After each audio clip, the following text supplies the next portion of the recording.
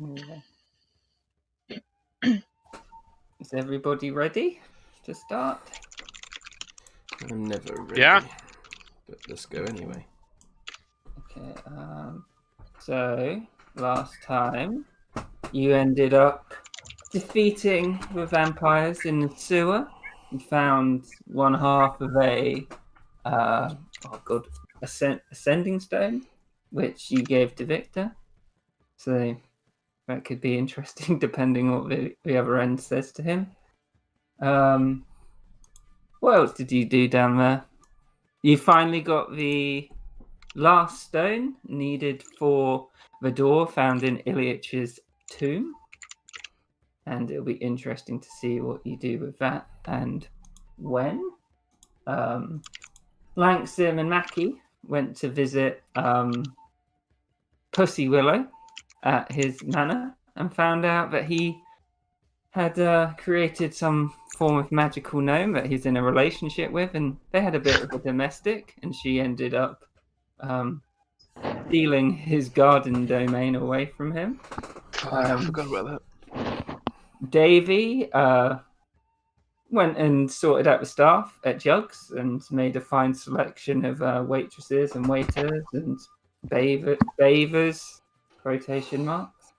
He then went on what seems to be a very successful date with Barlin. And we finished off having a little walk along the promenade and harbour.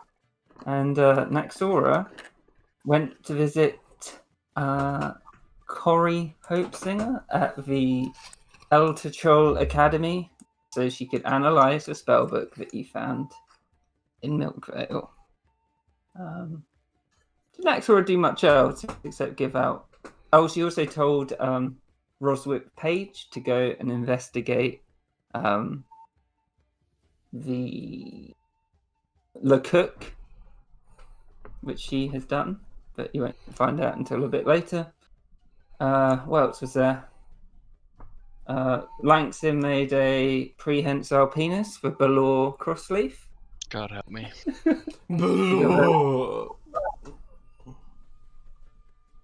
Sorry. Is there anything that I'm missing that's important? Don't think so. Okay. So it's a bit more of a somber start to the session, and I'll take you over to the map.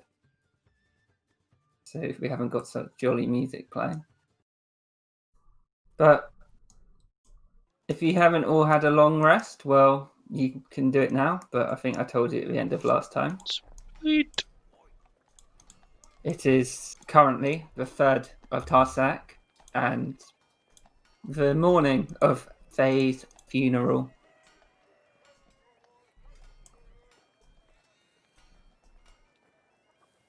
Which, so what would your characters be doing in preparation for this? Naxora, Dramp has polished up your armor as you requested at the end of last time. It's looking very fancy. Mackie would probably... Sorry, go on, Hannah.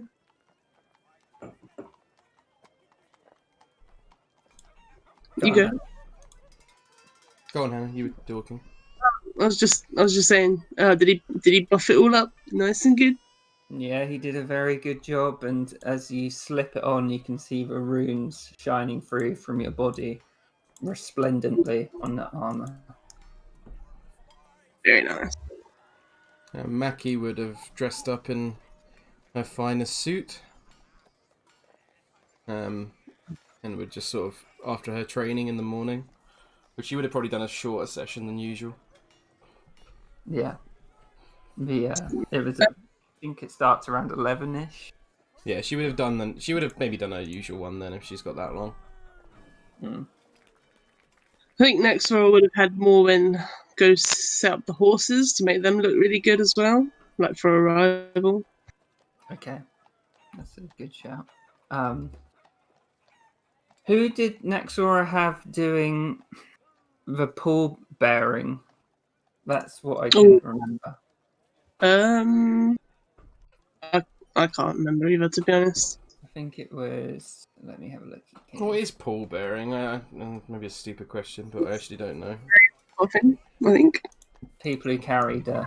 Yeah. Yeah. Um, See, I'm of the ilk who didn't realise that the Undertaker's manager, Paul Bearer, was a pun for about 20 years. what? I Oh, don't get it. The rest of the Undertaker had a manager called Paul Bearer because he's the Undertaker, and I didn't realise. I didn't realise it was a pun for like 20 years. That's a little bit worrying. I Yeah. think it was Dramp, Floki. Floki. Okay, yeah. Was it Floki? I don't know, but let's have it be Floki now. It was Crunk the Calm. Yeah. It was Vicky, I think. That sounds right to me. Yeah, probably. Naxora, and then maybe the two brothers. Yeah, that sounds Yeah. about right. Two brothers. And then Naxora, Don't obviously. start, Tom. I thought Davy was one of them because I seem to remember having a conversation where, Oh, I vaguely remember that actually as well. Yeah. Yeah. Okay. saying remember. that Faye wouldn't have liked that. I But remember. I no. remember it because I remember talking about the difference in height. Oh yeah. Wear stilts, Davy. Huh? That's the word stilts. Either that or I can wear my really tall hat and Jesus. So I've got it as Dramp, Crunk the Calm, Victor, her brother, Davy, and Naxora. Sure. Yeah. Yeah. Okay. What would Langsim be doing? Oh man. Right. It's sad to say, but I don't think Langston would really be treating the day that differently to normal. No. I think he'd be getting up. He'd be checking on his project, building another coral inevitably.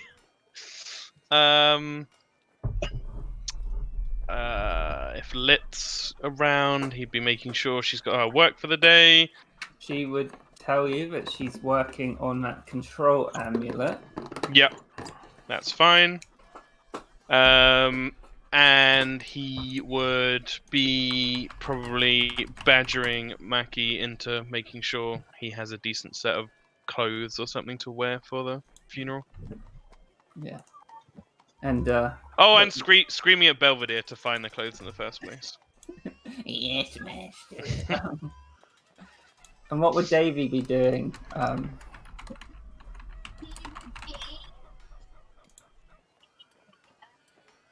Jesus Christ. So he would be dressing in a nice black outfit. I'm not really sure what medieval mourning rites were like, but I think people probably still wore black. I'll go with it. Yeah. Well, it is black. It's not like in India where they wear white. That is true.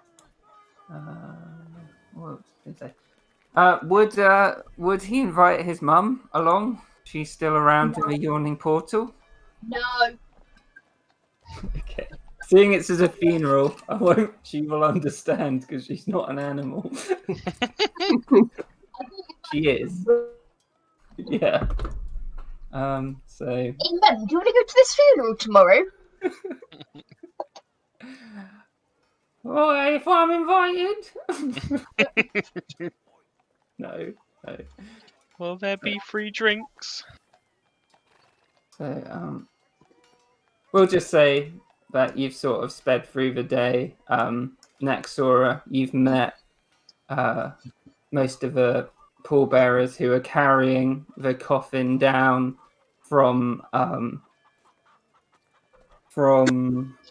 the crypt of Kalemvor. Everyone else would be shown to the site of where the burial's taking place by the priest.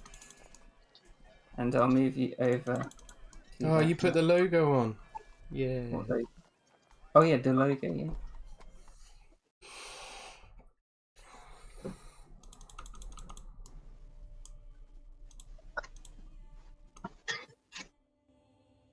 Yeah. Would you like to put your tokens anywhere?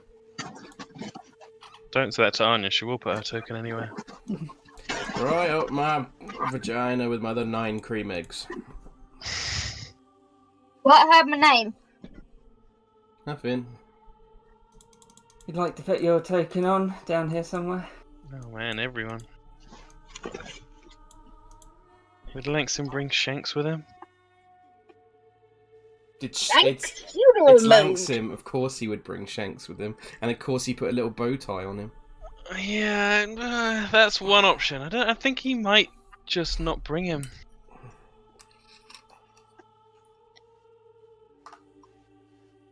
Right. You should bring Shanks, because then he can dig the grave, so nobody else has to bother. I don't think there I is a feel, grave. I feel like that's not normal. Where you just turn up and they're like, "Go on, then dig your grave." Well, how many funerals have you been to, Tom? I just want to say that. 2. Oh, that's more than me. Damn it. I've been to more funerals than you. Not to show off, but you know. Oh, Captain Funeral over here. It's I okay. just know a lot of dead You know, people. guys will Leave all me get alone. to go to my funeral before anyone else's. It's all good. Don't say that. Look at me. That makes me sad. I'm like the human blob. I'm like crud in human form. This is Okay, Liz's this was like a competition now. So, as the 6 of you are carrying the coffin, which is finely made out of some what do you call it? Why Like- are they? Because you saved them. They saved their lives. It's just funny because they're everywhere. We saw her in the pub once. As you're walking down, there's obviously quite a somber attitude. Faye's casket is extremely fine. It is obviously a closed ceremony for obvious reasons. You can see many faces that you recognize and some that you do not recognize. You see people who Faye has helped, such as Floon. Such as Floon. And all her friends. You can see her mentors, Dean Folio, and her abjuration mentor, Albira Sea Shield, who I don't know, but Langsim and Naxora might know who he is. You can see there's many representatives from the Yawning Portal, where Faye visited a lot, as well as representatives from the Fishgut Bully Boys. And for some reason, Crud is also here, but I'm not entirely sure why. Crud's everywhere, that's why. Yeah. Because you couldn't resist, that's why. He was doing his laundry in the river, and it just happened to be going by. So, oh, it's nice. So, Naxora, you notice this man as you're walking along, and you know him to be Morwen's dad, who's obviously Faye's uncle as well. So as you walk along, you can see all these faces, and some people sort of half smile, but awkwardly because it's a funeral. I'll quickly show you something, just so you get a flavour of what funerals are like in this world. Where is it? Here we go, elven burials.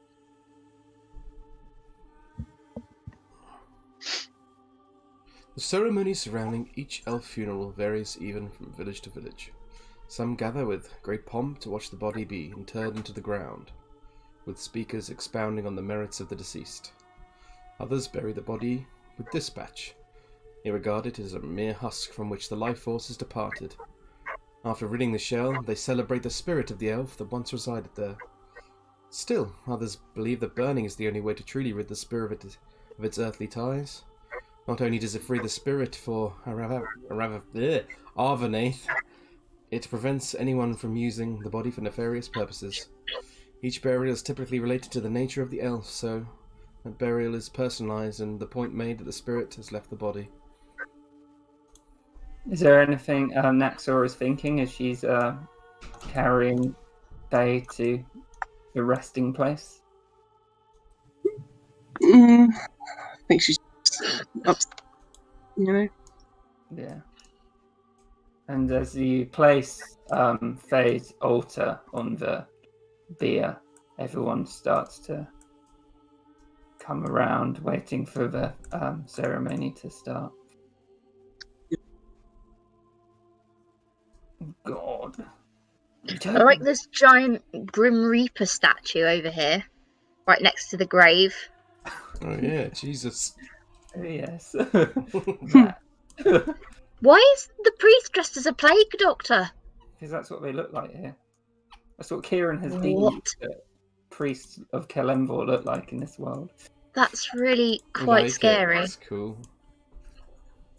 Dave, That you would. crud hangs his washing on the Grim Reaper scythe. Where's Lance? Try off. There he is. They'd sort of gesture you, Naxora, to stand more over here, like nearer the beer. Quick question, well. Kieran. This guy. Is caravans Yeah. today? Tomorrow. Tomorrow, okay. Yeah, it's not the same day. I thought maybe it was, and I was like, okay. Oh shit, where's the other brother gone? And his massive tokens. Oh there. Yeah, right. These lot would hang out somewhere near the back. Did everyone see Manfred sitting on the wall? He's Yeah. like in Yes. between the darkness, but yeah, just about. So you all crowd around, waiting for the brother who steps up before everyone. He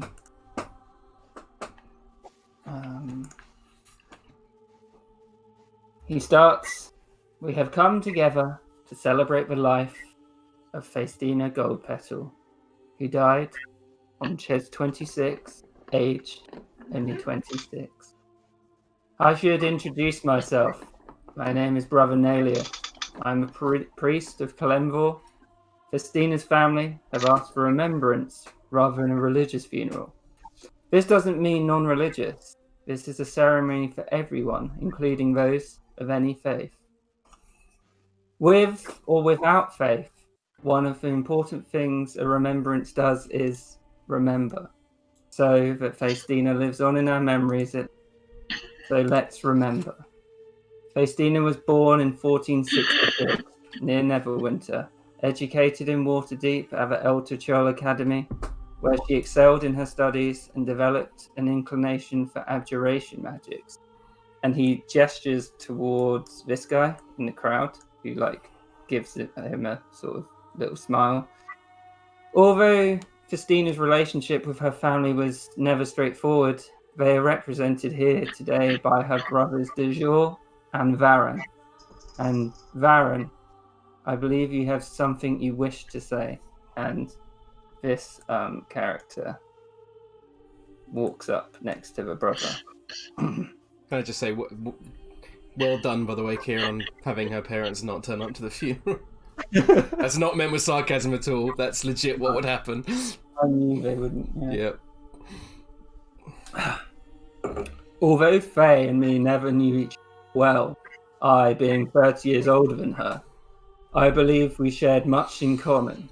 Studying deep myself, I know the pleasures of the city and the exhilaration learning at the academy. And I'm sure de Jour here won't mind me saying, and he gestures towards his brother. I also know the fraught relationships and noble families as one of the youngest siblings. I know Faye loved her sister Kaylana, and I wish we could have all been a part of that love. Torm rests from both, and I have a traditional poem I would like to read for Faye.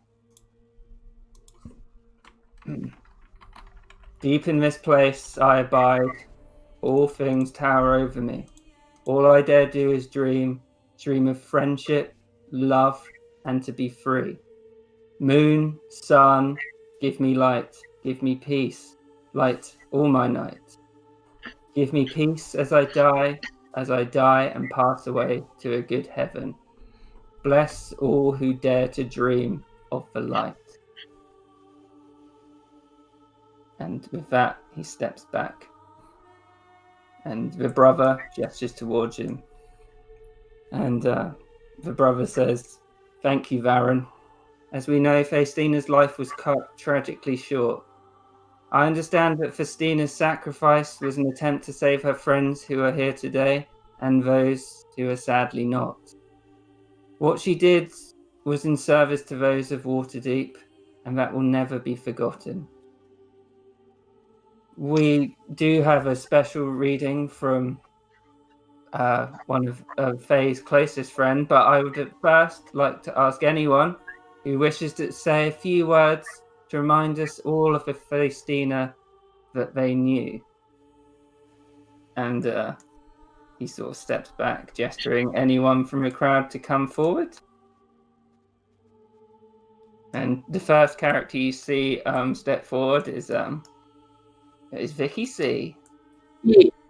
He steps up and he's like, "Well, I'm sure all of you know me. I'm Vicky. I only knew Faye a short while, but I've got to say that she was a right stand-up gal who did good by me.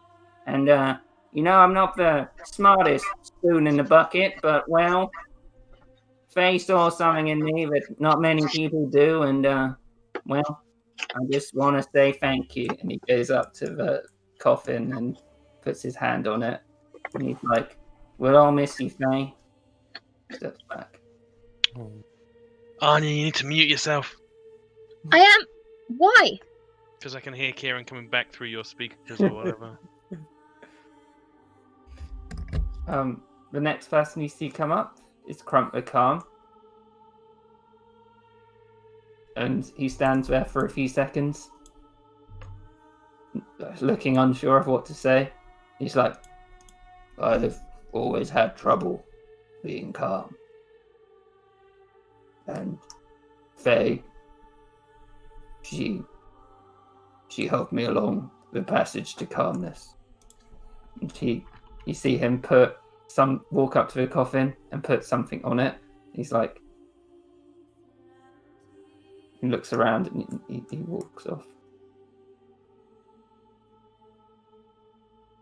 The next character you see come up is one that maybe Langzim recognises, but Naxora would probably recognise him, but not have really had much interaction. He steps up. It's like, "Faye was one of my favourite students, and her dedication to learning was admirable. And but I'm just glad that her learning from me did something for the city and for herself, and I'm sure we all know she will rest well." He walks off. And the last one, well, maybe not the last one, Flaky walks up and he's like, "Yeah, well, I didn't know what else to say, but, Faye wasn't uppity like all the rest of the students. She actually talked to the staff, and, well, that says a lot about your personality. And, well, that's how life goes, isn't it?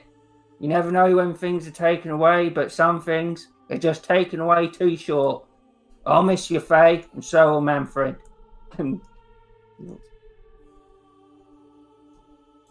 If anyone else would like to come up and say anything with player characters, well, you can. Nexora's got a special one after. Okay. Never So seen seeing Floki and Crud in the same place before, and I'm suddenly realising a stark resemblance. What? So after he's seeing that no Dr. one else Jekyll. coming up. Does to say- Davey not want to say anything? Yeah, Davey, where are you? Well, I thought for once Davey might think it was more respectful to keep his mouth shut. Okay, yeah. I mean, he can.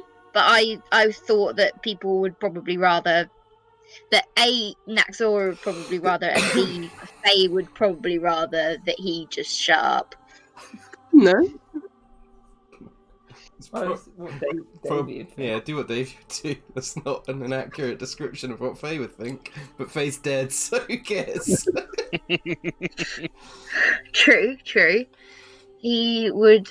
Alright, okay. He'd probably go up and say, alright, some of you might know me, Davy Millstone. I didn't know Faye for very long, but from what I saw of her, she were brave and talented, and she never did any less than her best for everybody else.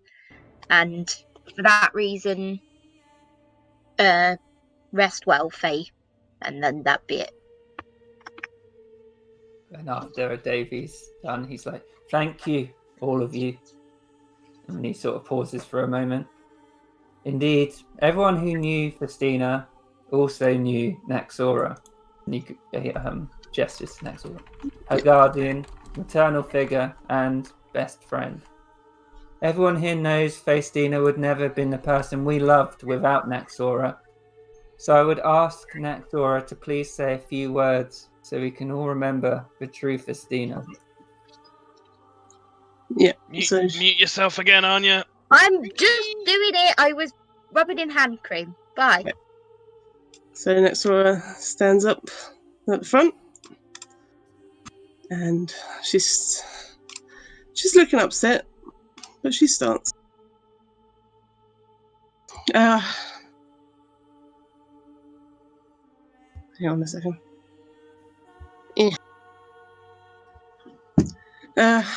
Standing here before you all, I just wonder what I can even say. You were young when we met, Faye, and as was I.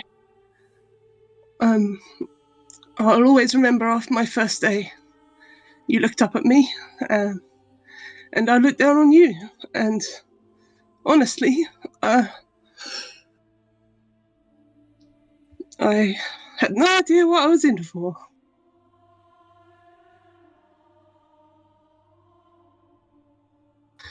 Obstacles and combat, that's what I was trained for. But keeping you, a young child, from wandering away every 10 seconds, that was new to me.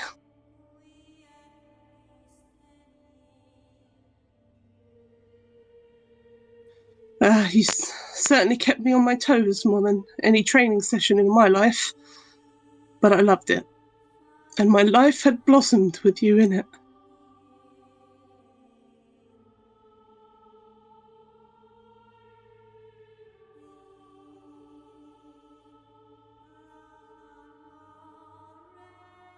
It was just my duty at first, a job, a duty of protection,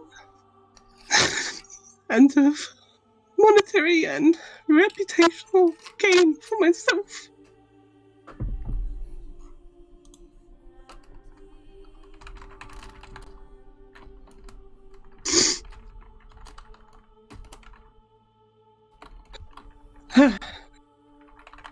And in the end, it was simply an honour to have met Faye, an honour to have nurtured her passions, an honour to have watched her grow into a beautiful woman, to have seen her laughter, and to have comforted her and watched her overcome her fears.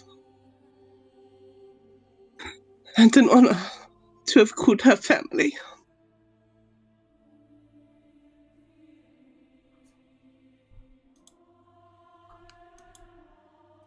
You were always my greatest pride, Faye. The most exceptional daughter I could have ever wanted. I always was, and always will, be proud of you.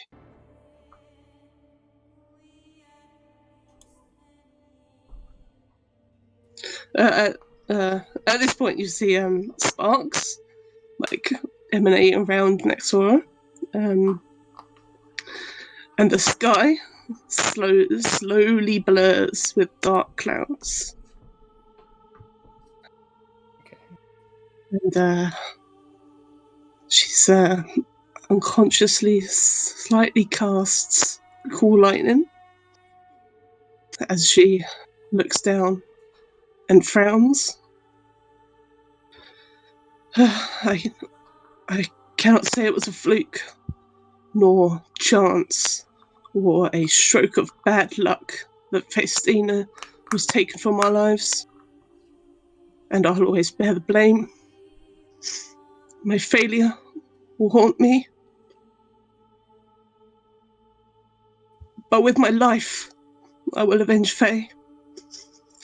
By the light and fist of justice that is Torm and Bahamut. She slams the base of her shield into the floor. Her killer will fall. Lightning strikes. And Hannah, I've never done it, but you can have inspiration for that. Yes! Holy fuck. So, after that, there's a minute or two of silence, and the brother steps forward, and we're coming to the end of this celebration of Faustina's life. But before we do, we're going to pause for a moment of reflection. A chance for you to digest all you've heard. A chance for you to recall your own memories of Faustina. A chance, if you wish, to pray silently. And characters will go into a deep hush. And after the silent committal, he steps forward. Just as we welcome a child into our lives, we must say goodbye to those who leave us. This celebration of Faustina's life is complete. It's time to say farewell to her. This may be difficult, but it is important. I hope the memories we've talked about here may give you some comfort. And then he gestures to the pallbearers and the coffin. Let me find them all.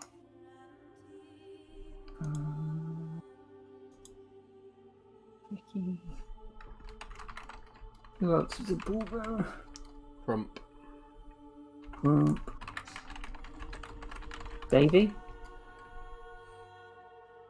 Nexora. Who is the other? Oh, the ramp. And you see the pallbearers pick up her coffin and carry it to rest within the tomb.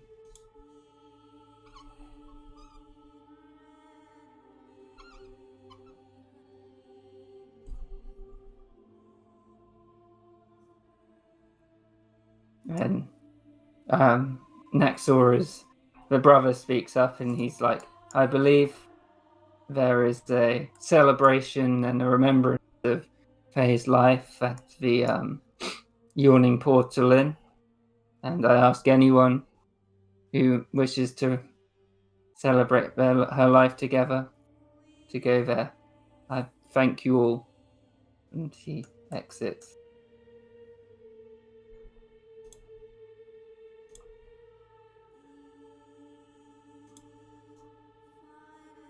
So,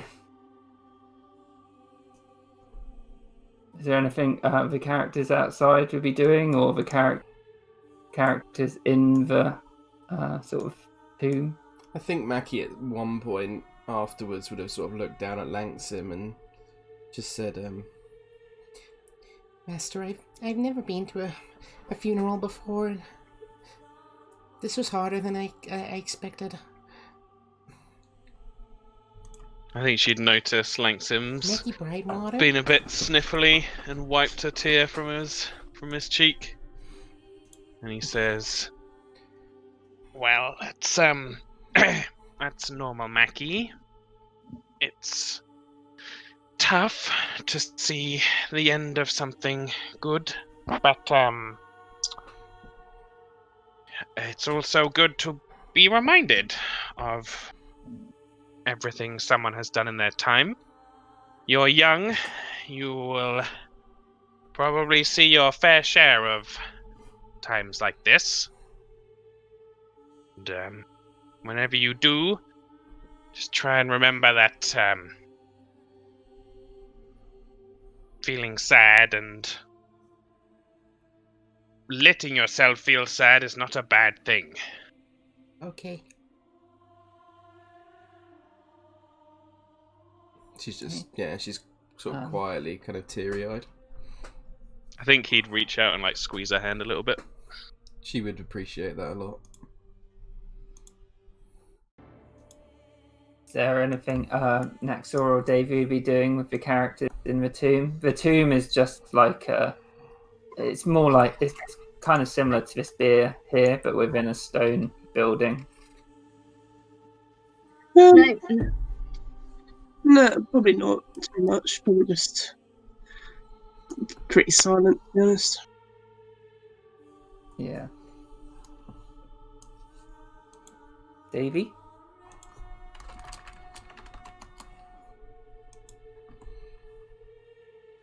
sorry, clicking on all sorts of random things.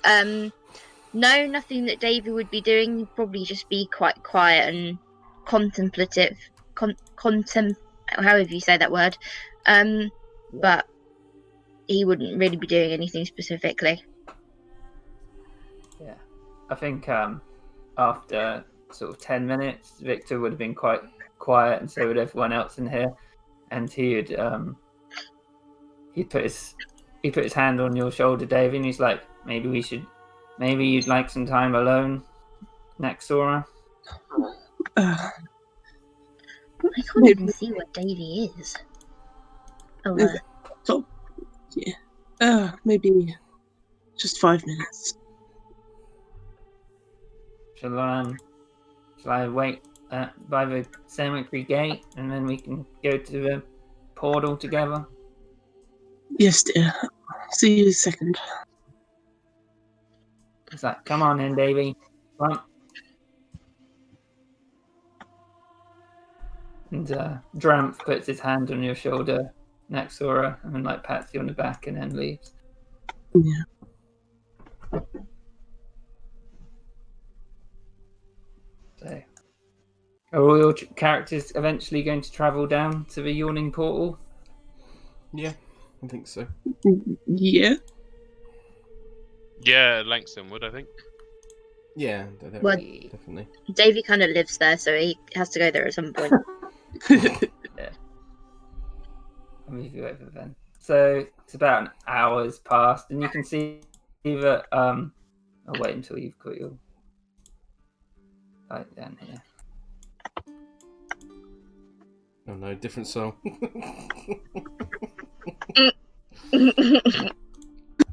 Oh, yeah, no, it's not actually that one. Really not mood music. At least it wasn't that goddamn Blowfish song. Yeah.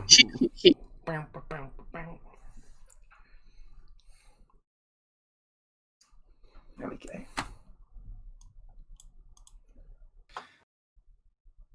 So as you enter the yawning portal, it's very familiar surroundings, but you do notice that it is just filled with the people who went to the funeral, as well as a few additions of people who are close to the people who attended. Why is the coffin down here? Where? Oh fuck!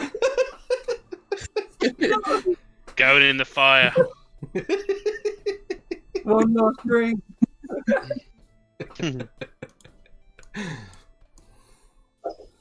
Cremated after all. So you can see Vicky steps up and he's like, well, I'll be over with Daisy if, you want to talk. Okay. He points over to the other Mr. side. Cordell. Maggie Brightwater, a master? Not me. Yeah. Can't talk today. Uh, I'm not muted. Oops. I'm glad everybody came. Thank you for allowing us to be here, Miss Shalzar. I thought it was a beautiful ceremony. Thank you, dear. I know it's not the kind of atmosphere most people even like to attend. Your speech was really incredible, Miss Shalzar. Faye sounds like she was lucky to have you, and you her. Thank you, dear. I meant what I said at the end as well. I need to get Yorgosmir. And we will help you. I promise, right, Master? Yes, you can count on us. Be grateful for all the help you guys give. You see, she's still kind of upset, but kind of needs a drink, basically. Yeah. See Dernan on the other side of the bar, and he sees you, Naxora. He's like, "See the milk, Naxora? Everything's on the house. All paid for by the Gold Petal family." Something a little stronger today, darling. Oh, really? What would you like? What's the most popular thing? I'll have that. Many. Could get you a. Could get you an Elverquist wine. That's very popular on days like these. That sounds perfect, dear. He brings it over, puts it on the table, and he's like, she was such a good girl. You know, I'm glad you never went down in there, but yeah. Is he referring to the big hole in the middle? Yeah. Oh, me neither, darling. It doesn't look pleasant down there. Well, let's say I can sympathise. I've had a lot of friends die down there when we were adventurers, and well, just reminds me of them sometimes, looking into that deep abyss in the weirdest way. I'm surprised you're still working in this building then, Dunham. I don't think I could. Someone's got to watch it. That's true. Got to guard what you once loved, isn't that right? I suppose so. Yeah, just take a sip of the drink. Another troll's gonna crawl out, isn't it? He says to you, it's like, I've heard you're opening your own tavern. Indeed, dear. I don't think it will compete with yours, though. Well, be a bit more annoyed, but it's not the same geographical area, so I like a good bit of. We could always cooperate, can always give you suggestions about things if you need it. I've worked here years, so. Certainly, dear. Any advice would be helpful. Oh, sorry. It'll be my first time owning a business, at least. Looks over at Floki. He's like, well, you're in good hands with him. Yeah, I've hired a manager as well, so hopefully that helps. All right. Well, as long as she's better than Bonnie.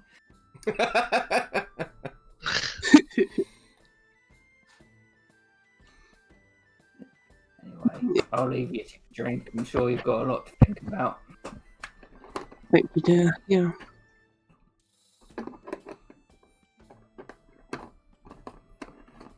At this point, see Mackie and Langston, and is Davy? Where's Davy? It's here, isn't he? Sitting. He'd probably be sitting over here, and he'd be like patting Vicky C on the back, like making sure he was all right.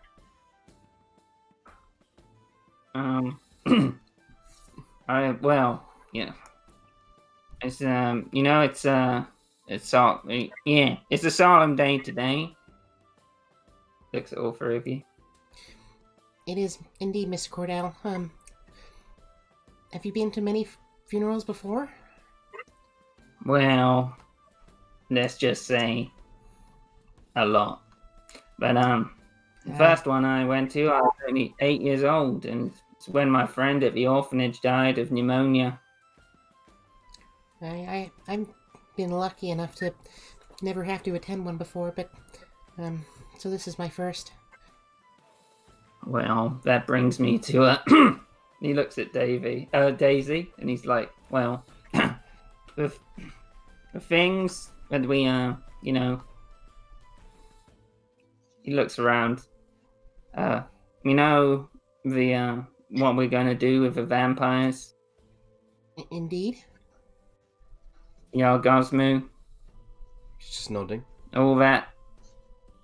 Well, how quickly Faye was taken. It reminds me that, well, we've got to enjoy life, and Oh my god. well, Oh god. there's the caravan festival tomorrow, and well, before we go on all these deadly missions where we could be splattered under their boot, maybe we should, try and enjoy ourselves before everything gets kicked into ninth gear. Mackie actually nods and says, I actually think that's a good idea, Mr. Cordell.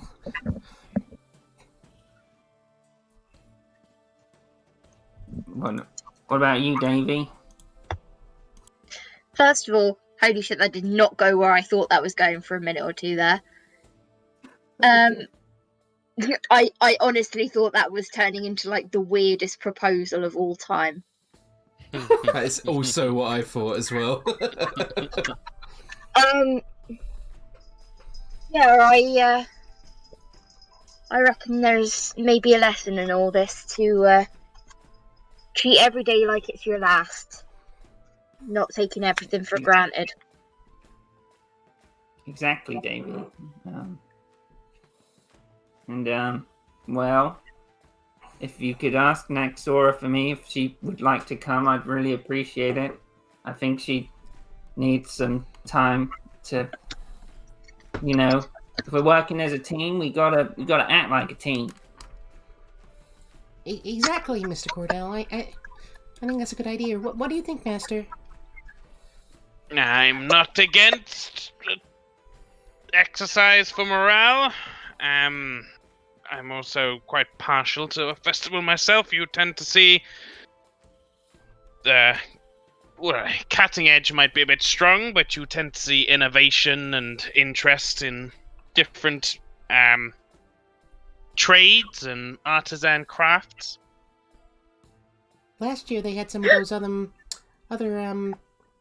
automatons they brought all the way from was it land from I forget the name of the city in the north. Mirabar, was that it? Built in the golem style. Yes, that's the one, Master.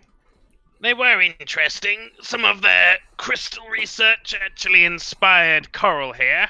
And he reached into his pocket and he's got the little coral bird in his hand. Mackie pets her on Vicky the looks head. surprised. He's like, I thought that thing got all burnt up. I'm afraid it's going to take a lot more. Well, actually, no. It will take very little to put Coral down, but whether she likes it or not, she's getting back up again. Mackie's kind of leaning in and kind of scruffing up her eyes and nose like that, what you do with a cat, and then gently kissing Coral on the beak. Coral would chirp, chirp. Cheep, cheep. Davey, you'd also remember you invited Barlin to the festival.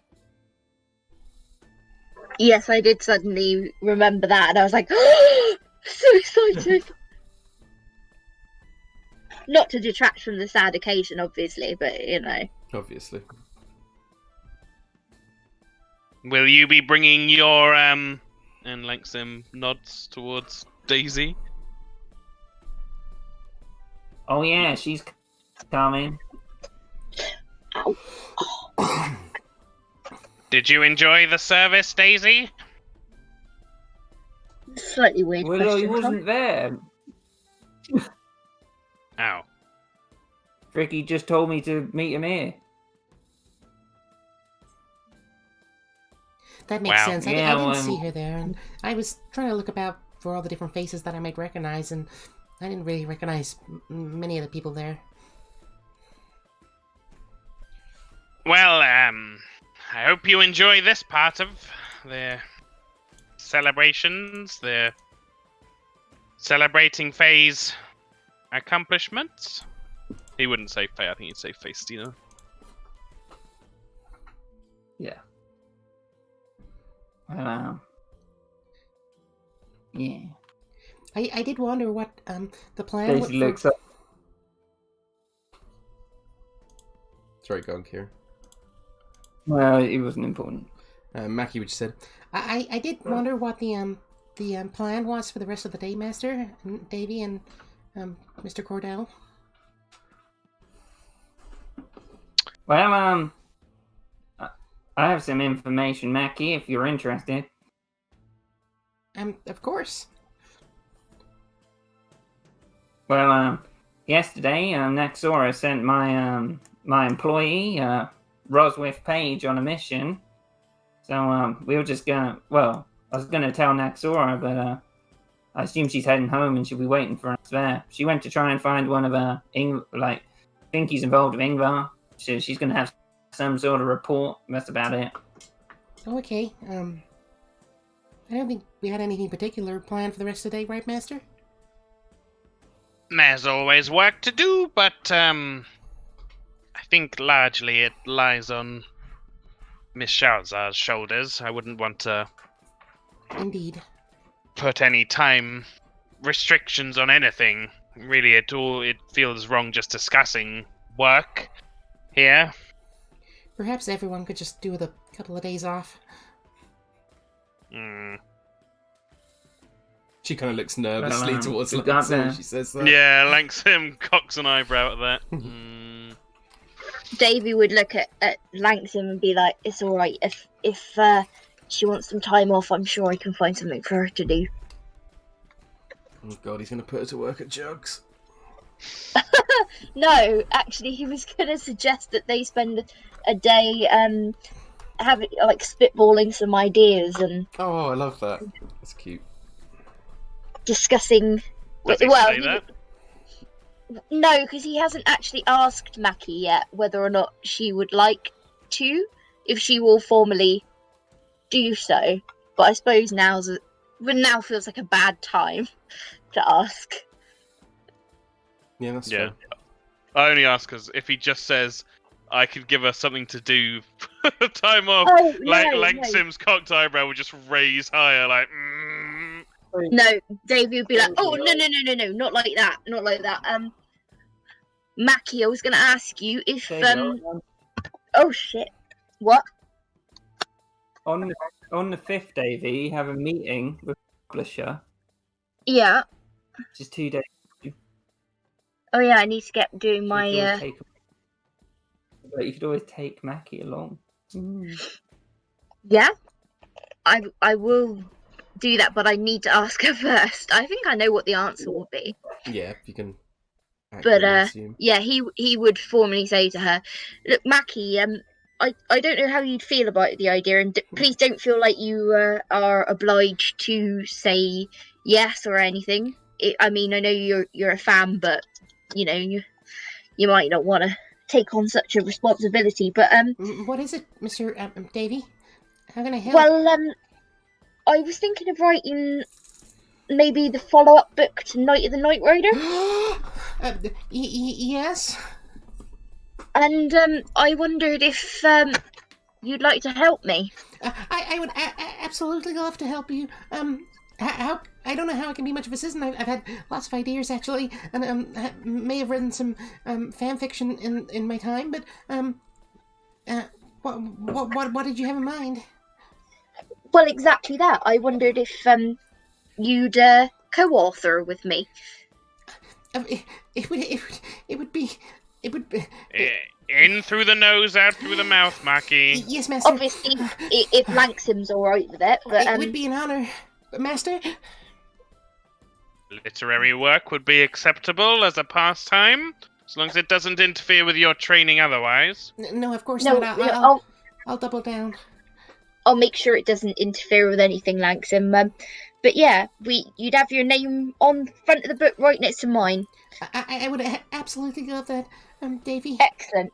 Then, Lanksim, with your permission, then in a couple of days I've got to go see my publisher. Can I take Mackie with me? Mackie kind of wide-eyed just stares at you, Langsam. It's like,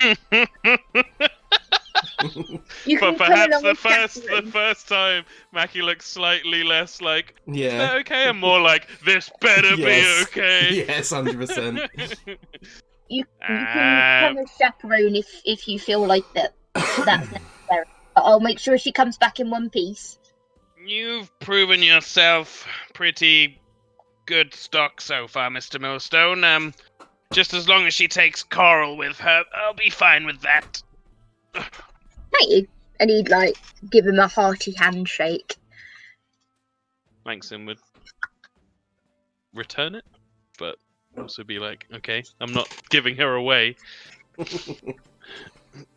No, but it's like a thanks for trusting me kind of thing. Okay, yeah. Vicky would say, well, maybe we should talk about work at the Caravans Festival tomorrow, and, well, and he looks around the room. I'm going to go do the round, but, maybe see you down at the field at, just before midday? Yeah, tomorrow, correct? Yeah. Yes, of course. I think that's fine. Come on, Yes, Daisy. we'll be there. And he, tugs on it. Can I do an insight check on Daisy? Yep. Oh, and that 20 was so fucking close. All he just wants to get a bit of a read on her. Whether she seems Yeah, enamored she's with not Vicky, there. whether she looks reluctant or unsure. We're a vampire. She doesn't look well. You don't think she looks reluctant or unsure. Okay. You just think that they're two simple people in a simple relationship. Okay. That's fine. Yeah. Yeah, Mackie would just spend the next 20 minutes just going over all her ideas she's had. With Oh. Davey. Okay, with Davy. Yeah. Okay, that's fine. Langston would be gazing into the fire and just kind of thinking about stuff. I think next door would have another drink, go around, see everyone, and then come sit next to everyone. Does next door need to Is, roll? Oh yeah. How many drinks did she have? Probably not. 3 maybe. Woo! Do 3 con checks then. I say yeah.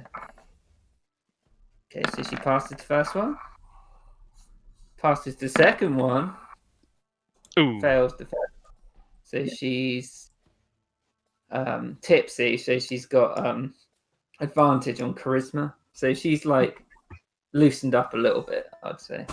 Yeah. But she might be a crier when she's drunk, so you never know. Yeah.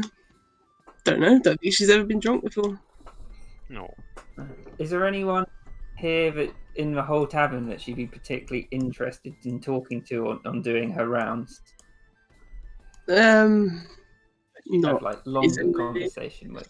Maybe slightly longer with Yeah. Crump, but only because of the bit at the end of her little speech.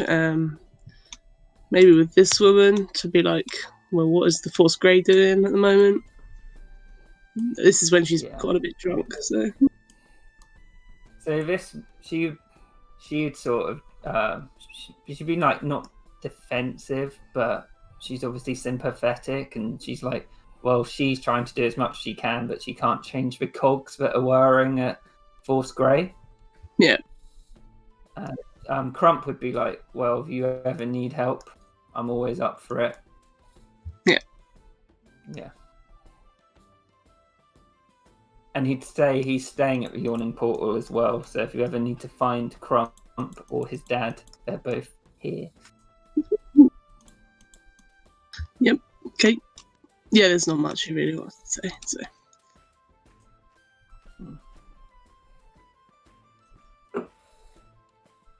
So Naxora approaches the group. Yep. Mackie kind of would have finished up talking to her ideas as Davy as Naxora approaches, because she's not going to mention them while Naxora is there. She's like, Hello, Miss Shazar. Morning, dear. Afternoon, whatever. Yeah, afternoon. Mr. Cordell was Vicky was saying something about Langsom nudges Mackie. yeah, she shuts up. Mr. Cordell was saying he was proud to be part of the service and that it's good to see so many people here who Faye Stina must have left an impression on. Certainly, some of them I'm fairly surprised. Oh, really? Only mildly. Like, teachers, do they normally go to their students' funerals? They can do.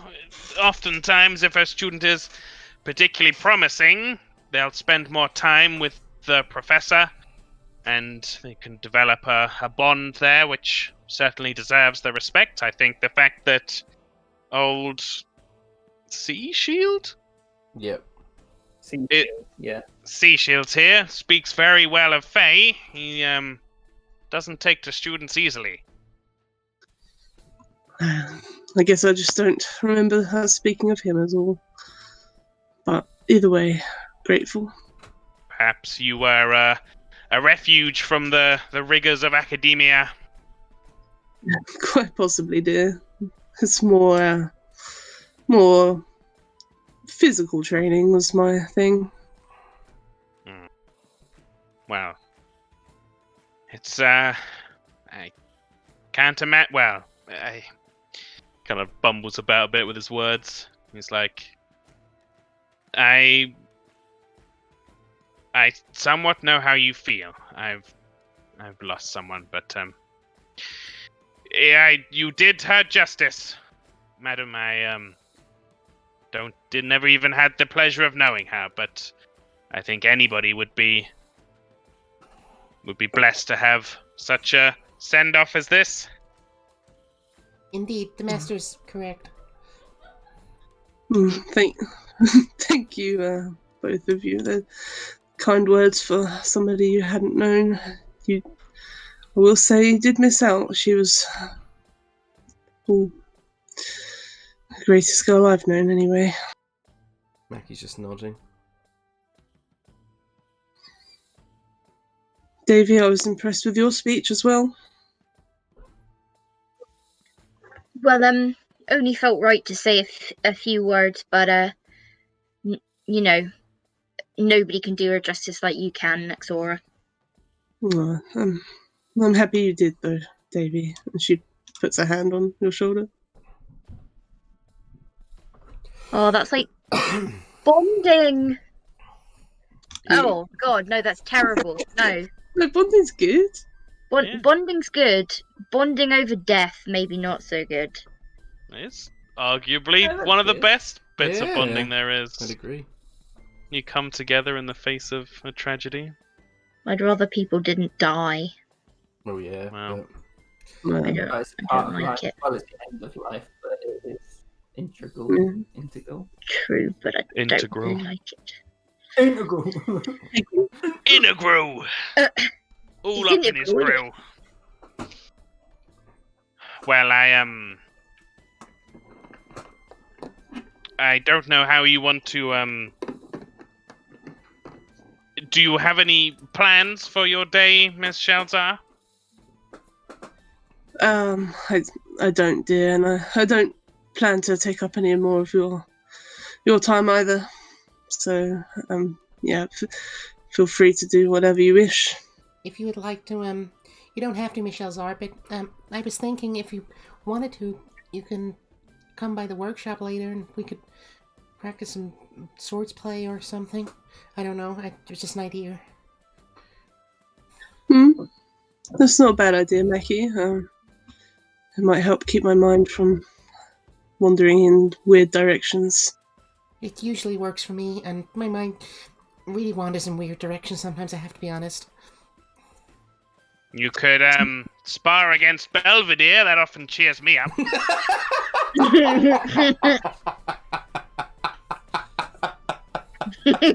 Oh, sorry.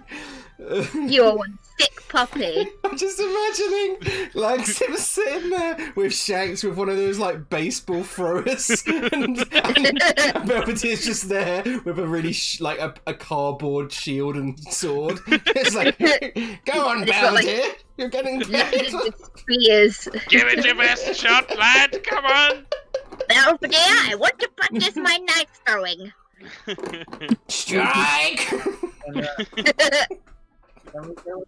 Can we go on Fungeon Crawl? My Discord's being really stupid. Yeah. No. Yes. Hello. Howdy. Is that any better, Yeah. Kieran? I think so. Nice. Yeah. Yes, this you're one- very well. Look at this picture. What was that? Hello. Oh. It's a great picture. Fuck's sake. I like the Yes. anatomically correct vagina on the. It's Shanks Mark II.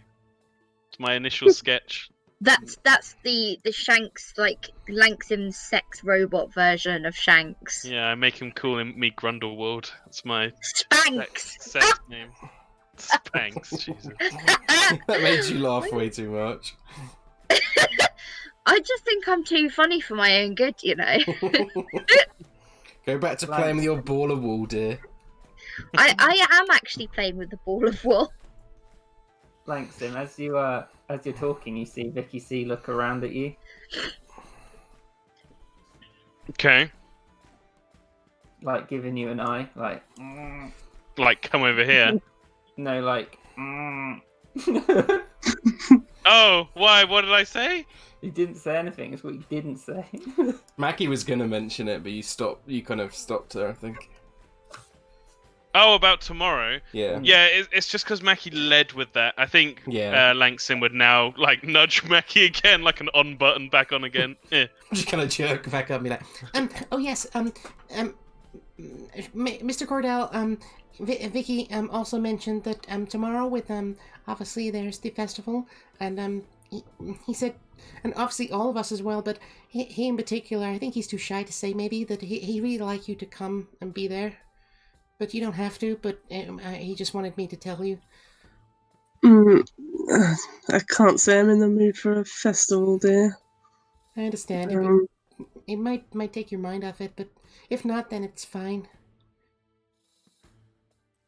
I mean, it could do.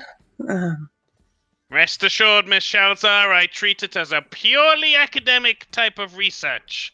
It will be solemn inspection if you accompany me around this festival. Last year he didn't let me go to any of the fun events. Frivolous. Is Langston asking Naxora on a date?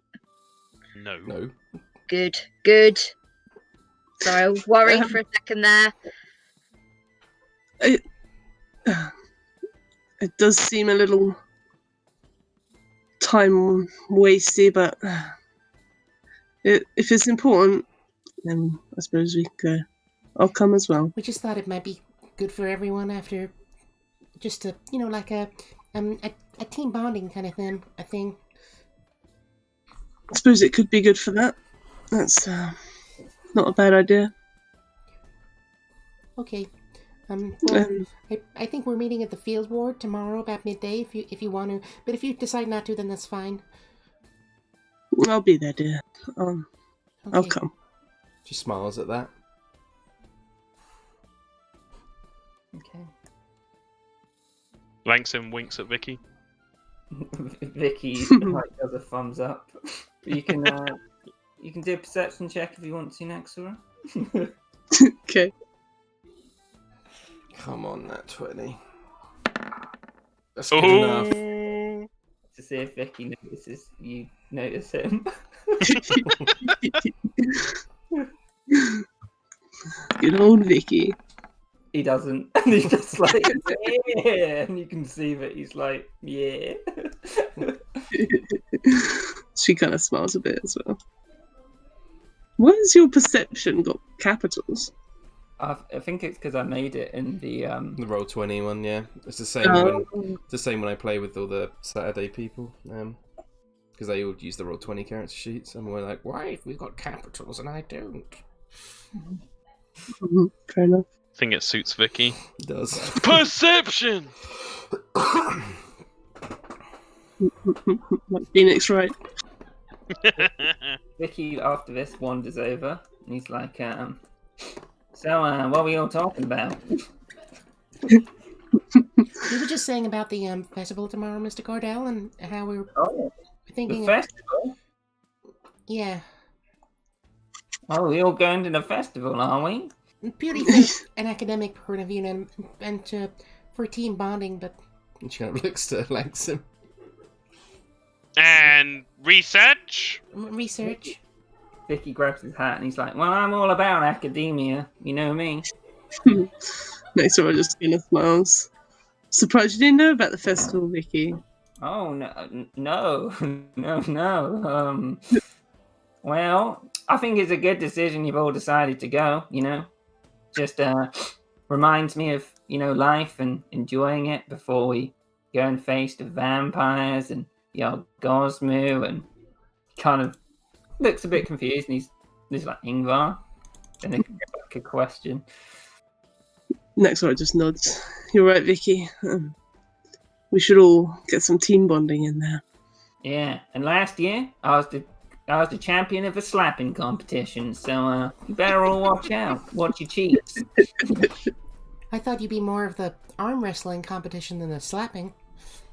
Well, true, but Maybe you they could say that compete this year. they say Bungo Goodbarrel's going this year. He managed to beat, Blam. I've heard the stories. Yeah, so I don't rate my chances highly, to be honest. But You should compete, Mr. Cordell. I'm sure you'd have a chance. well, I'm definitely gonna try, Mackie. I'm not and the pig catch competition as well. Well, I'm gonna give that a try. Quite an impressive feat for a halfling to beat Blam. Well, I'm sure that sometimes it's about skill versus strength. there's also a pie eating competition. I heard about that from somewhere in this room. He points over at this Mama Millstone. It's like, is your mum going, Davy? She seemed to imply she was. Not if I can help it. Well, have fun with that. And he winks at you. She can't meet Barlin right now because this is gonna fucking ruin it for me. I mean, I know there are bigger things about today, but this is gonna be an absolute shit show. Well, maybe we can distract him. I'm sure your mother seemed perfectly lovely when we met her at the workshop, Mr. Davy. Honestly, Mackie, you have no idea. She is mad as a box of frogs. Okay. There is a reason I took her on that date with Corin the other day to put him off, because honestly, she could turn a priest to drink. Do you think she could be? Langsim's now looking over at Mama Millstone. He's like, "Do you think she could be weaponized?" I'm pretty sure her breath is weaponized. Intriguing. I'll Didn't, bring some vials tomorrow. Some kind of... didn't Does she have some kind of dragonborn heritage? No. She just doesn't know how to brush her teeth. you take Lance's assistant on that date as well, Davy? Ha! I did. I took Belvedere on a date. You what? Well, you know, it suited both my ends. I wanted to make sure that Belvedere felt like he was part of the community and treat him to a nice meal. But also, watching him eat lampreys like spaghetti was rather off-putting. He's gonna be all up himself now. I had him just where I liked him. Mackie can't help but laugh. He's gonna be full of fancy airs. He's gonna expect regular meals and bathing rights and I mean, has he been any different in the last couple of days? I think it's only been like 2 days since I took him on to dinner. No, it's last night. Oh, was it? Oops. No, wait, no. No, it 2 was days. it was 2 days ago. You're right. It was, yeah. I've If you been haven't- staying out of his way, so I don't know. Well, you know, all you need to do is just chuck a lamprey to him every now and then, like you do a cat with a treat. He did seem awfully chipper this morning when he passed by the training session. He usually doesn't say much to me at all, but this time he did. He said hello, Mackie, and I was like, hello, Belvedere, and yeah, that was quite strange. See, Langston, the magic of treating people like they're actually people. You just said treat him like a cat. When did you learn to listen to me? Jesus, nobody listens to me. You're a successful author, Mr. Millstone. Plenty of people listen to you. The cat hypothesis is interesting. Perhaps I'll get him a little bowl made and we can put it in the corner. We could put a collar on him. Yeah, now you're speaking my language, Mr. Millstone. You take him for walks on a lead. You've gone too far. Strap him to Shanks. Shanks could walk him around, I suppose. Shanks could wear him on his front like a baby in a harness. So, Like armor! I assume you'd spend like an hour or two maybe here saying hello to Yes. everyone. And Gira was just like, just shut up and get on with it. I've done that too many times as a DM. Shut up, guys. The fucking troll comes through the middle and kills you all. Yeah. So, what after this all wraps up, I assume there's no one else we'd make any conversation with at this place.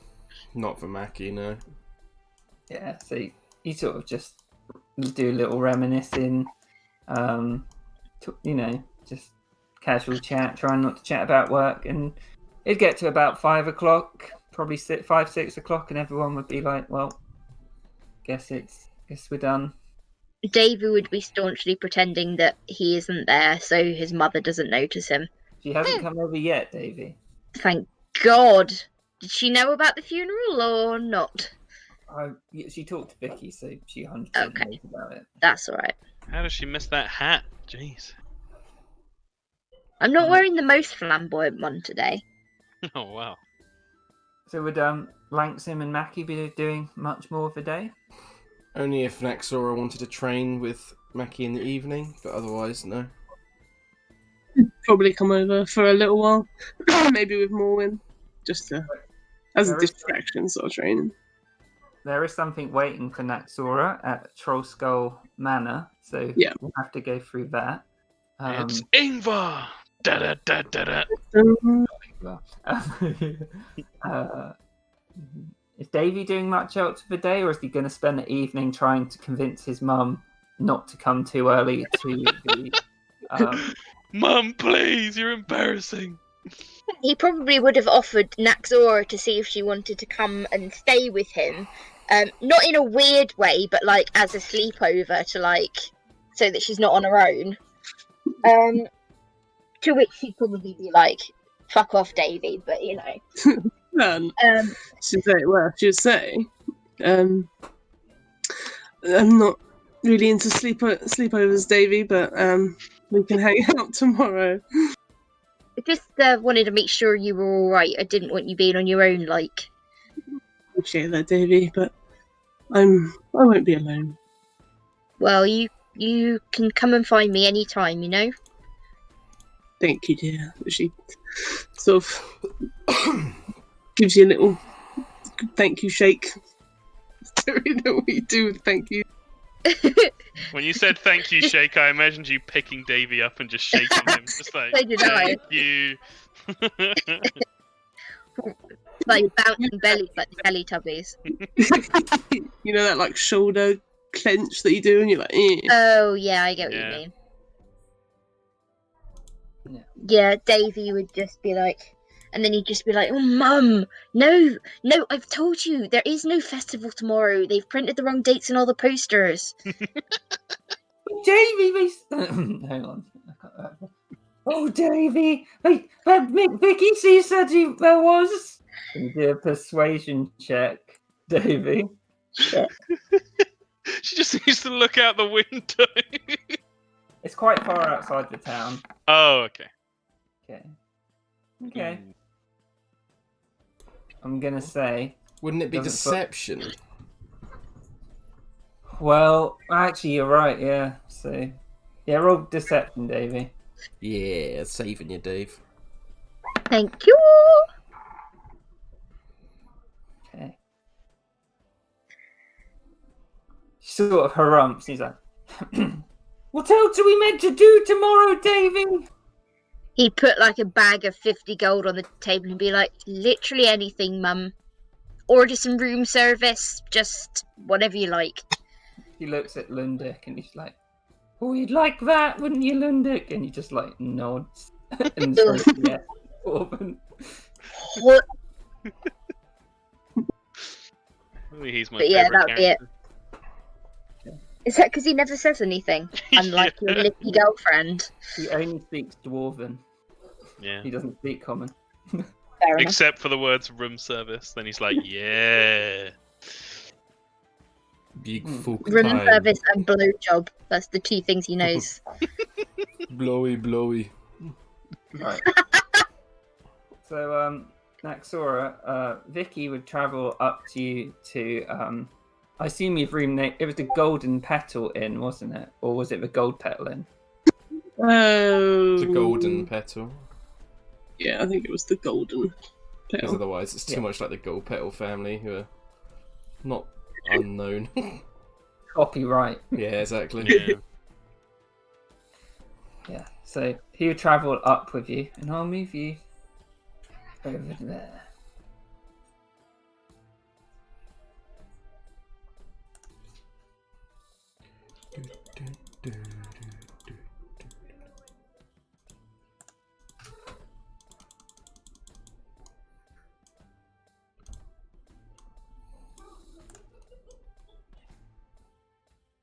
So, outdoors.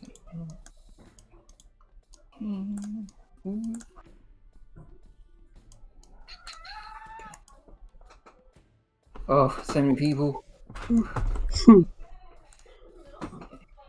Right, so can you put Naxora here?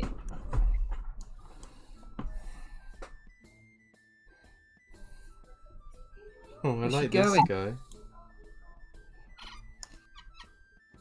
So Vicky's just talking to you. She's like, "So yeah, you said about Miss Page." Oh, yes, dear. She was in checking out the cook for me. Yeah, well, I think she has something to tell you from what I've heard. Mm.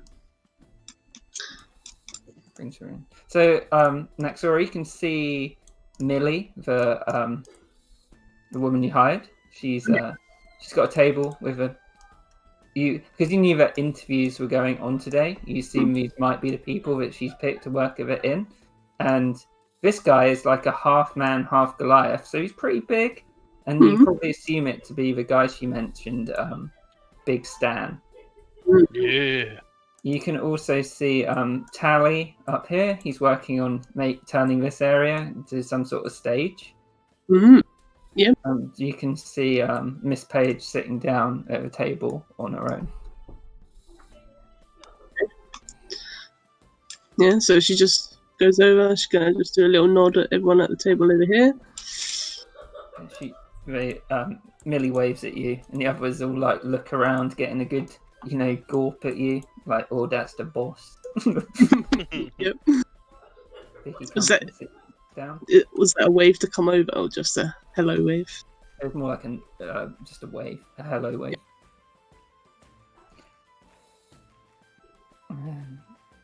Vicky nudges Rodsworth.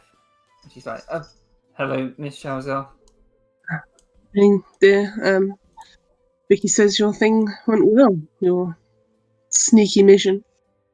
Well, I think I got some information. I hope your day was well. Victor told me what happened, and I'm awfully sorry. That's okay, dear.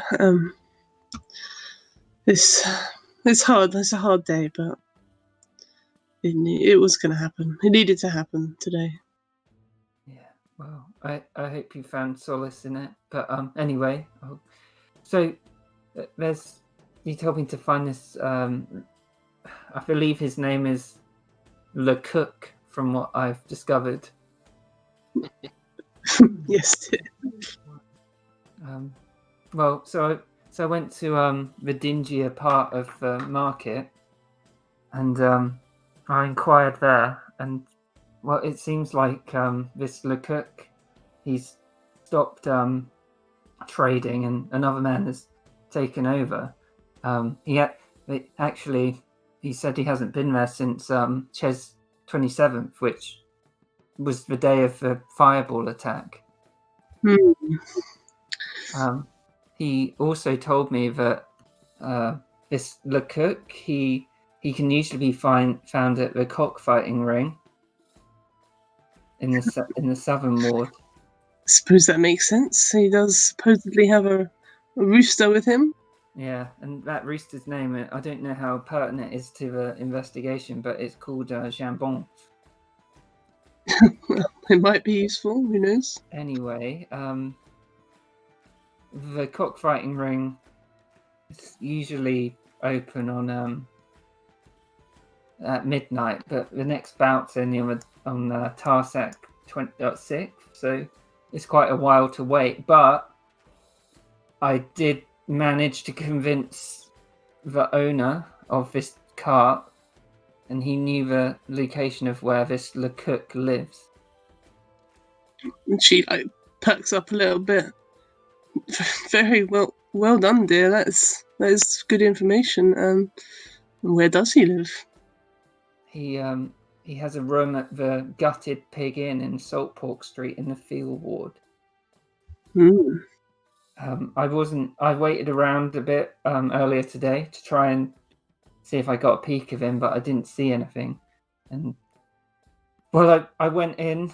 They weren't the kindliest of a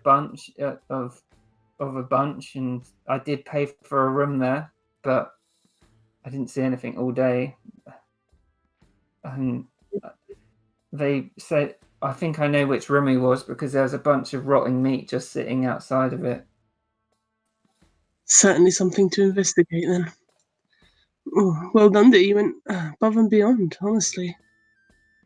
Well, it didn't look particularly dangerous there. I mean, it was a tiny, tiny little tavern. We could always have a look today in the evening. I'm not sure. Or is that, well, she just shrugs. Well, if he's moving about, I suppose we could have a look. If it's as small as you say, it shouldn't be too.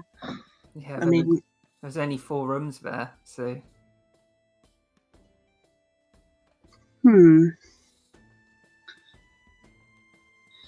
I do have a sneaky friend that might be willing. I'll have to ask her. Hang on, she's just going to do a quick wisdom check.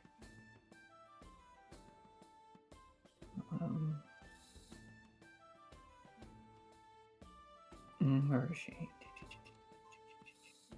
Fucking Joe Bob Groundshine. Forgot about him.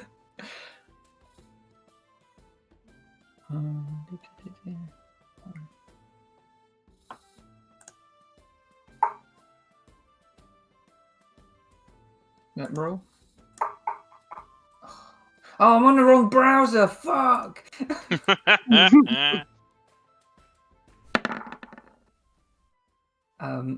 What race is your friend, Miss Shauza? She's a tiefling, I believe, dear. It's worrying because if she does get seen, it is a human-only pub, which kind of speaks for the mentality of the place. Certainly, not very welcoming. But and she looks at you. You look quite intimidating in that armor. Maybe the cow to someone so well armed. Perhaps they will. I'll have to think about it, dear. Whether it'll be tonight, I don't know. Okay. Well, But good information, though. Well done. She'd hand you. Actually, Kieran will show you the little report I did for her. This one.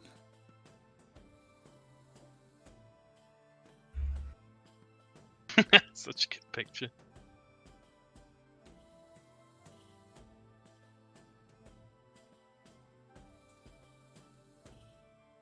Just so you know the locations and everything.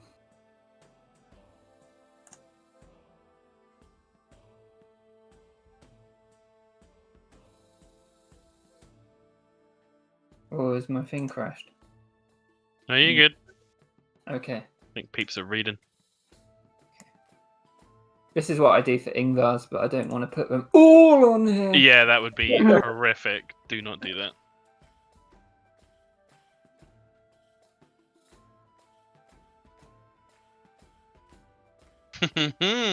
Intriguing.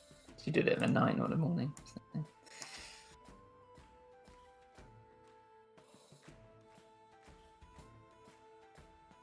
I just closed the browser and opened up the same one and reloaded everything. God damn it. I'm not a smart man. Welcome back.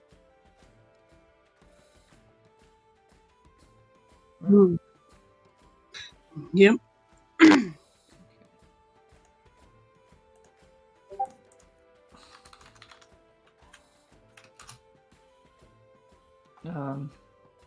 Naxora is just getting some intel.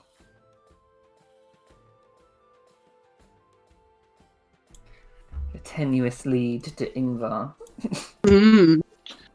You never game. I'm gonna get him. In a game. He's a genius. Considering how well you've done, considering like how well Ingvar or the PCs do, I was trying to think of like a big evil for the second campaign. So there's a few that could be it. That's awesome. So if you fuck up with the vampires, it might be a vampire. If you fuck up with Ingvar, it might be Ingvar. Might even be your Cosmo. If you fuck up with Might your even Gosmer, I be. think we're all dead. Yeah, true. But then it's the end of the world. Or end of Waterdeep. Yeah. Or different Waterdeep, you know.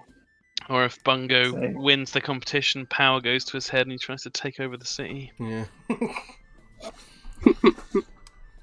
I'm gonna call it Bongoville. Bungopolis. Bongopolis. Victor like pats Miss Page on the back. He's like, "Have I told you her name, Miss Naxora?" Only her last name, funnily enough, Vicky. Oh, it's Roswith. And I think you like Ros, right? And she's like, "Yes, Mr. Cordell." Well, Ros it shall be then, dear. Thanks, Miss Shelter. Is there anything else that you want me to do tomorrow? Tomorrow's the festival, dear. I think most of us are going to take the day, so suppose you can too. She looks over at Vicky. Vicky puts his hand on Roz's shoulder, looks directly in the eyes, and he's like, "Yeah, Miss Salzar thinks you should come, so you should."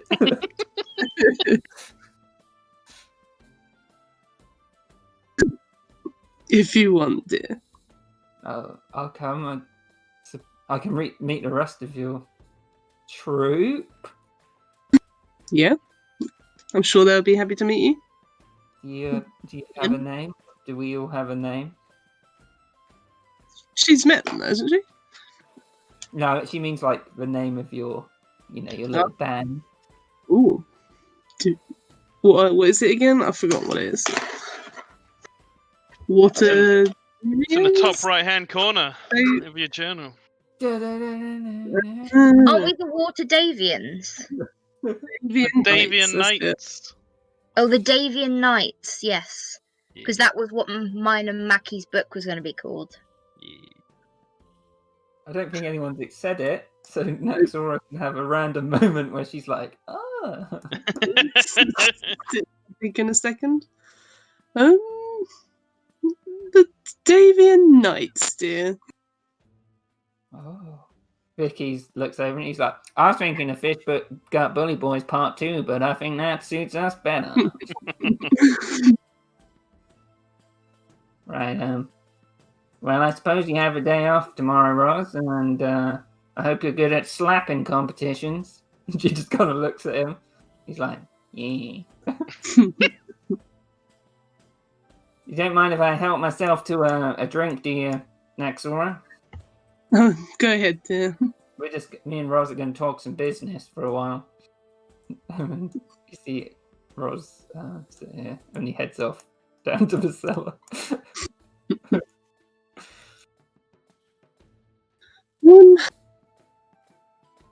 Now to debate when to go get. Look, it's the evening, right? So he could be out, could be in. It's like 5 o'clock.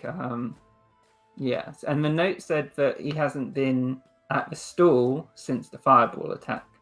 Yeah, but if and there's rotten meat outside his room, so he might not have been there for a long time either. Possibly. But you can do a wisdom check for Naxora. Yeah.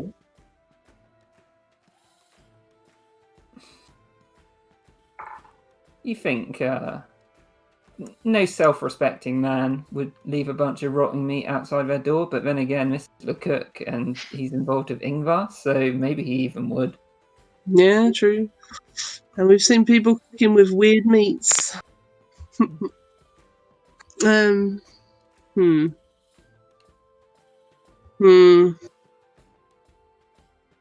carry on. I'm gonna try and think about it. Well, I think this is the last thing for tomorrow, so...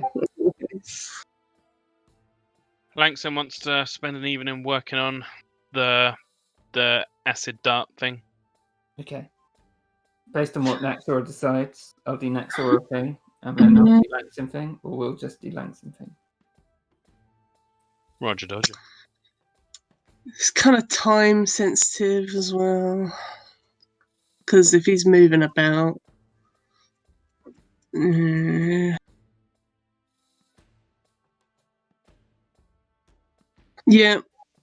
Mm-hmm.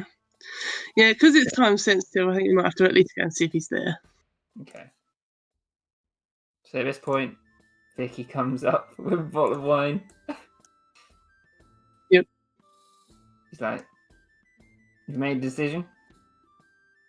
Yes, I think we'll at least go and see if he's there, and if he is, well, if we can manage to take him into custody right then and there, then we will. Vicky stands up with a bottle of wine. He's like, "Guess this is a road wine." Do you want us both to come, Naxora? Are you much of a fighter, Roz? Well, should the need arise? I've given out a few licks. I'm sure I can handle any of the racists in that bar if needs be. Yeah, then come ahead. You already know the layout and stuff as well. That'll help. Okay. Vicky's like, "Yeah, let's go get some scum." And big of wine. And Roz just looks at you, Naxora. I'll move you over. The gutted pigging. Oh, I think she'd go get Mackie for sneaking. Oh, okay. If she's coming, if she wants to. Yeah. Right. You can go down to the. Yeah, Mackie would come. The fuck is Oh, that would coughing? she now? I'll put it in workshop. Oh, if Langsam let her. Go to a racist pub for her to sneak If around? Naxora asked her to, yeah. What does Naxora say to Langsam? Well, hang on, I'm putting you there so you can all.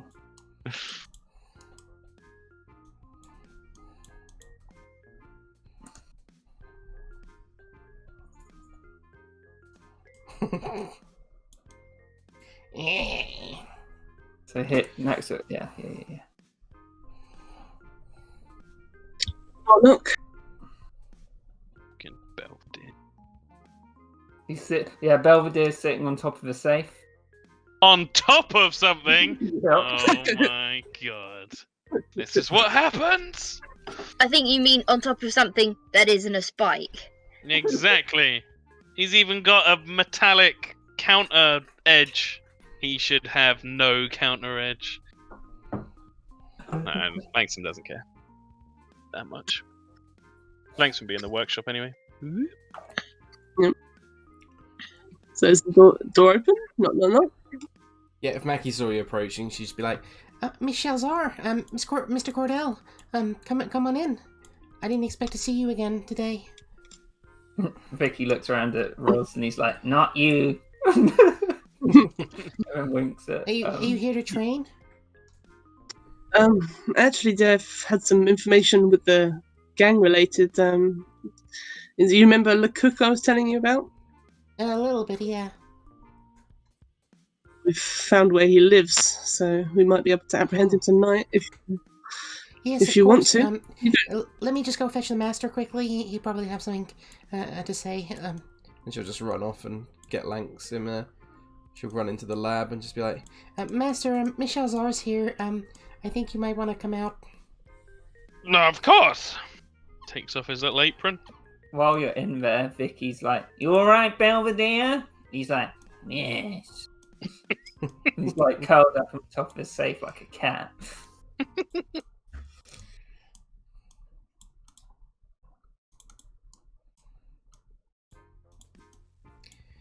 So Miss Miss Shalzar. Shalzar? Evening. I was just wondering if you'd like to come on a little mission. I know it's a last minute, spur of the moment, but it is related to the gangs, and if you remember I told you about LeCook? Yes. What will this mission entail? She lets Ross explain where it is. It's just searching the premises of an inn of where this criminal lives. A gutted pig inn. It's not that far from here, actually. Yes. Would You Langsam two- know it's a fucking racist ass pub? Both Mackie and Langsam can do history checks. I don't think Mackie would know, so I'm not gonna, if that's alright. It is a pretty disgusting place, so she might have heard of it even if she's not into pubs. Okay. I'll roll with disadvantage, I think that would be fair. Mackie's not really a pub goer. So, Langsam, I think you'd know it's not great, but you don't know about racism. Mackie, you would have heard, like, some people have, just been kicked out and they're not very friendly. I vaguely heard of the place. I don't remember. Someone said they weren't very friendly there. Bottom of the bucket kind of deal. Ross here says it's not particularly welcoming to anyone like humans. But Langsam looks at Mackie, then at Shanks, then at Belvedere, and then at himself. yeah, and she kind of looks at herself as well. But we don't plan on just stepping inside. I would rather Mackie be in the shadows, as it were. I can try. This is like it's pretty small. Like, Well, You have got your cloak. Indeed. Be nice to try it out. As long as we're nearby for extracting Mackie immediately if needed. Let's, Oh, if it's as small as you say, we won't be far away. Roz is like, there is a window on the second level. Maybe me and Vicky could go inside and distract them, and you lot can wait outside. I think All I'd be right. quite a distraction inside as well, dear. Oh yeah, that's a good idea, Miss Shalzar. I mean, it would cause a ruckus for sure. Certainly. If we can get him out of the room if he's in there. Okay. Okay. So, as you all start moving down the road, you're gradually getting into the shittier parts of the Field Ward.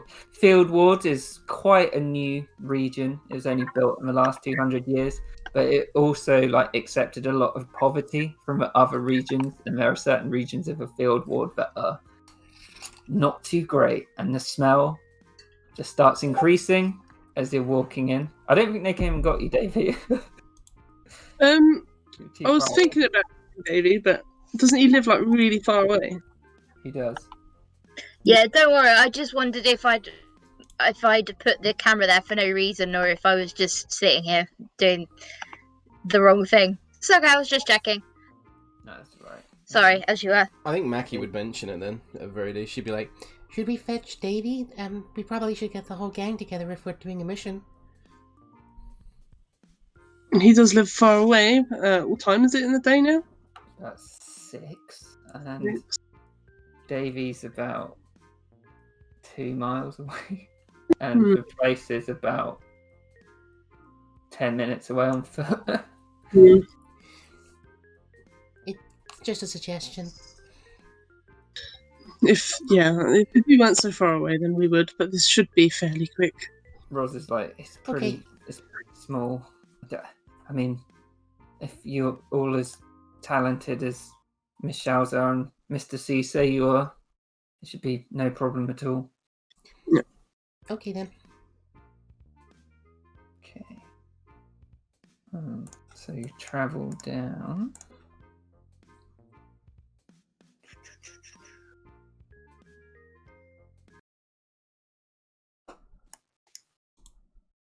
Put your tokens here. "It's fucking coughing." Whereabouts, Kieran? Can't see. You might be on the wrong layer. Yeah. Okay.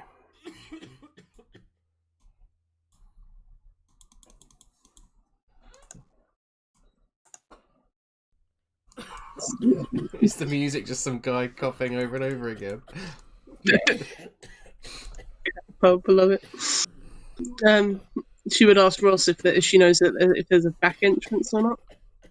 This is round the back. There's a front entrance, and she on the other side, and she points up, and she's like, "The window's up there."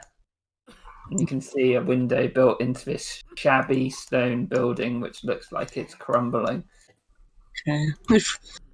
If we have somebody wait at all entrances and exits, then we can have them just in case he tries to run. You can see a door here. Yep. Okay. What's the plan then? Well, me, Vicky, and Roz will go in, make a distraction. Langsim, if you want to just be prepared for him to run. Do they know what they look like? He looks like? I'm sure you would have described it, right? A little description. Yeah. Sure. Mackie, if you could just see if he's hiding on the second floor. Right. Which side is this room? Looks to Ross. It's as you go up through the window, you go forward, and then to the left, and then it's all the way around near the stairs. Okay. There you go. Good luck. Oh, sweet. So which building is it? Because there's two here, right? Shit, Kieran didn't do it. Sorry. I should have What? done this.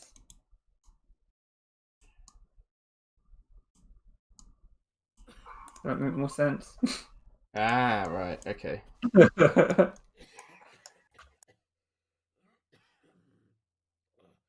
So whereabouts is the window? Upper level here. Okay, Mackie's gonna wait for the distraction first.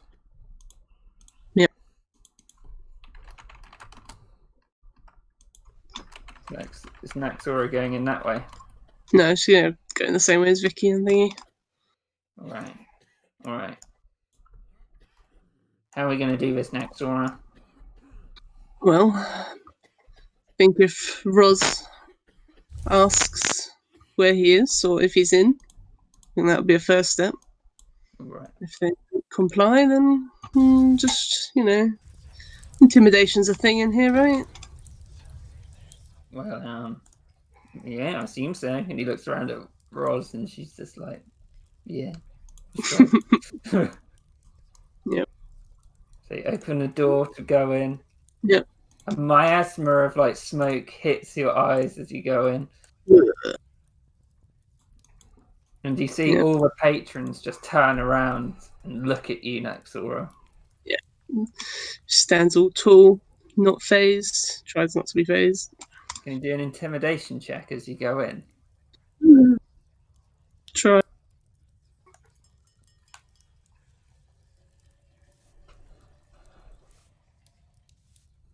Fuck.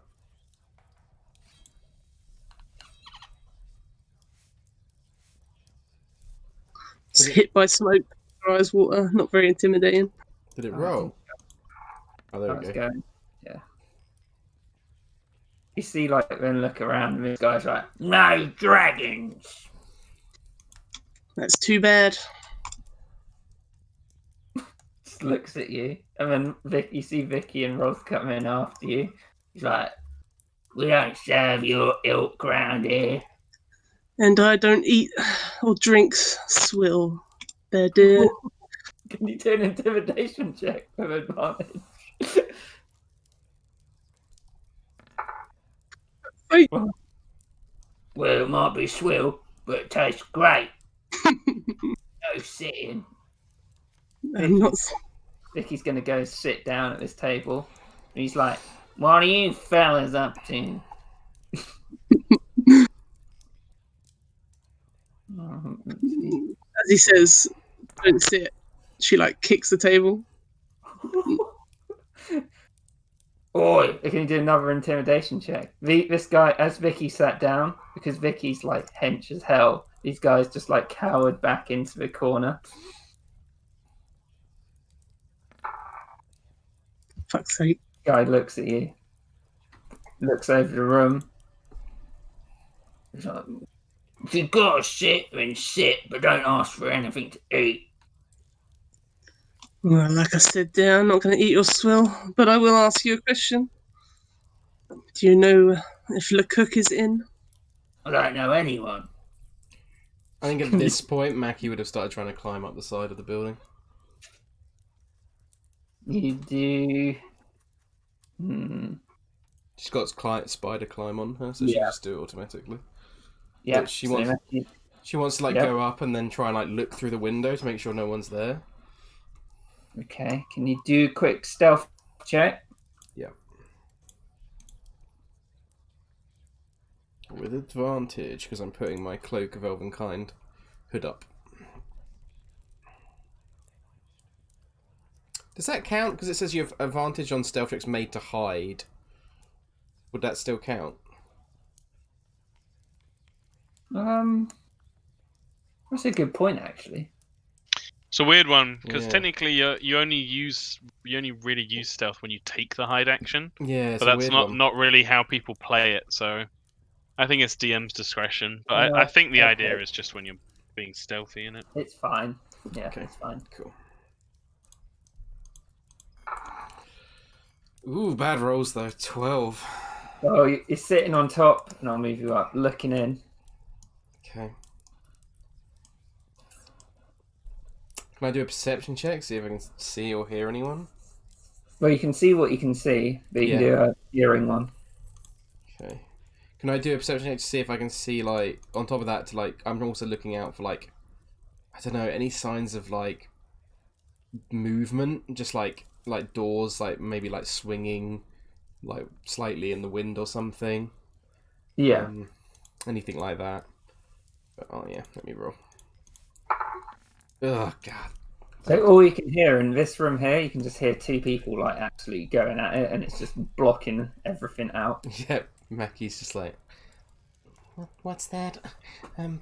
is the window, like, is the window look like it can be opened at all? Yeah, it doesn't look locked at all. She'll just push it open then and climb in. Yeah, She'll she jumps in. make her way down. She said it was on the left, so that would be actually this side though, right? Yeah. Okay. So she's going to peek around the corner. Can't see anyone, I assume? No. And she said it was right at the end of the hall, right by the stairs. We'll just jump back to Naxora. Yeah. So she kicked the table. Can you do an intimidation check, Naxora? I think I did one for the table. It was 10. He asked where the cook was. He's like, "Why are you staring at me?" You've not seen Lecoq? I've heard he's somewhere in the inn. Lot of people stay here, lot of people leave here. Well, well,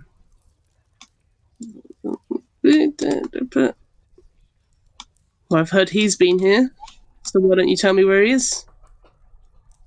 Right, well, pats the table. Like, 50 gold. She looks at him up and down. You'll be lucky to get a single piece out of me, dear. When you'll get no information out of me, dear. At this point, she's going to lean over the table. Yep. If you don't give me this information, dear, you won't be in this pub anymore. Dealing intimidation with advantage. He's not very strong.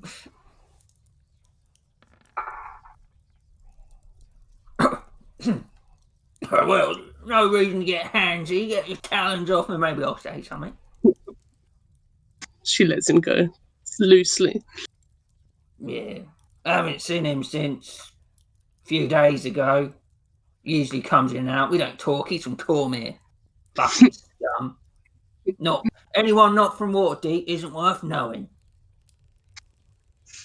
A few days ago. Well, do you know where he went? I've no fucking clue. Don't keep a track of those frogs. Well, then you wouldn't mind us looking in his room, then, will you? Well, maybe if you gave me like 10 gold pieces, okay? She looks at him. 1 gold piece for the key, dear. That's all you get. He just chucks you the key and like takes the coin. Yep. Make it quick. I'll take as long as I want, dear. As long as I need. Where's he gonna go?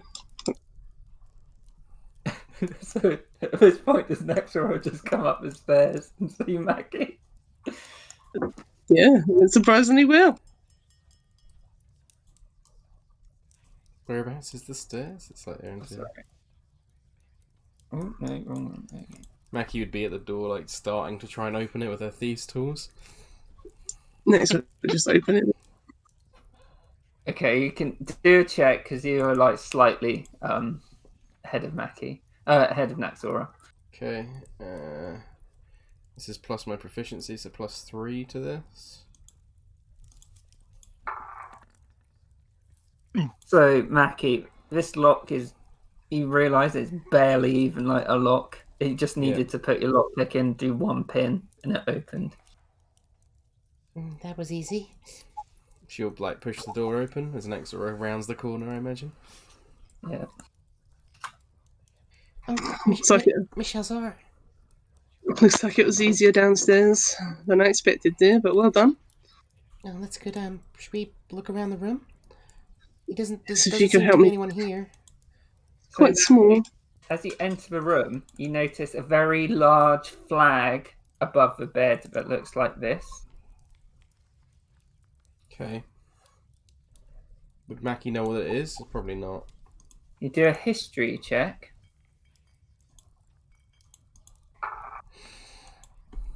You think, based on what people are saying, you're not sure, but something like in the back of your mind thinks that your sword might even know. Swordmaster? Do you know what that is? Well, I can't see it, Mackie. Good point. A red, yellow, and white flag. Ah, the flag of the glorious Cormyrian Trade Republic. Ah. Swordmaster says it's the flag of the glorious Cormyrian Trade Republic.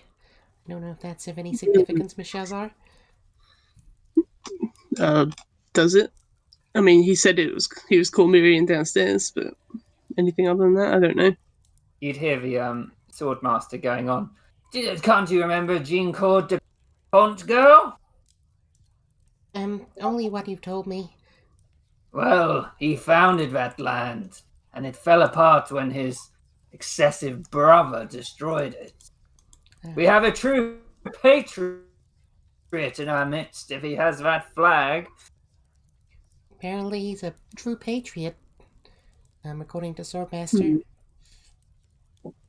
Well, let's see if there's anything else in here. I don't see how that can help, but maybe it will in the future. Okay, do you want me to have a look around, or? Yes, I'll be behind you. I'll help Mackie you. is going to search through under the bed, through the duvets, under the pillows. If there's any kind of boxes or chests, then she'll try and break into them and search through them. With help and guidance. Search the walls for any kind of hidden block or anything like that. It's a pretty tiny little one, so I imagine you're going through it quite thoroughly. Do a investigation check with advantage. Oh, sweet. Seeing as Nexor is helping. I don't. Guidance as well. So in total, it is a 17. So you look around, you see the bed's soiled.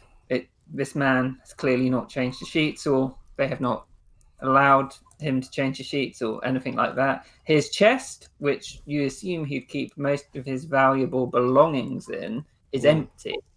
Okay.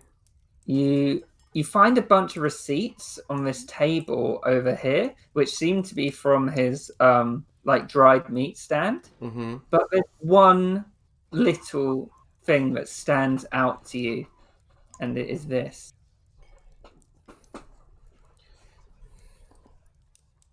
There's something here, Miss Shazar. It says, dated Ches 22. Got potential longer term work for you tonight. Nothing fancy. Turn up at Gut Alley near the Fish Gut Bully Boys Boxing Club. Come with that cleaver. You're trying to impress a yuppie from the Stonemasons Guild. Anything big will impress. Yagra. A yuppie.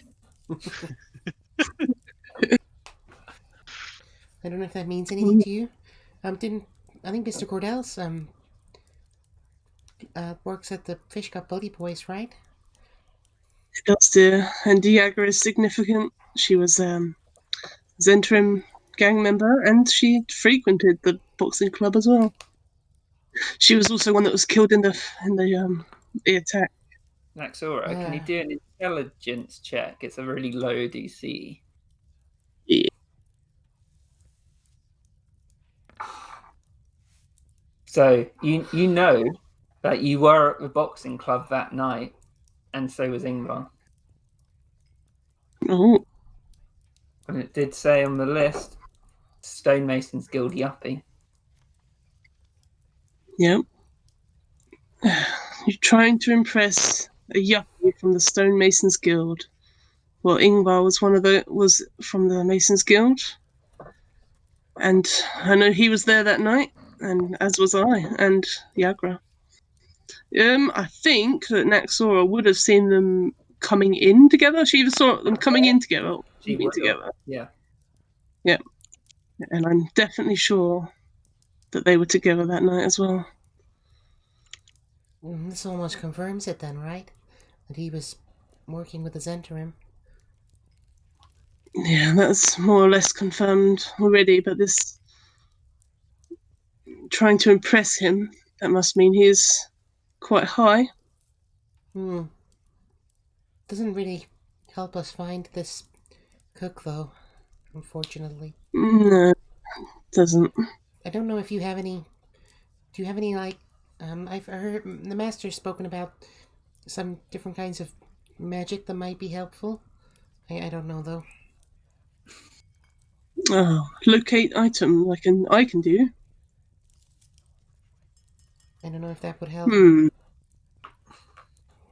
Would that help? I don't really know the logistics of locate item. Has a range of 1,000 feet, I believe. Which is not as far as it sounds. No. Like, what item would you try and find, though? I suppose that she has seen things that Ingvar has held before. Does that count? Yeah. She wanted to find it, Ingvar. The statue. Something familiar. That's the most unique thing on Ingvar. It's the Or his statuette. But he didn't have his pink cane for that long. But No. feet really isn't that far. No, it's really not.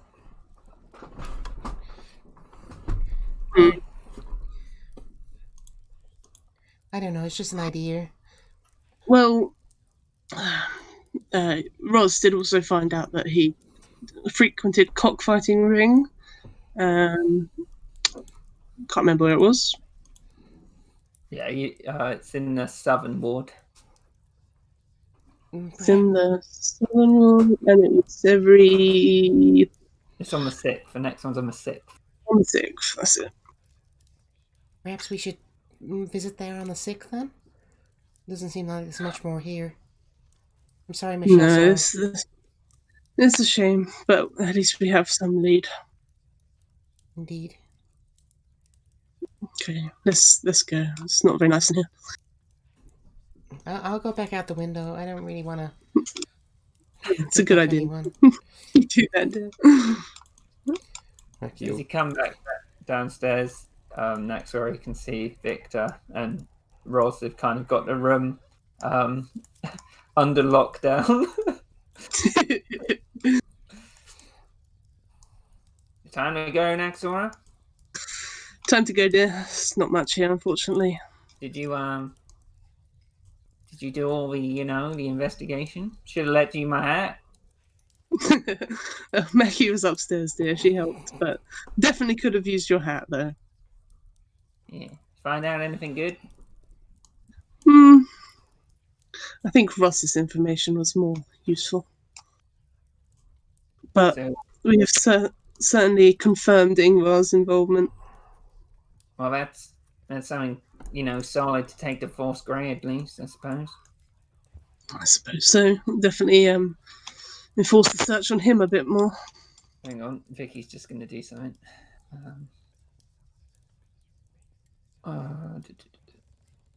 There it is. Classic.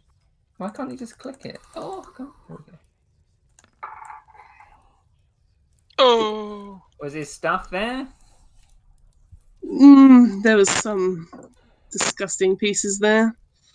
Not much of use, though. What about his clothes and stuff? Was his clothes there? The chest was empty, so... Yeah. His important stuff was gone anyway. Anyway, Vicky. So as you go out, he's like, "Yeah, good riddance." She just meh. She just don't care. Yeah. And then she's gonna go back to where Langston and Mackie are. Yeah.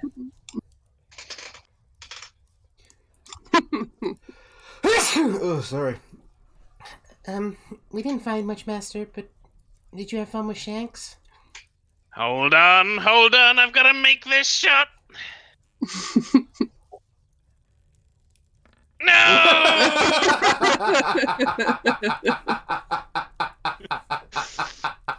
What was was he doing? so perfect because I can imagine the shot like almost being the perfect shot, and then it just like goes wide, like no. And Langsim, Victor would be like, "Gotta do better than that. The archery contest tomorrow, Langsim." Ah, stupid robot. Did you? Yeah, archery con. Does it allow crossbows? I think they give you a short bow from last year. Maybe. Yeah. Fair-footed and all that. Did you find anything? There's just relay what we found, and also what Roz found earlier. Yeah. Perhaps we could help him on the 6th, Master? Maxim walks up to Shanks and puts a little mark on the side of his left thigh, as Shanks has won another round. The 6th. Well, the thing is, Naxor, if you remember, that note from that we found in what's her name, Miss the one at the Fragrant Bouquet. Yeah, Mama G. I remember there's a meeting some at night as well. Yeah, and but we don't know where it is. True. The only other lead we have is with the Zenarim is that you know a Tabaxi guy at the Field Wardens. Oh, was that Ash? Yeah, that's him. Okay. Field one. So, but we got the meeting on the 6th. If we want to see Ash, Perhaps we could split up on the 6th. I mean, hang on. It might be dangerous, but Intelligence. Big hat, big brain. Come on, Vicky. Yeah, it's a great idea, Mackie.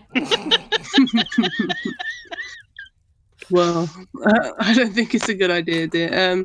Oh. With Mama G, she had more backup than we intended. Expected. That's true. Rosworth is like, if it's a general meeting of a part of the centre himself, then it's probably going to be pretty heavily defended, right? We should be ready for a big fight if we intend to go there. Perhaps she could force Grey to help. I will ask. They're constantly telling me they're overrun with work. Okay. I'll ask for sure. I guess it's down to us then. We definitely need to go get this Ash fella before, if he might even know a location, right? True. On the paper, it said that they were meeting at a place to find the location. I think. That's a good point. So, if we go to this meeting place and find out the location of the main meeting place, we may not need to get Ash, but it could be safer getting Ash instead of going to the meeting place. You don't. Hang on. You don't know where the meeting place is. Don't we? I thought it was on the thing. Yeah, but let me look.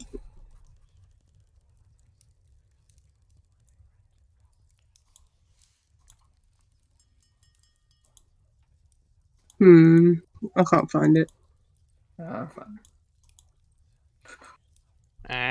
Just for transparency's sake, Maki and I visited our friend. It does, yeah. Sorry, Tom. Visited our friend Pussy Willow, and he's in need of assistance. I was wondering if I could rather shamedly ask for the assistance of our merry band in helping him. He's a good friend of mine. Of course, dear. Is it priority? Is it in need now?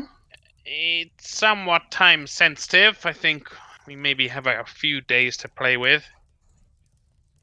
What day are we free? Let's have a look. That's a good point because when we gonna do this vampire thing as well? Well, indeed.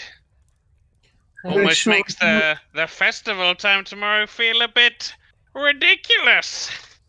Vicky like stares at him. Well, But very important and the foundation for everything else we're building, of course. perhaps Yeah, if well- perhaps if we've got till the 6th for the to find where this meeting, to find where they're having the proper meeting, right? I assume it's on the same night, though, dear. We shouldn't be fighting things during the day if we're going to have a big fight in the evening. Of course, but maybe we could see Pussy Willow on the 5th, and maybe try and Yeah. after the festival tomorrow, we could go and see if we can find this Ash fellow. On the 5th, I'm opening my tavern, but we could do it after that or before. Okay, And the vampires? and perhaps after the 6th and the 7th, the vampires. Vicky's like, we all know what happened last time when we all stepped through a portal, so we better be careful, right? That's true, Vicky. Well, I didn't go, but you know what I've heard. She just like puts her hand on it. Yes, Vicky. You look sad. Yeah. Let's get out of this area anyway. All I can hear is somebody coughing. Okay.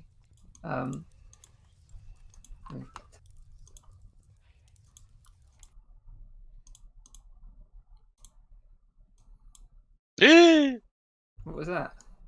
was Ingvar. Oh shit! Yeah. Hey, I found him. All I saw was something that looks like a tent. But it was Nice secret weapon. probably the dirt mound. I don't know. Better than that, I think. Now every time you see a tent, you'll be like, So I'll put your little counter out. You've got your here. Yeah. I think there's only one in the Louise. City of the Dead, isn't there? There are multiple places. We can't control it, by the way, Kieran. That was the point. Yeah. Yeah. Hang on. No, it can be edited and controlled by all players. Yeah, I can't. So yeah, I Wait. can. Can you move it now? Yeah, no. I can move one that I drag out, but I can't move one that someone else... It's like, Yeah. I haven't shown it to you.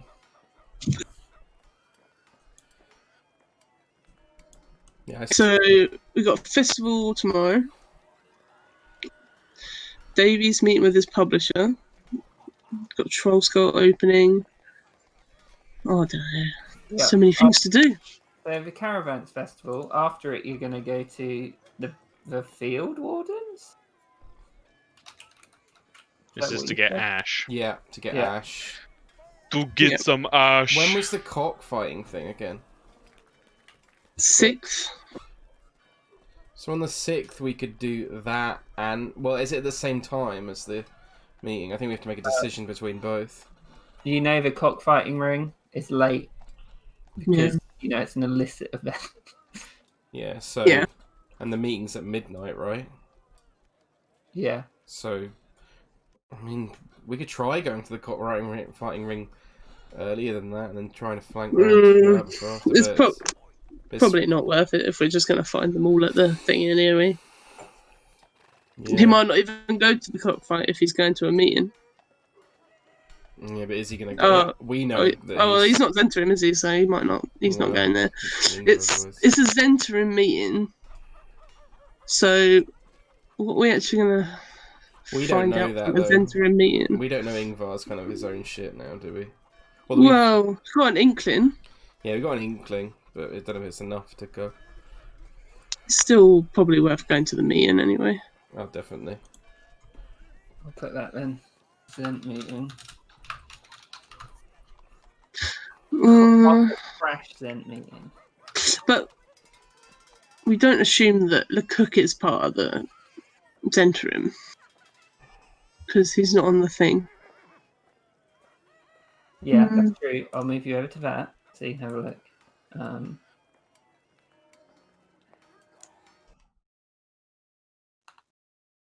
So You could maybe delegate the cockfighting thing, because there's someone who might be able to pass themselves off as like someone who's into that kind of shit. or Floki. True. you can send It's not a bad you show. could always send Miss Page or Floki No, or definitely not Miss Page. Not this page, no. Who looks the part for a cockfighting ring? God, if only we could hire Big Mum. Right. Naxora. Do an intelligence check.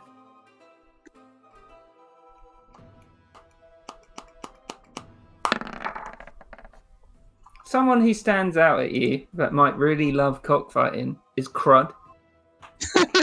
Crud. Yeah, I mean, if he wants some money, I suppose. I don't know if I trust Crud to be able to do a job. Yeah, it's debatable. Welcome to my world. But you could go with Crump. You have seen Crump? Crump hanging out at the Yawning Pool. People Yeah. aren't going to fuck with Crump. True. And LeCook doesn't know Crump, does he? He knows Fish Gut Bully Boys, but that's True. I imagine there's plenty of people from the Fish Gut Bully Boys who would be seen at a cockfighting. Yeah. Could ask Crump. He might be into it. Or pretend to be. Yeah. Let's ask Crump. Okay. I'll write that down.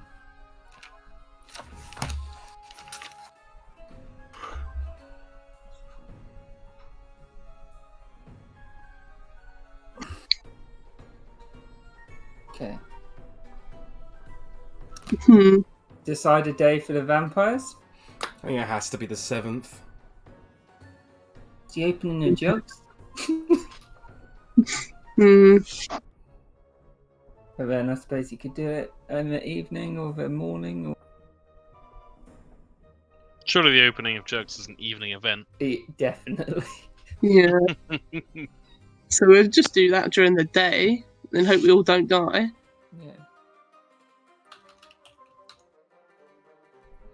And at worst, Fighting vampires in the daytime seems Davey smart missing anyway. the opening of Jugs is not the worst thing that could happen. And he still owns it. Yeah, the only thing might get stuck in a portal and then he won't be able to go. Yeah, but my point that's my point, is that... Yeah. Like Kieran asked this as DM, do you really think you're going to get a long rest in that place? No.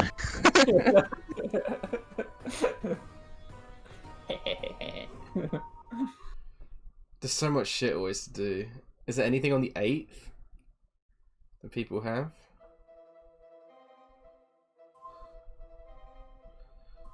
I don't know, but we need to start picking up on Ingvar a bit more, I think. No need. He's harmless. Oh, and another thing I wanted to do was do a little perception check for that gnome again. Oh yeah, you can do that.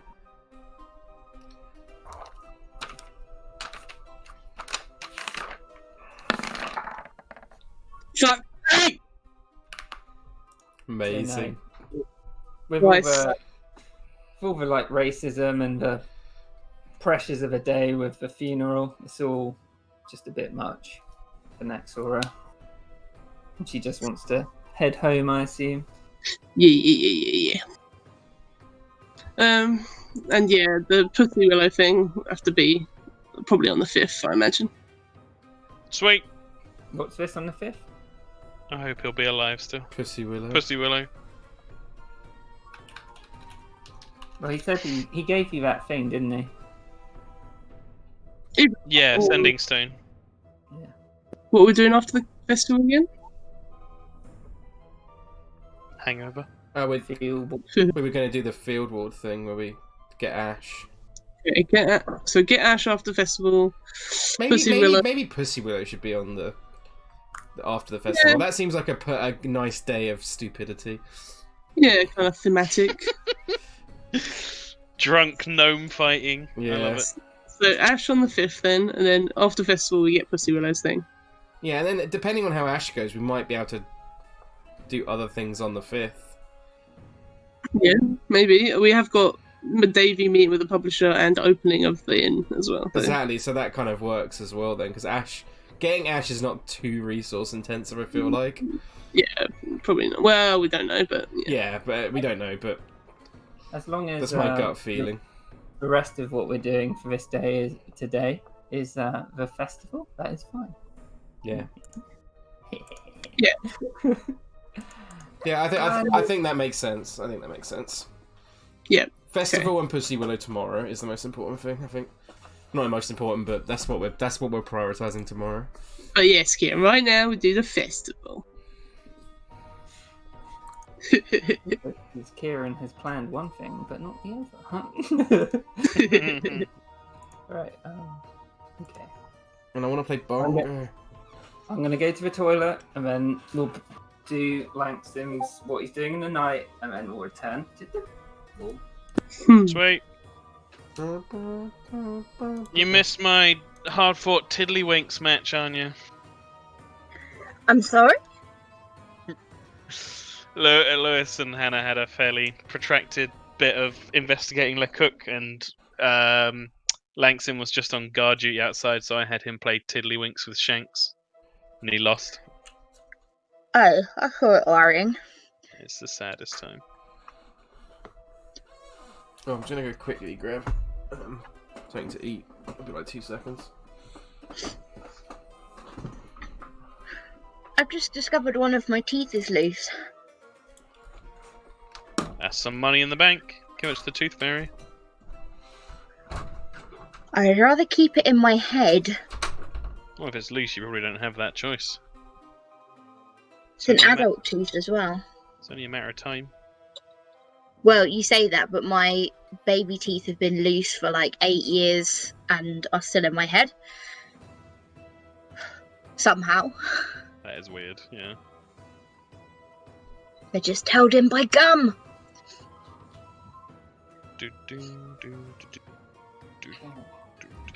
We were sorting out our Waterdeep timetable for the next few days. And Yes, we were like, I heard. it's very busy. And then Lewis was like, well, it's not the end of the world if Davey misses the opening of Jugs. What? Why would Davey miss the opening of Jugs? And I was like, Anya ain't gonna open like that. No, I don't mind missing it. It just doesn't make any sense character-wise because Davey wouldn't miss it. Yeah. Plus, Langston and Mackie are invited to the opening of Jugs. Also true. Which is going to be an educational experience for Mackie. We'll have Langston have his first heart attack. So, was it only Langston who wanted to do something with the rest of the night? Or did anyone else want to do anything for the rest of the night? Can Davey go to a late opening of the hat shop? Well, it's sadly not open late.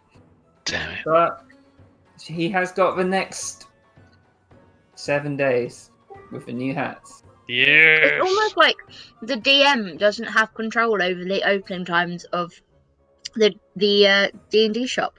Sorry, but Hattington is a very early sleeper.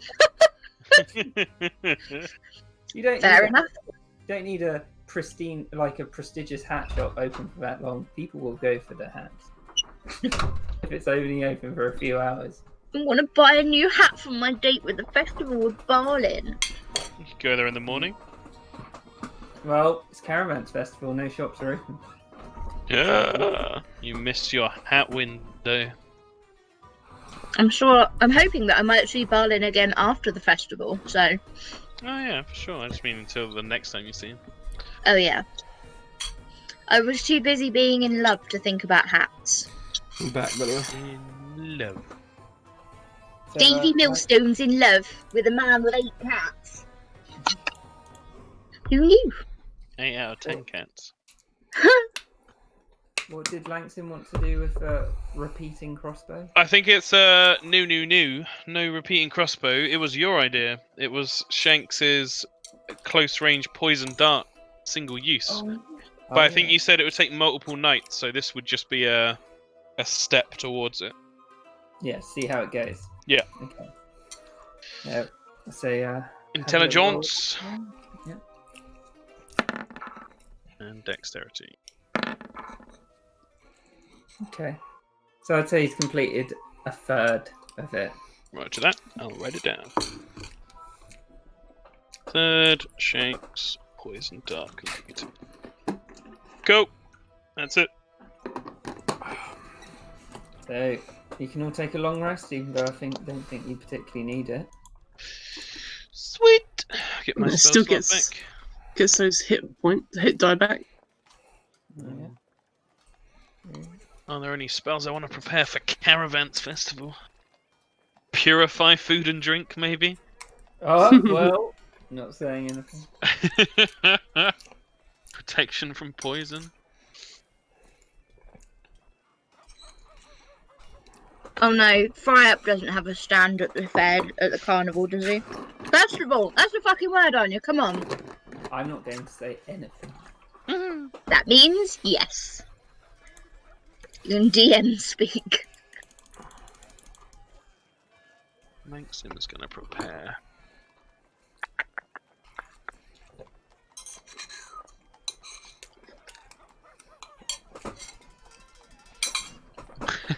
Yeah, he's gonna do it. He's gonna prepare purified food and drink. He's gonna prepare enhance ability. And he's gonna prepare. Remember, we are fighting in the evening. Oh fuck! Okay. Yep, change that, Well, you don't know that you'll be fighting. Oh, wait, yeah, you do. Oh, wait. Oh, yeah, you know the names. Maybe you can find your peaceful resolution with the name. Okay. Fix me, so he's jealous. In Jesus. in that case, we're still gonna take purified food and drinks. It can be ritually cast. Need that. Probably don't need that, but that's the kind of spell that if you do need it, you regret not taking it. This is why I don't like playing preparing spells classes. It's too stressful. Yep. That's I why I love it. just forget. You always have the same spells. Yeah, just play a bard. Just be like, We just these play are my Osred. spells. He has multiple, but he always he doesn't have enough wisdom to take a selection, so he just takes the core ones. With Bongo, I found that in the end I wrote up a list of like, these are my core spells I always have to have prepared, and then I like cycle through depending on what I thought might happen in the day. Makes sense. I found it really handy.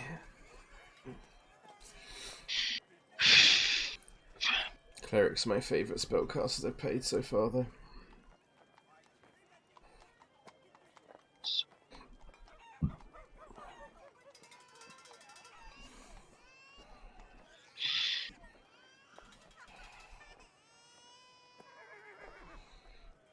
You can continue. I'll just do this in the background. I'm just waiting for one to be ready. Is there anything people particularly want to do in the morning? Or Training, not? so I want to roll on the training table, if that's alright. Yeah, Oh, training as well. With So Morwen. You're all going down to So you're going down to. Naxora is going up to the workshop. Yeah, with Morwen. Yeah. I don't think there's anything we need to roleplay though. Just No. Yeah, if you just Davey! Davey! 5. Yeah, no benefit. Ooh. 19. Hang on. So you get accuracy training, Naxora. So on a turn of your choice, you gain advantage on your first attack roll against the target. Free for 12 hours. Whatever, I've chosen them. And Davy and Barlin would have met by the giant cat clock, which is now canon after last time. Oh yeah. I love it. You got to write very deep lore for that cat, Kieran. I will. And they would have walked down to the festival together. So I'll just start everyone off at the festival. And I'll move you over. When it strikes the hour, it goes meow. Meow. Or is it one that goes meow, meow, meow?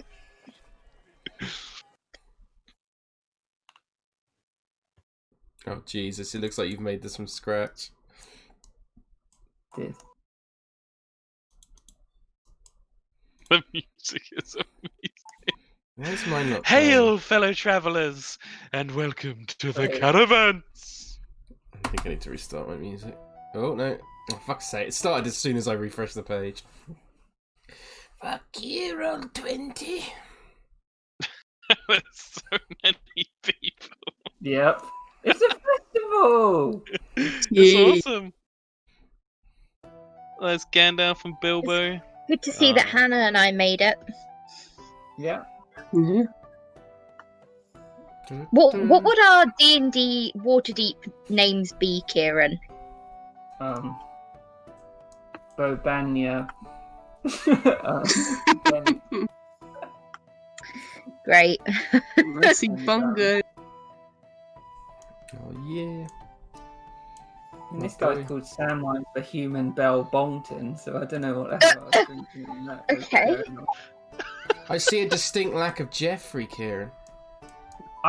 Jeffrey is here, but I didn't know if you wanted to have him out. Yeah. So I put him out. Yeah, look at him. He's so cute. So, anyone who's coming, like, it's up here. Okay. Away with that. And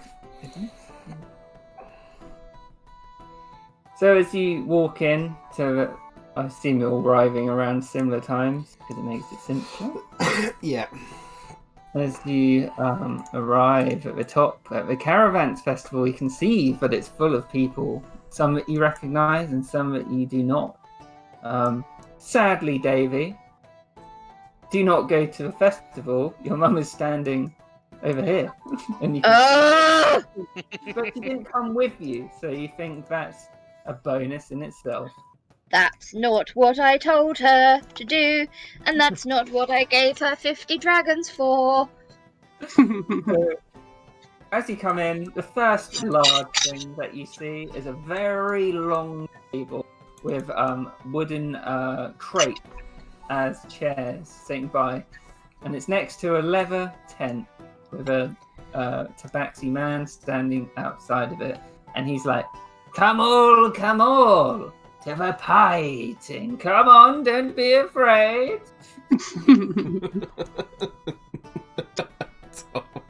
So, as you look around even further, you can see a large sort of area with a little pig in. It's surrounded by hay bales, main central tents, and I'll just do it based on where I think you can see up to. But a sort of stage area that a lot of people are listening around at.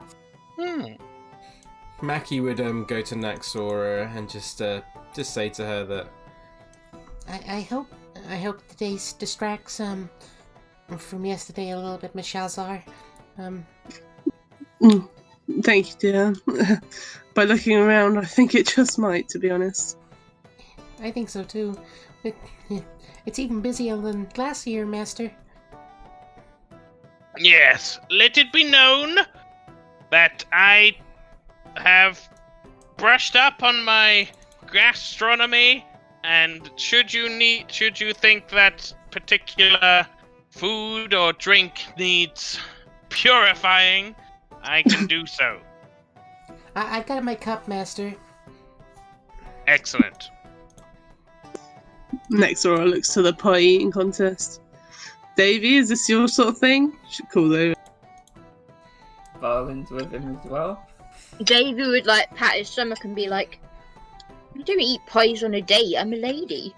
Bartimus Gallywinkel III would most certainly be like, Well, one doesn't. When I'm not writing fanfics, I suppose I can take some time to partake in a pie.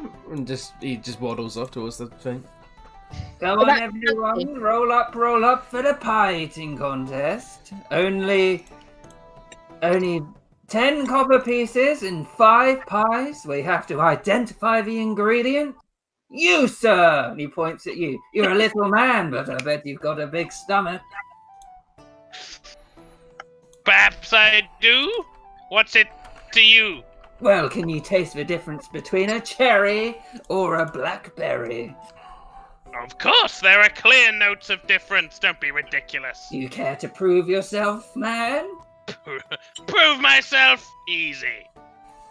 Oh god. Davey would hand you the 10 copper pieces. Okay. Alright. Take a seat next to your friend. No, I'm alright, thank you. What about you? And he points at... He smiles at Davy, and he's like, well, if you're not up for cheap pie, I reckon I'll have a go. Alright then, maybe I'll do it then. Yeah? Ah, food poisoning on the first date. This sounds like a great idea. Second date, baby. Second date. I reckon I can beat you. I reckon I can beat you. Alright, it's on. It kind of counts as a third date if you count the power hour. Care to put your money where your mouth is? Don't you worry about where my mouth's going. Maybe I do. And Tarlin's like, yeah, I'll give it a go. I forgot how amazingly annoying his voice is. I'll give it a go. Right, one more. What about you? And he points at Nexora. She looks down a little bit. Pies won't fit very well in my armour, dear. Yes, you look like you might do better in the archery or the dancing or the stump chopping competition. She smiles. We'll see, dear. We'll have to look at them first. You see Ross Swift come up and she's like, yeah, I'll give it a go. Oh, yeah. Take a seat between the two dwarfs. I'm sure that's what it be. And then she just gives him like a what look. All right. Bartimus Gallywinkel would look over to Miss Page and be like, Oh, you're quite the right little apple. he starts taking little notes. I don't know what this, I've never really decided a voice for him, so it's going to just go all over the place. I think you already have, Anya, as is approving. Right. So, we have a fine chef who's going to bring out 5 different pies. And these pies all have different ingredients. Your job is to detect what the ingredients in each pie is. And it gets harder with each pie. Mr. Chef, will you please bring out the first pie? And you see Fry up. Yeah, fucking knew it. Yeah. And he's got 6 very nice looking pies, which he's carrying out. Bartimus Gallywinkel Shanks would be says- like, The gourmet arrives. Shanks has tied a little napkin around Lanksim's neck, giving him a little knife and fork. His pies out along. Tarlin's like, oh yeah, it's gonna be good. And Fry Up comes to you, Davey. He's like, well, it's nice to see you, Dan. Nice trying out my cooking. Well, Fry Up, you know I can never resist a morsel you've cooked by your own fair hands. He winks at you. He's like, I'll give you a hint. This is a pretty common. And So a what? pretty common one. Oh, okay. Puts one next to I Barlow. thought you said it was a prequel, and I was like, huh? And then he puts one next to Langston. He's like, oh yeah, Mr. Fugbugger, or whatever. Ferris Office Fugbugger. Good to Go see like you. this- Go like this one. So that's a little hint for you. And he walks back. Right, and then he goes back to the tent, crosses his arms, and smiles, and like, yeah. Oh god, it's going to be like egg pie or something, isn't it? So the pie is sitting before you. I'm going to allow you.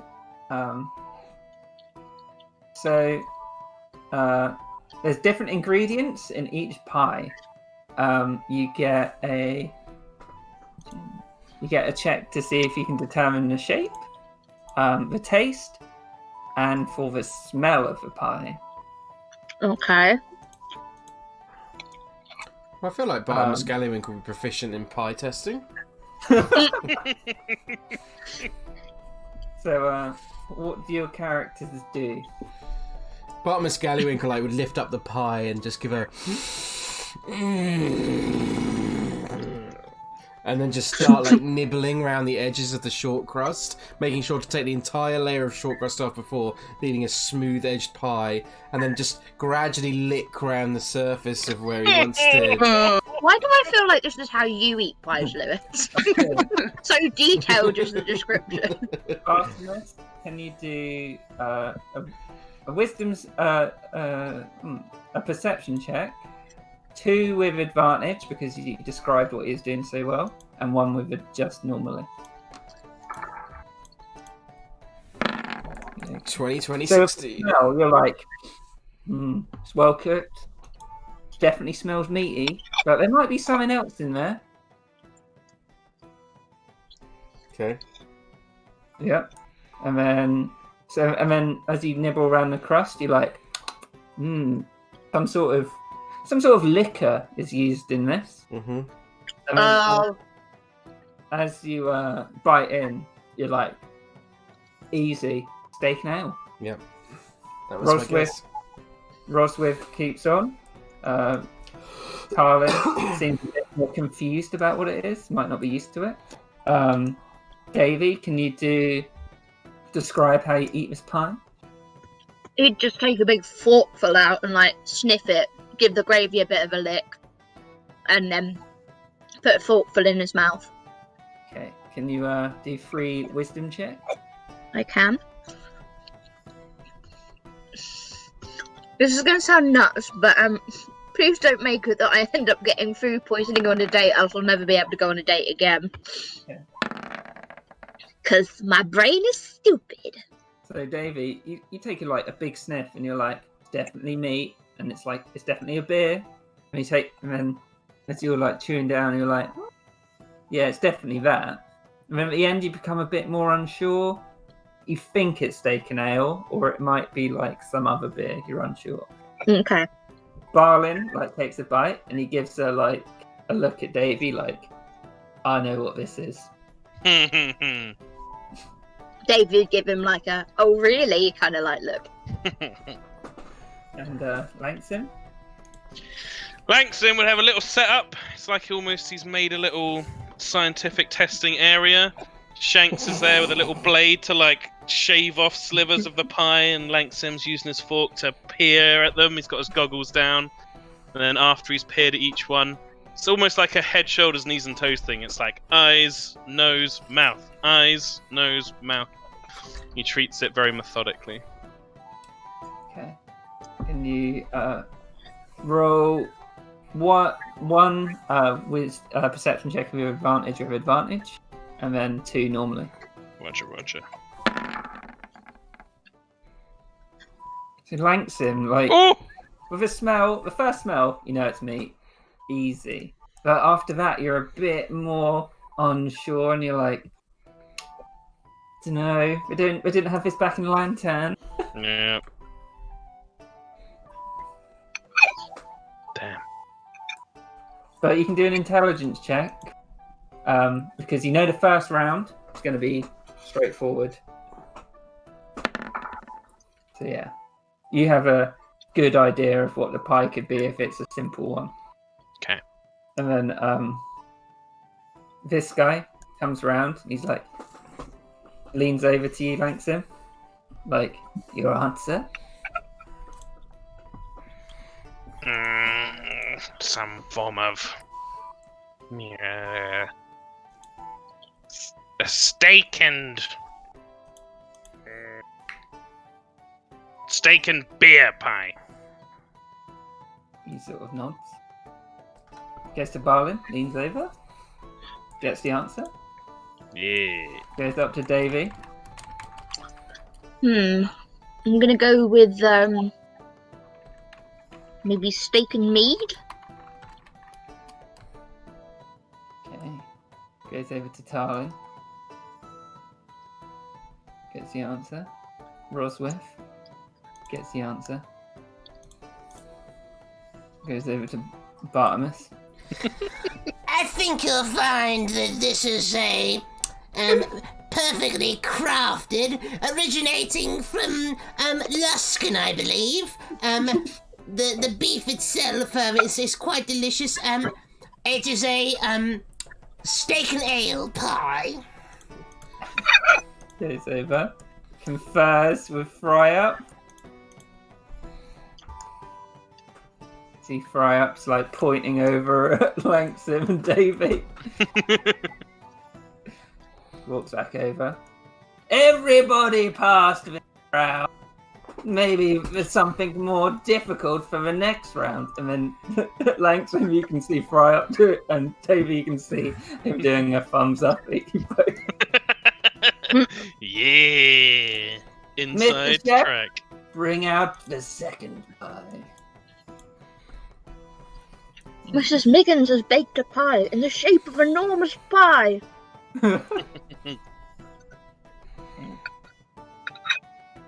Puts it down next to Bartimus. Goes along the aisle.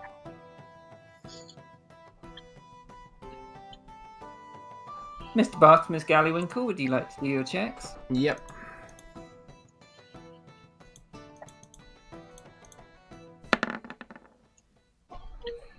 Can't stop the Gallywinkel. Yeah, he's rolling well. As you go in, you like smell it, and like it's a sweet pie. It's definitely a sweet pie. Bite in, you're like, is that treacle? No, it's toffee. It's toffee. And then with the last one, you're like, that's a really weird fruit. I have never had it before, except when my father brought in those exotic plants from the island. It's a banana. Okay. Oh, God. Banoffee. that took me a wonderingly long amount of time to get. I was like, what pies have like banana and toffee in them? So, Roswith looks very confused. Tarlin, you can see that he's unbuckled his belt, Davy, and his belly's just like flopped out onto the table. Lovely. So you can't tell what he's thinking. You can do an insight check to see if you think if he knows the answer. He's basically me, so I feel like he would. Davy, can you roll your perception? Okay. So, Sorry, I didn't find it. you get the feeling that Tarlin thinks he knows what it is, but he might be very wrong. Davy, can you do your perception for the pie and describe how Yeah. you eat the pie? So was it wisdom? 3 wisdoms. Yeah. 3 perceptions, right? Wait, So, what? with the first one, Oh shit! Are Sorry. you proficient Yeah. in perception? I have +4 perception. So yeah, you are. let me check that. Okay. So Davy, you smell the pie. You're like, it's a sweet pie, of course. Second one, you're like, you definitely know it's toffee, but you're not so sure about the fruit. You're like, I've never had this before. Like, it's some sort of exotic fruit. Okay. Barlin bites into his pie, looks over you, Davy, and like gives you a little laugh, but it looks like he's a bit miffed as you are with the fruit. Okay. Thanks, him. So would I be if I got tricked into eating banana. Langsom at this point is taking it way too far, and Shanks has brought out like the little electroshock cables, and he's like starting to actually test the pieces of the pie, burning them and shocking them and such. Perception. 1, 2, 3. Putting them in test tubes. Exactly. So, again, Langsom, you have no problem knowing it's a sweet pie. You definitely know that it's toffee, but the last one you're really unsure about. But seeing as you're from the islands, I'll say roll an intelligence check with disadvantage. See if you think you know it. Okay. So with that, you know that your old love's favorite pie was a peach pie. And you're like, maybe it is peach. I can't remember. Okay. Roger that. So then after you're all done, you're feeling quite full now as well. Like you're all full of pie. Bartmus Gallywinkel is definitely not full of pie. Yeah. He comes over. Vicky's like, yeah, I like to see a good pie. And then he leans over to you, Langston. My compliments to the chef. This one was a delicious peach and toffee pie. That sounds disgusting. He does. Leans over to Farlin. Leans over to Davy. I think it's a toffee apple pie.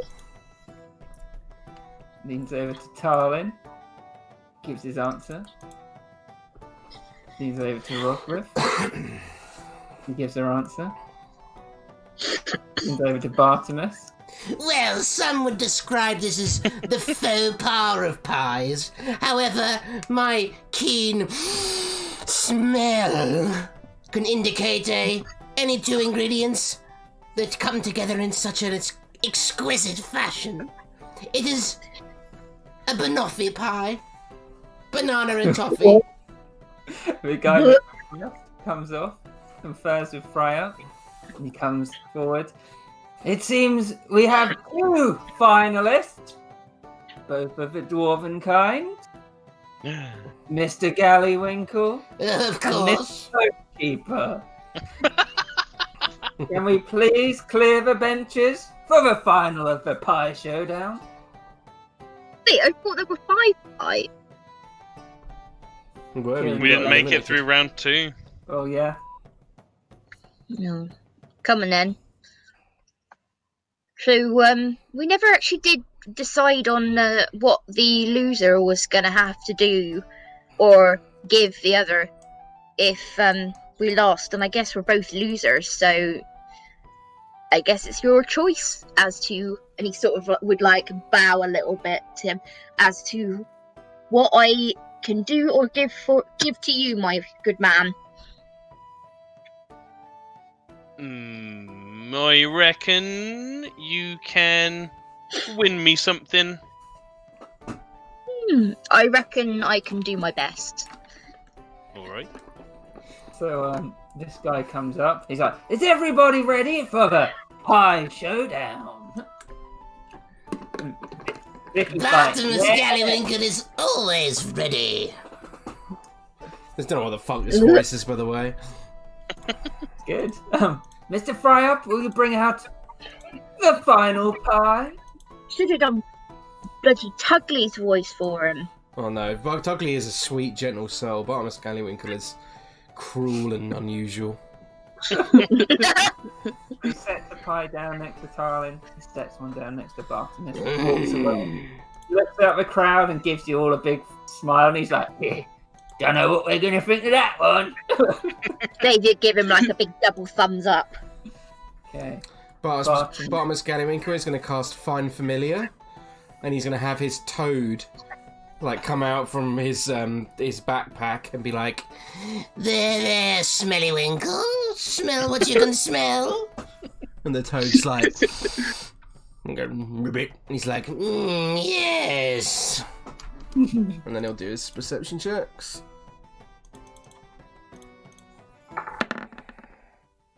Bartimus, fucking hell. So, Bartimus, this is a very strange and very fry-up inspired pie. First one, you bite in, you know that the pastry's like any other, it's amazing. But then you get a hint of a meat, and you're like, pretty sure I've had some of that when my father bought it for me from Underground Circus. I think it's ant egg carapace. The next one is like, you haven't ever had it, but it was made into a condiment. It's like brown mold, but you've had it as like brown mold pepper before. Okay. And the last one, you're not sure what it is, but you think it's some kind of egg. Okay. So this time, Tarlin looks quite confused. And Fryup comes over,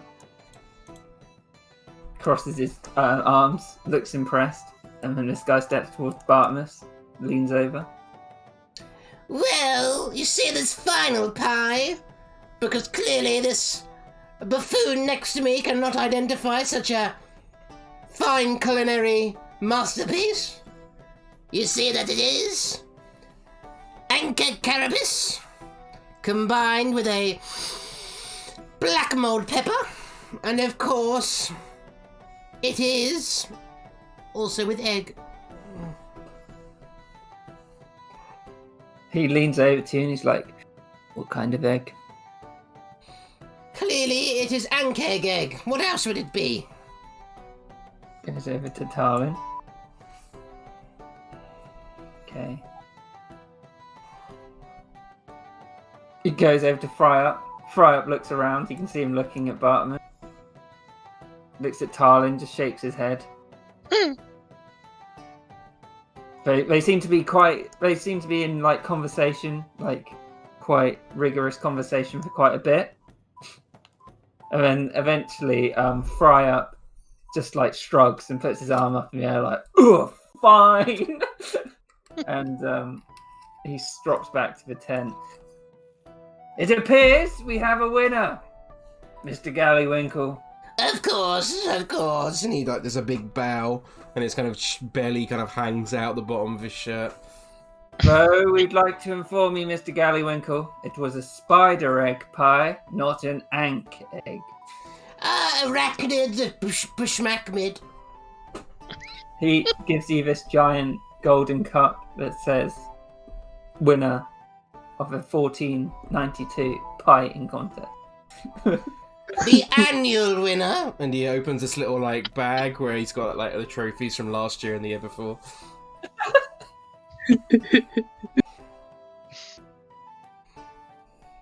Yes, please, people, move on to other events. They shall all be as interesting. He jumps. They shall all be as interesting as the pie. Unlucky, I'm Master. sure they will. Seems like we're pretty close, but Seems like a good way to attract strange physical specimens. Indeed. That one over there has been sweating profusely despite not performing any exercise at all. Quite unusual. Maybe he's some kind of water crenassi? Ah, good thinking. I was thinking some kind of part amphibian, but that would make sense. I believe it's called the meat sweat, Slanksim.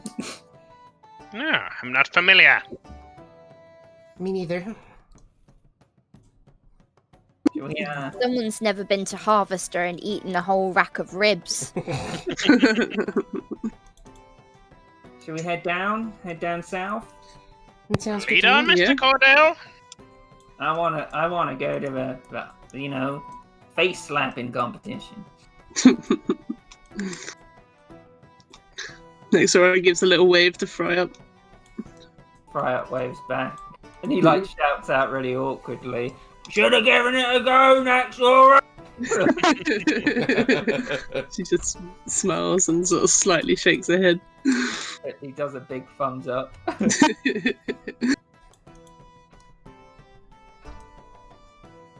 So as you're walking around, you see a member of the of Force Grey, clearly identifiable by his robes, as He well looks as so like cool. Waterdeep City Watch. Yeah, she's not going to talk to him, but she does nod to him. He nods back. He seems to have some look of recognition about him, even though he hasn't seen him before. Cool. More like Waterdeep shitty watch. Yay. Oh, got him.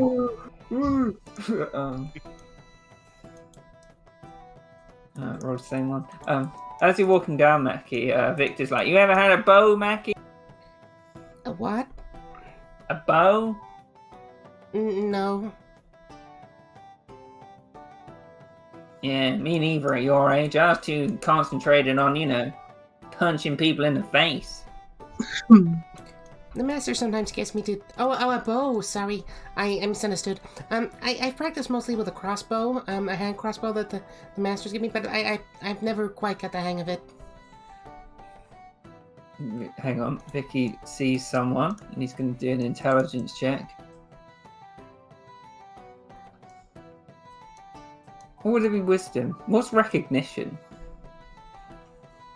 Well, I would just use perception, personally, but... He's seeming lost conversation with Mackie. Is that a bungo, Mackie?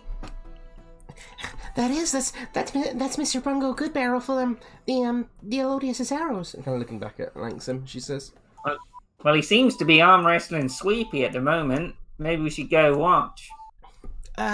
Okay. Vicky kind of races off down to see it. Let's see this champion halfling. A famous man, if I recall. Indeed, he's the man. We remember at the oh, you went there. Wasn't it when Axel wasn't there for the power hour, was she? Yeah, no, No, can't she remember. wasn't. She wasn't. No. That's from the Ballad of the Two Dragons. Okay. Mm. So, Lewis and Hannah, can you describe what Atala and Bungo and Jeffrey all look like for everybody? So Bongo is a well. small little halfling. He is wearing a breastplate with a crimson robe on. He is mostly balding on top of his head, as you can see, but he's still got some hair. He's always got a smile painted across his face. He has a small symbol hanging around his neck in the shape of 3 different stars. That anyone who is proficient with religion would know that it's the symbol of the deity Lyra, the goddess of joy. You can all roll religion checks if you want them to know that. Go away, Bartimus. You're not needed anymore. Yeah, Nexora's like, he must be religious. And Mackie just doesn't recognise it, whereas Langsam is very familiar with it. You would also see he's also carrying a quarterstaff that would probably be at his side. Also, at the moment he's locked in mortal arm wrestling combat with Sweepy. yeah, he probably wouldn't have all his gear on him necessarily. So he probably wouldn't have a breastplate on at the moment, and he wouldn't probably have a shield on him at the moment. So Jeffrey is a unusual. Nobody would have ever seen anything like him before, I don't think.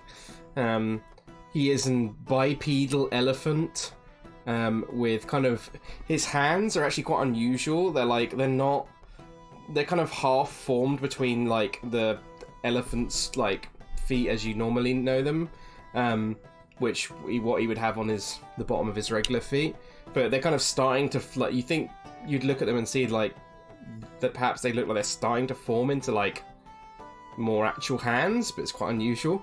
They almost look kind of deformed at the moment. He's got a number of markings upon his face, white tattoos, or face paint that's kind of in similar symbols to that of the symbol around Bungo's neck. He is wearing a sort of another red robe on top of his, but he's got kind of orangey, kind of yellow robes underneath that. And What about He's cute. No. No, Lewis can do it, Tyler. He's better at descriptions. Okay, you'd see Atala is a dark-skinned woman with kind of brownish auburny hair. She's a human, but she's of the... I think most people would probably be familiar with the Callicite race, who are a type of human race in Forgotten Realms that are quite short. They're a bony... She's only probably about 4'5" herself. So she's taller than a dwarf, but she's not tall. She is probably wearing a dark black robe with...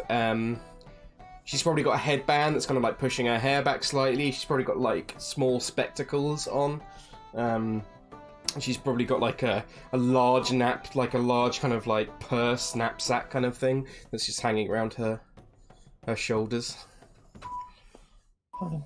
And as I say, Bungo and Sweepy are locked in mortal combat with arm wrestling. So they've just started as the party arrives. So can we do contested athletics checks for Sweepy and Bungo? Okay. Athletics, you say? Yeah. Can I? Because Tom allowed me to have proficiency in arm wrestling with Bungo, so can I assume I can add my proficiency bonus, yeah? Okay, so it's a +3 then.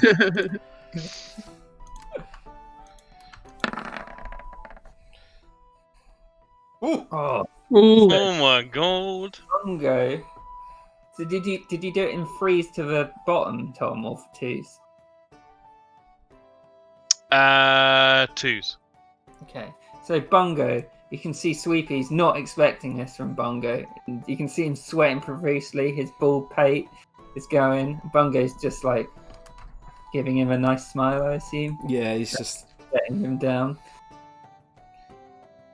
He would just say, that's an awful strong grip you've got there. Sweepy tries to respond with pushing him down. No! No! Natural 1, baby! Halfling luck. Oh yeah, true. It's not great. And Bungo slams Sweepy down into the table. Sweepy gets up to shake Bungo's hand. It was well thought, friend. Sweepy doesn't say anything and smiles at Bungo and walks over to Victor. And Victor's like, "Oh yeah, big man, I see. Oh. Want to throw down?" Oh yes, of course. I'm willing to throw down. Only if you accept me in the face slapping competition later on. Well, I'm not much of a face slapper, but I'm willing to give it a go. Yeah. Victor puts his hand down. You can see his rippling muscles. And they connect hands. You can't beat the Bungo. Vicky is looking like very, very confident, but as Bungo's inexhaustible strength just gets Vicky halfway down, he's like, "What?" Second time, please. Oh, 16. But he pulls Bungo back up to the middle and he's like, "You're more than you look, little man." I've had practice against plenty bigger than you.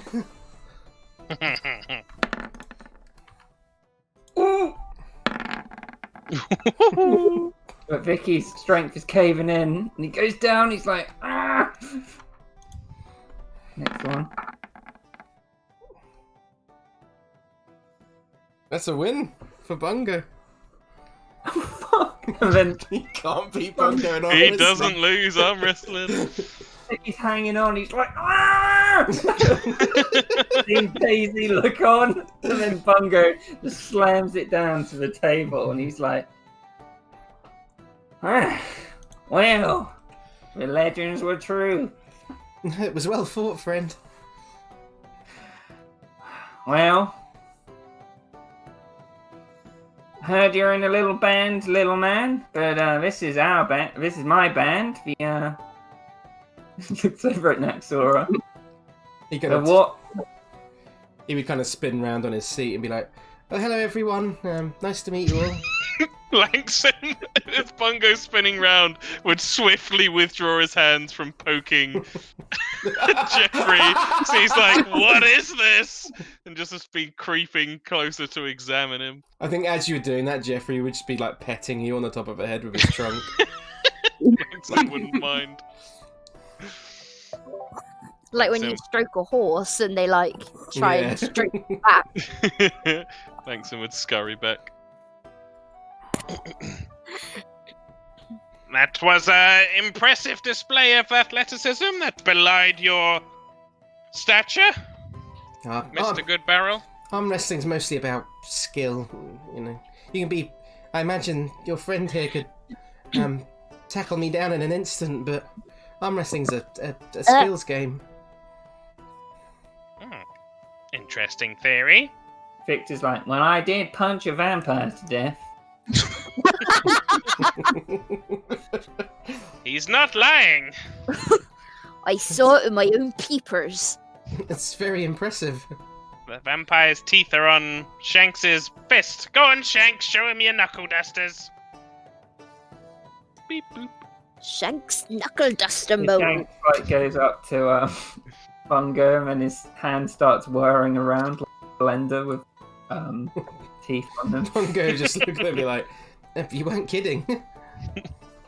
Mackie would kind of move forward and be like, Mr. Goodbarrel, I've heard so much about your stories, and I'm really happy to be meeting you, and I'm a really big fan, and Bungo would just be like, oh, it's okay, you don't have to, it's fine, yeah, hello. Victor like goes up to Bungo and he's like, yeah, I know, I heard Bram's pretty big, but you know, and then he like puffs out his chest. Like, how much bigger is even me?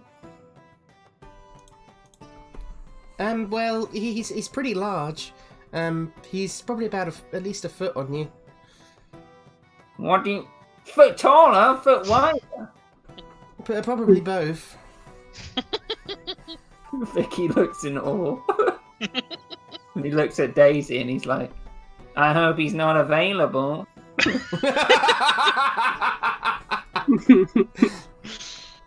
And then Daisy's like, no, it's alright, Vicky, I don't like sailors. Didn't we establish that she went on a date with him before? Who, Vicky? No, Daisy in the power. Yeah. So next we're moving up. Yep. So, hear you're a big adventurer, dear. Nice to meet you. It's been a while now. We're mostly just me and my wife are doing storytelling, a storytelling troupe. Oh, and how's that been going? Very well, thank you. She like eye thanks him, like getting closer to Jeffrey. He can't resist! Look at him! It's an elephant man! Are you alright with him doing He's got disabilities. That's so offensive. No, he's an actual elephant man. Tala's watching you, Langston. They're just facial tumours, Tom. Bungo would look to Langston and just goes, I feel like I knew a gnome like him before. Oh shit, yeah? Langston? Do you have relatives? I have many relatives. He's saying this as his goggles are down and he's looking at Jeffrey's ears. Fascinating. Yes. Puts the goggles up. Many relatives. Why? I don't know, it just seemed... Bungo just said you looked familiar, that's all. Walks over to Bungo. Describe him to me. He's a wizard fellow. He lives in Neverwinter, mostly. He is quite the character. Got a penchant for blipping around and in out of existence. You're very kind to describe him so generously. He's A wastrel? Yes! A magical wastrel is how I describe him. Oh, you're a relative of Bede. Yes, the name's Lanksim Thudbugger. Verisophist Lanksim Thudbugger. Bungo would put his hand out and be like, It's a real pleasure to meet you. Bede helped us a lot. Oh, really? He shakes your hand. What service did he render? Did he throw a party? Did he put on a show? He did do those things, yes. But he also, I don't think we would have survived without him. Don't tell anyone. This is one of the least known part of the stories. But when we entered the portal into the realm of Talona, he actually chucked Elodius through. Elodius Quinn? Interesting. I like you. That's good information. I thought you might enjoy that. Is he the guy with a bow? He is indeed. I bet Blam did most of the work. And you, of course. It was a team effort. Yeah, well, we got a pretty good team here, and if I don't say so myself, Naxora is the best leader we've ever had. Mind you, I've Good only to hear it. existed like 10 days. No, 20 days. 20 days. I wouldn't call myself a leader there, Vicky. But thank you. And that's Well, the most humble of leaders. That's when you know you got a good leader. I'm sure Elodius is very humble. Mr. Good Barrel? Mr. Thudbugger? What's this? He points at Jeffrey. Oh, that's my son. It's a long story. He pulls out the Wand of Wonder, and he's like, have you ever seen one of these? Lankson, do an Arcana check. Yeah, of course. Oh. Yeah, you know what it is. He puts his hands up and kind of shuffles in front of Mackie a bit. Whoa, hotshot! I think you'd Careful also where you're waving that. with that, you'd also be really curious who made it, because they're all kind of different. Well, I got one of these on our adventure, and I tried using it, and Jeffrey came out of it, but he was an elephant at first. But in the last couple of years, he's kind of changed. Yeah, I can see that. He was an elephant, but now he... Was it a gradual process? Yes, very gradual. First, it was just I was Fascinating. feeding him peanuts one day, and I thought I heard him say "Papa," and it kind of confused me. But yeah, over time he's got some grasp of common at this point, and he's doing quite well, aren't you, Jeffrey? Jeffrey be like, yeah, I'm doing real good. Well, it's a pleasure to meet you, Jeffrey. You're quite the wonder. And he holds out his little gnome hand. Well, pleasure to meet you. This is Shanks. Say hello, Shanks. Hello, Shanks. Well. Shanks? Play mode. Shanks goes up to Jeffrey and he gets a toast pastry out of Jeffrey. Jeffrey would sniff it out of his trunk and then kind of grab it and then... It is banana flavour. Oh. That was nice. This we would ask Bungo. So, what's going on here? What are the events? And I'll tell you the events first. So, up here, obviously, pie eating. Let me zoom out. Whoops. Hold on. There you go. Okay. Pie eating. Yeah. Pig chase. Okay.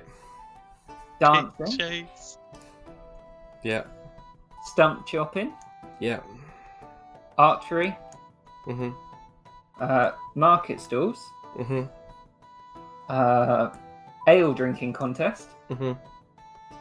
storytelling festival and magic contest, and insulting contest, magic tricks contest, and storytelling. And the central area is arm wrestling and slapping. He would relay that information. And that's all the events we got, really. I'm doing a tale myself in a bit. If you're interested. Mackie will be like, definitely interested, Master Goodbarrel. Yeah, I say we do that before we do the ale drinking contest. Do you remember the thing? We are due to start soon, I believe. And he looks back at Atala. Yeah, she nods. I've not established a personality for Atala. So, yeah, you'd know it's time. It's time to go. Time to go do it. Right, well, let's, I hope you enjoy the show. We've got to get ready. Come on, Jeffrey. Come on, Jeffrey. Langsam looks absolutely forlorn as Jeffrey wanders off. Vicky would go up to Davy and Barlin, and he'd be like, "You hear that, Davy?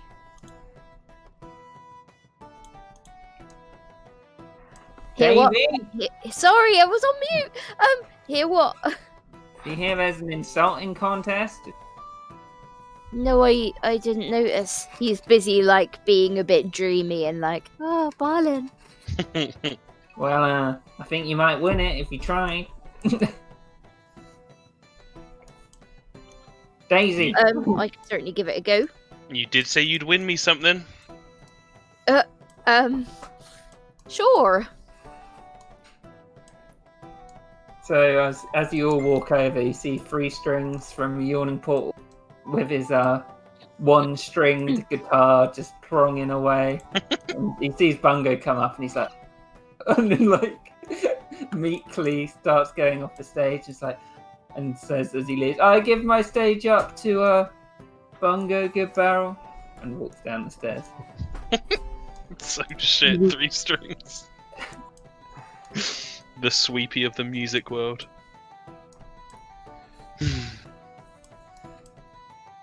Bungo would want Jeffrey up on stage. He's his safety officer. Oh shit, I killed fucking Barley.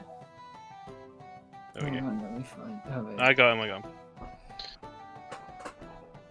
So you can see this large crowd is gathered round to listen to Bungo tell his tale, whatever it will be. You can see some children in the audience. That's a gnome, Kieran. No, that's a child. That's a mum. I know. You've met Madrig before. Yeah, in the bookshop. Yeah. Oh, scroll shop, sorry. Bungo would be walking around on the stage, and he'd be like, come all. I have a tale to tell you. What do you think, Barlin? Shall we go and listen to a story? Oh, he's meant to be a famous adventurer, man. Feels like it'd be a bit of a waste not to see him while he's here. I know a thing or two about adventuring myself, though. That's true. With the sword. Birdie does like a story, though. Sometimes I tell him a story to get him to go to sleep. Oh, Sorry, I love that. Oh, he's so cute. I think Atala's going to be on the side doing little like dancing lights and minor illusion to help his story. Ooh, very fancy. Yeah, Bungo would say, come, one all, come all. The tale of the town tryouts. So you'd see that the crowds are flocking in, Bungo. They've all been waiting for you for your speech. Yeah. Come on, Davy. No. I'm busy singing your praises to my friend. Come sit next to your boy. Birdie! I was just getting Birdie! Birdie. Yeah, buddy! Birdie's sitting with Davy in a moment. Oh! Oh. Is that a good sign? You see Of course Gravy as well, Bungo. You kind of half recognise him, rock up as well. Oh, please tell me Davey hasn't spotted him. You Otherwise roll there is going to be a real insulting contest. you can roll a perception check to see if you see Gravy Davy. Gravy Davy.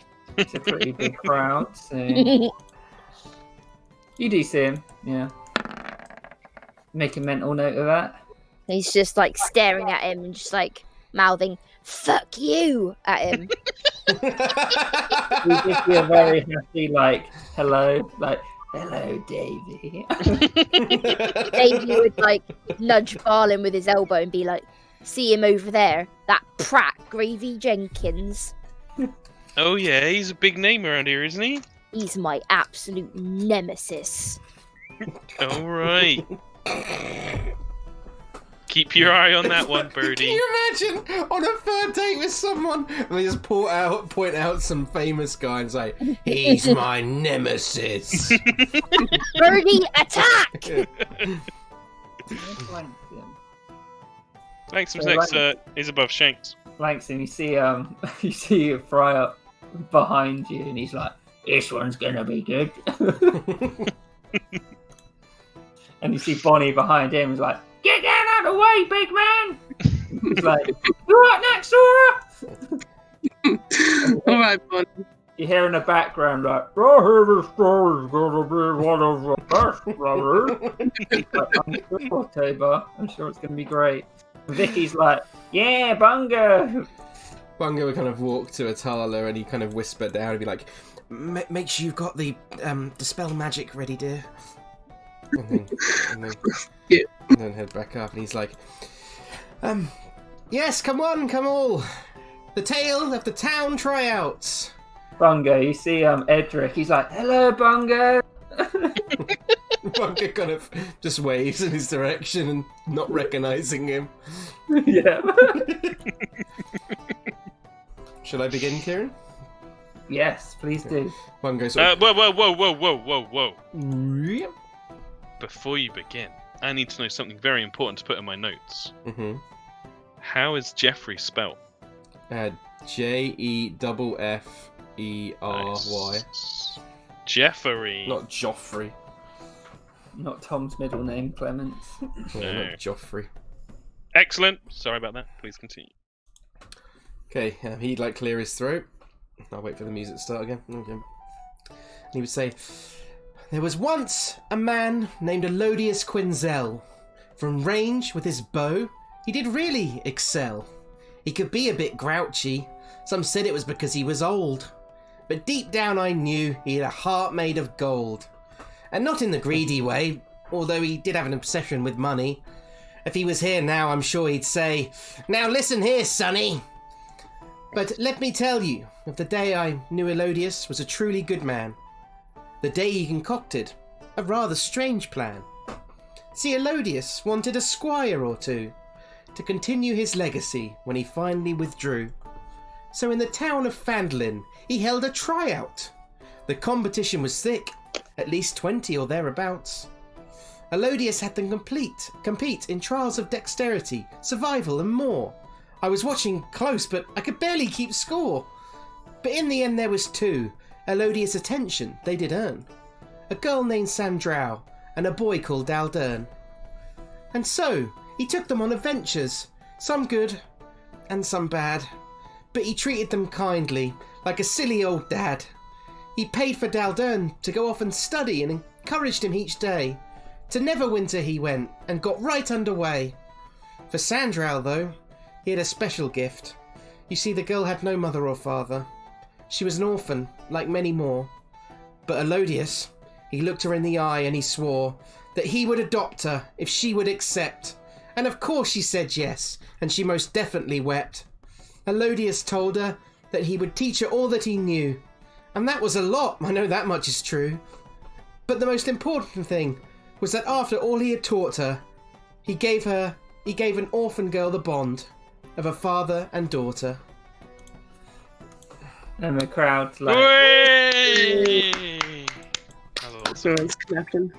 And then as he ends it, Bungo holds the Wand of Wonder up to the sky. And he's going to cast the Wand of Wonder.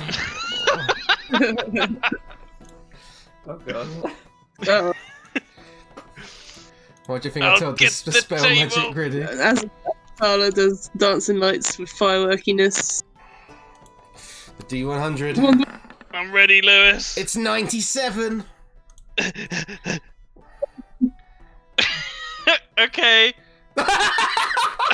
That's pretty great. I feel like So I should... who would be closest? Wouldn't Bungo be closest? Yeah, technically. Just a straight line, then, yeah.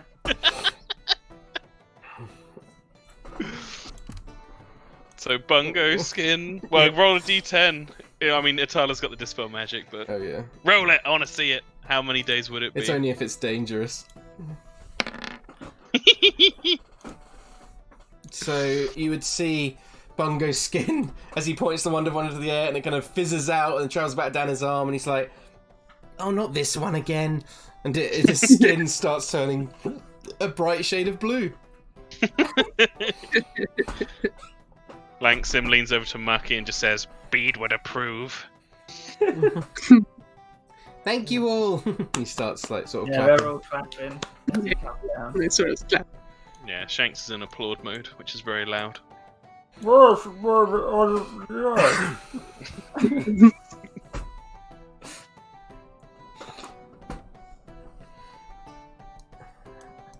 That was amazing, Davey. Well, I'm glad you enjoyed it.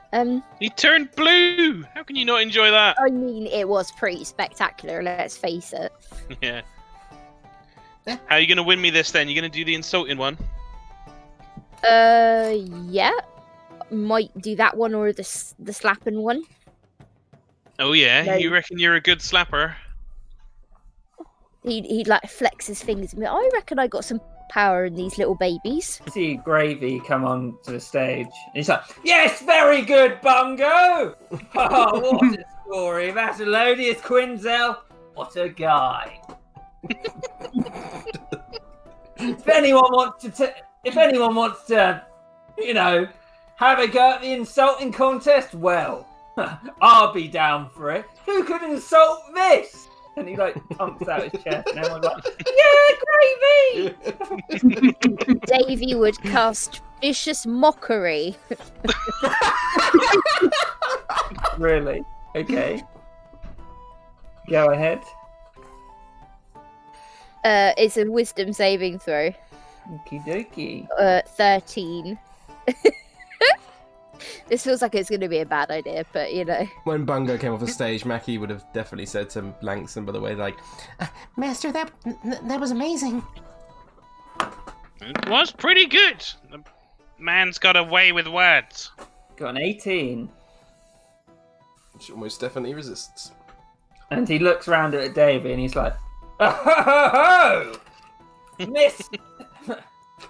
Mr. Millstone, would you care to get yourself up here?" Would you care to get yourself down here with the rest of us people? Well, I thought we'd try with the insulting contest, seeing as we've got this large crowd before us. See, Davy, put our minds to the test. David, like, flex his fingers out and be like, all right then, I'll give it my best shot, shall I? You give Barlin a wink and then, like, go up and be over here. Yeah, Barlin, give him a little slap on the butt as he goes. Yeah. Give him some mojo as he goes up there. Right. So, go on then, Davy. Start this thing off as it should be. I mean, first things first, you're not as talented as you think you are. Can you roll a charisma check, Davy? Just a wisdom one, not a saving one. It's a charisma check. So, Ah, yeah, charisma. check. Oh, sorry, I'm It's a being. check. I like to imagine Gravy is Oh! Gravy at this. He looks deeply insulted, everyone, and he can see that the crowd is sniggering very slightly, Ooh. and he is enraged. So that's Davy 1. I like to imagine Gravy as Kieran's lab persona goes in and he's like, ha ha ha! Right. Right. Let's pick. I'll follow that up with Davy's pate is as barren as his ideas. Well, that certainly explains this full head of hair then. Hang on, we'll roll. This is terrible. Oh! And the crowd does not look very impressed by this. He's waiting for the applause, but it just doesn't come. 1-0 to Davy. Go on then, Mr. Millstone. Gravy Jenkins' singing voice sounds like a cat with its tail stuck in a loop. Roll. I can imagine Barlin being like, Jesus Christ, that's horrible. Yeah. Whoa. Covers Birdie's ears. Whoa. Charisma, please, Davy.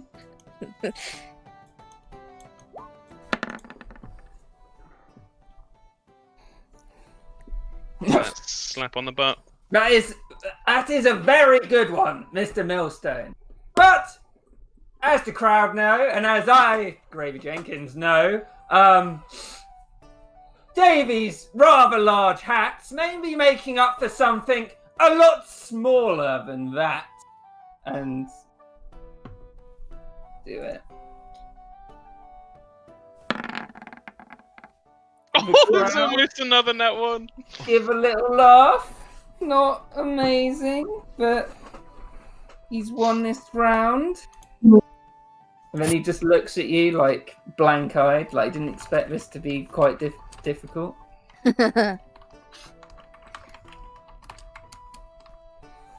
Well, at Gravy Jenkins, at least somebody's actually seen. I can actually get somebody to look at mine to verify the size.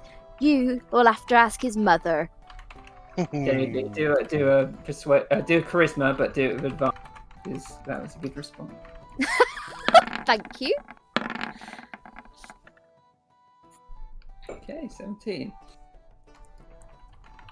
Well, Davy, mine may be smaller than average, but at least my mother doesn't follow me around everywhere. Yeah, that's because your mum don't love you. Hang on, that's a quick response. Crowd like that with that, but that quick response. Can you roll another charisma check with advantage, Davy, for that good one? Oh, that's good. And then sort of fumbles. He's like, "What? She does love me." Whatever you have to tell yourself to sleep at night, babe. You know she doesn't answer your letters. Davy wins another round, and it Yes! comes to the final round. And you're like, go on then, Mr. Millstone, give it your last shot. Oh. Now, some people in Waterdeep made it say that Gravy Jenkins is the most talented person in Waterdeep, the most talented bard you could ever find. But he doesn't have the goods to back it up, nor does he have the balls to even bother trying. Calling it out.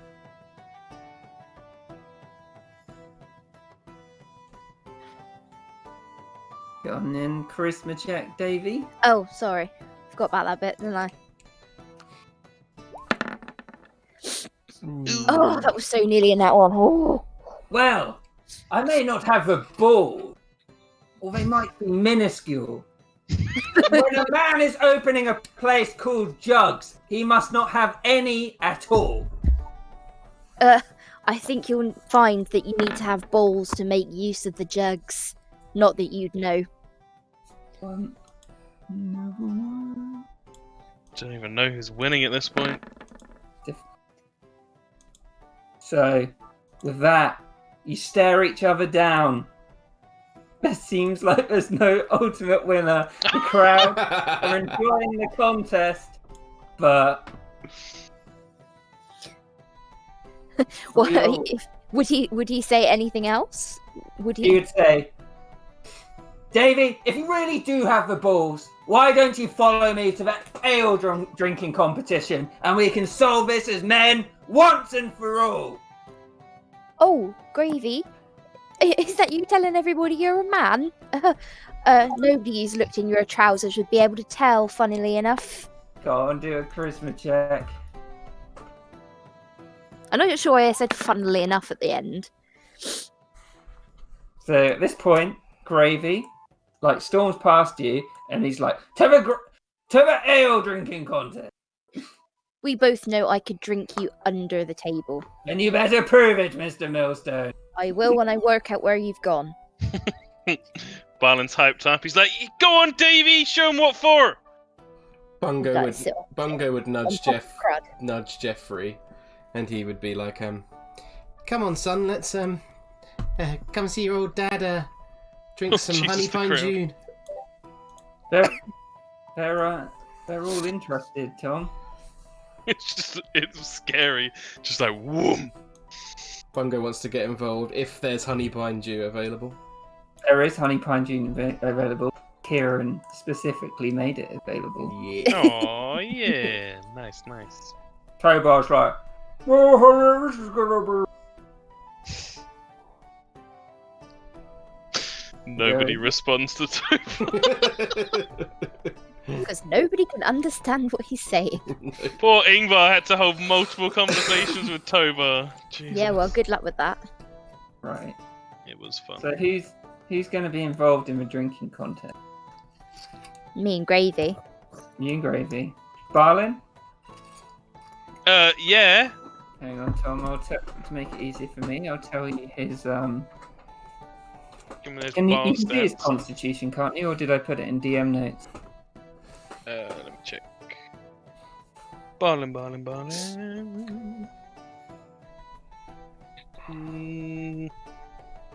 Yeah, DM notes it must be. It's a +1. Alright. So you see Crud, he's like, alright, we're doing this.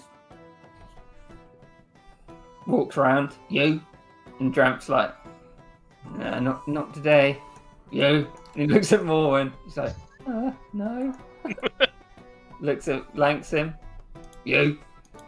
No, not for me. Alright, little man, just can't handle yourself. And looks at Mackie. All right, out the way. I hope everyone's seeing how easily Langsam is roused. Action. Looks at Mackie, you. I'm not much of a drinker, I'm afraid. Yeah, it's kind of the point. And walks around to Naxora. Naxora, you helping? Well, I won't be partaking, but I can help if you want to help serving. Yeah, that'd be actually really useful. Thanks, Naxora. Not many people have the grace to offer their help, so good on you. Thank you. Doesn't even look at her. Nee. Jeffrey would turn to Atala and be like, Daddy gonna win? Yes, dear. Okay. So, Crud comes round. He's like, all right. So, you're all here for a drinking match here? Well, it's going to be pretty hard. I brewed these up myself. Well, some of them anyway. So, no, this isn't for the milksops out there. Looks at Raina. Like, At the same time, Davy would look at Gravy and be like, oh, best quit now then while you're ahead. me quit? I never quit at anything. Shame, you probably should. He just glares at you. What about you lot? Yeah, fuck off. When he goes around, he's like, Volo, good. Jiminy Jack, good man. Jiminy Jack. This isn't for girls. And then right, let me go back to it. So, right, we got Let me have a look at my list here. Where is it? So, Mackie is... Oh, I don't know if she would do this. I'm going to roll to see. It's just a fun event, so... I'll do a wisdom check for her. Yeah, I think she will do it. It's just a fun event. She's gonna tap Langsim on the shoulder. And she's gonna pass him the what's the cup called again? Oh, cup of gate. Is it the cup of gate? No, that was favour. It's like the mug of sobriety. Yeah, or whatever. mug of sobriety. I think I forgot to add it to my inventory. And she'll wink towards him and just say, "I knew." Right. So, we got 3 ales, because ale's a man's drink, yeah? So, you gotta drink the 3 ales. They're all fucking strong. So I don't want to see anyone pussy out. If we can't take it anymore, well, that's on you. But we're only gonna have one winner. We're gonna keep going until it's done, yeah? God. At least you know it's one pussy. It's called Ingvar. We ordered table wine, not for a table. I don't want to see any of that. This is ale table. Do not take it off the table. That's all. Will you please help me with the drinks and anyone else who's going to be polite? Yes, it. Let's go walk around the table. First drink is it's a mug of Brightwood Ale. It's from around Raslanta, if anyone knows Raslanta. Nope. Does Langsom know Raslanta? You can do a very low history check. 10. He does. It's so close to Waterdeep, we'd never know. And you see a guy in the crowd, and he's like, "Yeah, I'm from there." Hey, it's the boy. That's great. Who's that? From Arconauts. Oh, fuck! We bought all his children. Oh my god, yeah! Oh, fuck. And now he's celebrating getting rid of It's the dead Jib. weight. Right. So, we're going to say that with these drinks, there is a con check, but the con save for if you get drunk is 20. Okay. So God. you can pass and keep going, but if you don't get over a 20 with the con, then you're going to get more and more drunk. So the servers all pass around the ales to you. So can you please do your con checks? Yeah, Langson would have smiled at Mackie and actually given her a little wink. And then, I guess, handed her back the mug and just say, "I'm gonna do this and prove that fool that I can do it." She smiled. She says, I was more thinking in case it might interfere with the research later. So Bungo is fine, but he goes. "Oh, I haven't rolled up... bungos yet." Oh, I thought we did. That was a history check. Davey is completely fine after this one. Davy would just glug it down, whilst looking Gravy right in the eyes the whole time. It was slam his cup down on the table. Yeah. It's 14 for bungo. As soon as it starts, Atala's like, "You get him, Bongo!" And then she's grabbing onto Jeffrey's hand, a bit giddy and excited. Oh. Oh. I'm going to keep track of this properly. I'm going to put whether you're really drunk or not. So Langson failed, I think. Got a 9. Langson, like this cup of Brightwood Ale, it goes straight to your head as soon as you down it.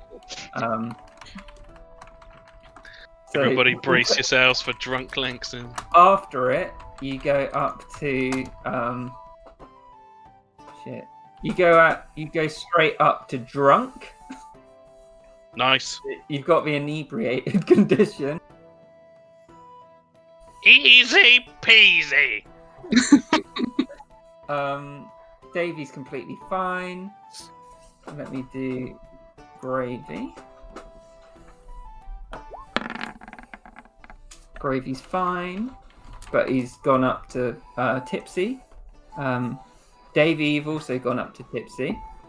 Okay. He's got advantage on charisma-based throws. Has Bungo's gone up to Tipsy as well? Bungo's gone up to Tipsy and he's fine.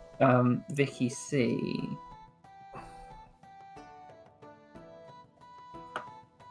What You about see, Barley? Mucky, the thing with all these short-lived races is they don't know how to wait and savor the moment.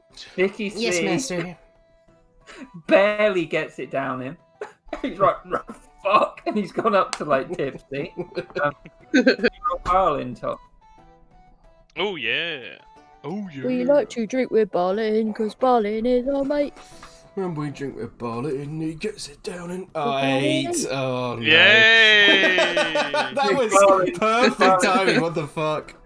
Barlin can't go on, and he's gone straight to drunk. So people who've done that, I'll put little pink things on them. Go on, Davey. You got this. I'm gonna sit over there with Birdie for a bit. I'm feeling funny. Oh. Alright, I'll get this. I'll come and claim my prize. Wait, so can Lanksome not go on either?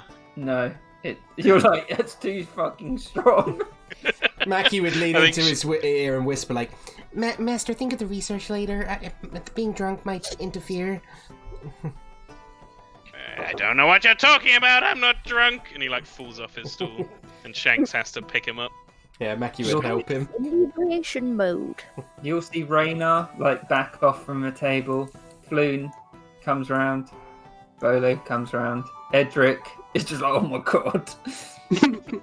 Davey's going to move up and sit directly opposite Gravy. Oh yeah. Look him in the eye and like, fuck you, Gravy. Will everyone, Sorry. will go ahead. everyone not involved and too much for a pussy, stand back. All move up, please. And move up the table to who's remaining. Miss So, Page. Crud goes round. He's like, goes to his regulars. He's like, yeah, good one, boys. It's good on. Gonna win this. Yeah. And he looks at Rodsworth and he's like, oh, lady still at the table. Very good to see. Manfred still at the table. Pats Vicky on the back. He's like, well, we separated the men from the boys of that one, haven't we? Second up, we got. We It's can't Davey. have done. Sorry. Gravy's still sitting at the table. Sorry, no. I was just about to say, is Davey like locked eyes with Gravy the entire time? Yeah, pretty much. He's just like, I'm gonna fucking end. You just got Manfred on the end there as well. Like, what the fuck? We got second round. Splinter Tooth Ale from it's up from the Grudge Hold. If you heard of that one, I didn't until today, but I like what they got. Hand it Dave- round, please. As he's handing it round, Davey would look over to Barlin and be like, you alright? To Barlin. Yeah. Yeah, he's. I think, but I imagine Barlin in much the same way as Tom is, as a happy drunk, and he's just okay. like a little bit swaying, but he's actually like leaning on your back, and he starts giving you a bit of a shoulder Aw. massage. He's like, Okay. "Go on, you got him, you got him. Davey, Aw. Birdie comes and curls up in your lap. Oh. Yeah, you got the birdie blessing." Because Barlin said, I'm feeling a bit funny, so I was like, he'd check on him, make sure he was alright. Oh yeah, he's good. The Naxora passes round all the drinks. Yeah. Can you all do some con checks, please? Thanks, What Naxora. drink is it? Splinter Tooth Ale. Ooh. It's... Ooh. Oh no, that was was not the so one close. as I thought it was. Get fucked, Gravy. Davey would be like mouthing, you're going down at him. I just got to do one more. I think Roswith is still in, isn't she? Yeah. Gotta get her character. Because Bungo's immune to poison, does that mean he can't get drunk? No, I'm being a dick. I'm being a dick. I love that Jeffrey and Bonnie are now an item. Hello there, big man. very big trunk you've got. I died. My daddy couldn't win. So with that, you see Floon walks off, and he's like, "Oh fucking hell!" Volo is still in. These two regulars, one of them drops out. Shit. Not Jiminy Jack. Jiminy Jack drops out. Do we have to drop out when we're drunk then? Yeah, you have to drop out when you fail the con save. Oh, okay. I see how it works now. So It's pretty cool. So Bungo drops out, but you're pretty drunk, Bungo. But Crud, when you drop out, you're drunk. Okay. That's how I'm gonna put it. Yeah, He you go comes straight up to to you, drunk. and he's like, "I know we didn't get to the Honey Pine Dew, Bungo, but you're a special visitor, so I got you one." Oh, thank you. Yes, that was quite strong, that one. But I can nurse this, and I'll go stand over there. Yeah, cheers, mate. Move round. Gravy's like, "Oh, it's just too much for me." Guess you win, Mr. Millstone. Oh, just like I do for everything. Such a shame for you. You can see he sulks off. Yeah, see you later, Gravy. Balin waves. And What? Davy would stand up on his stool and be like, "Yes, to Davy." He was like swaying around a bit though because he's tipsy. Davy Millstone, the best insulter, the best drinker, and the best bard in all of Waterdeep. Balin What, cheers. Mr. Millstone? You haven't won yet. We've still got Manfred. I beat Gravy. That's all that matters. You don't know your name. Laura, please bring the a mug of gut punch ale. Oh God, why do I feel like this is going to end in tomorrow? Davy vomiting all day. Davy's an After the- old hand at this stuff. That's true. And the pie eating contest as well. I'm thinking. Yeah, Oh no, he only had 2 You might have pies. been insulating it, David. It could be a exactly. good- Yeah, That is true. nice barrier. So, Suck it, Gravy. Naxora brings around the 4 gut punch ales. And he's like, "I don't even know where this is from." And I certainly, well, I did make it. Just found it. Found a barrel of this in an orchard. Vicky, Decided to drink it. It's my piss. Fermented, like you see. Fermented crud piss. so Vicky takes it in. He's like, "It's too much for me." And he's Oh, Vic. pretty drunk, and he's like, "Oh damn!" Where?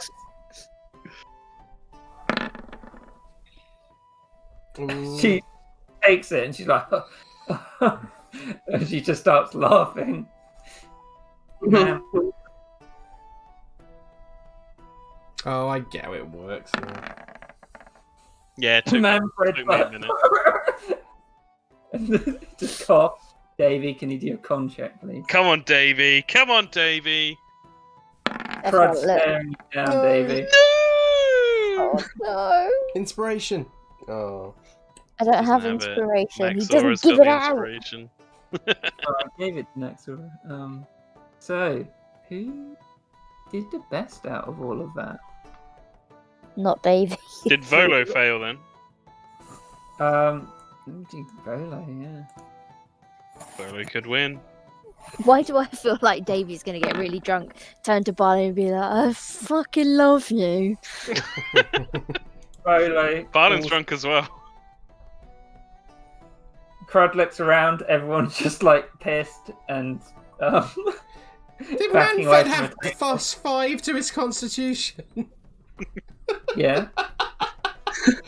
Okay. Manfred's the secret man. He's awesome. He just sits there all day drinking. True.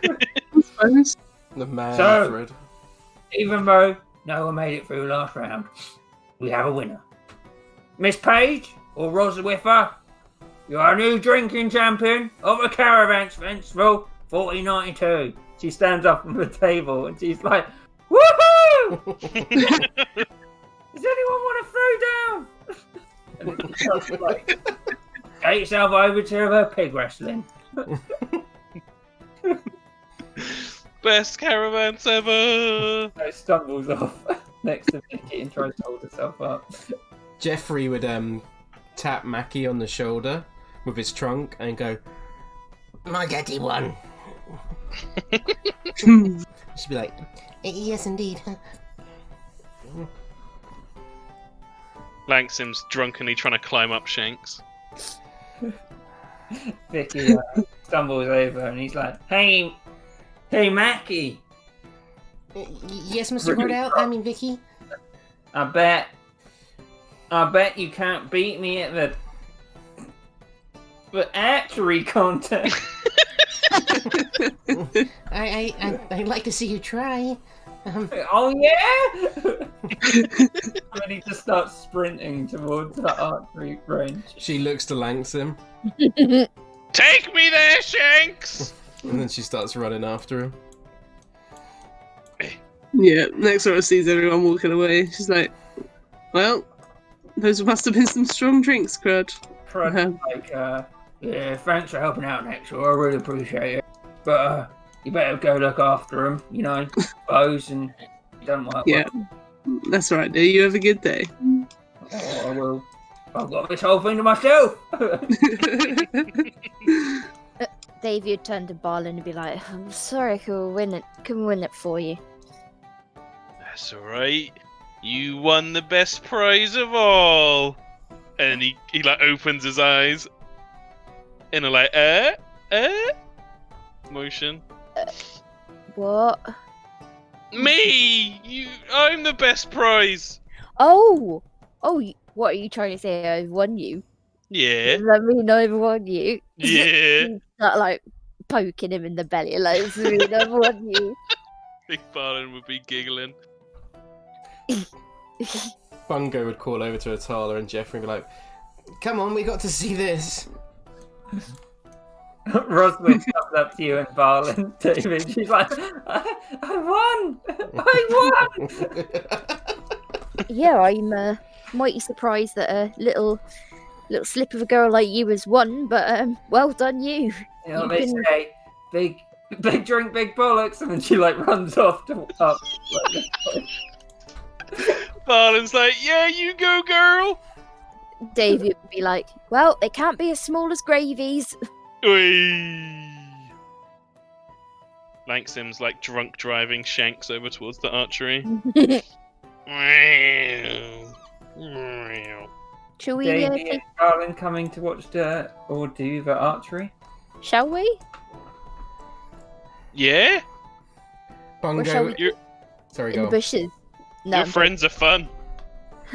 thanks. I quite like them myself. Shall we go and see what they're up to? Onwards we go. Lead on, birdie. She like runs over. Our noble steed. Thank you. Nexora looks at Mackie and she's like, "Maybe we should have our own little competition on this one." You think so, Miss Shalzar? It's been many years since I picked up a bow. Should be interesting. I've always struggled with a master. I'm okay, but yeah. At this point, you see a Tabaxi come up and he's like, "Well, hello everyone. I am Ames with Grace. And I will be your archery assistant today. I guess you want to know how this all works, and well, you all take a short bow, you get 3 shots at the target, and I have an overall leaderboard, which I'm so we can have a ultimate winner of this competition." And he tries to show everyone the archery competition leaderboard. Oh shit. Oh, gravy right at the top.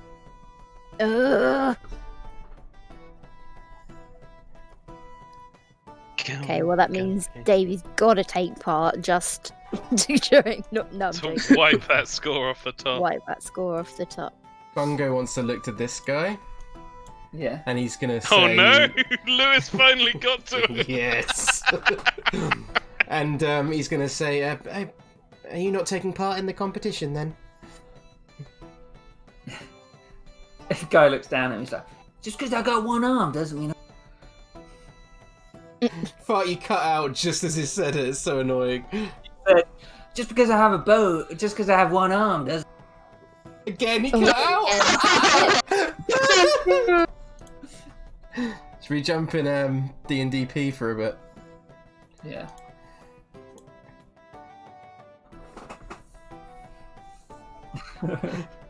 Fucking typical. As soon as I get to gun run, I can't hear him. What did he say, Kieran?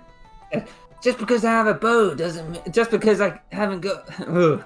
Just because I don't have one of my arms doesn't mean I can't fire a bow, man. Oh yeah. Yeah. I needed that in my life. Thank you, Kieran. Right.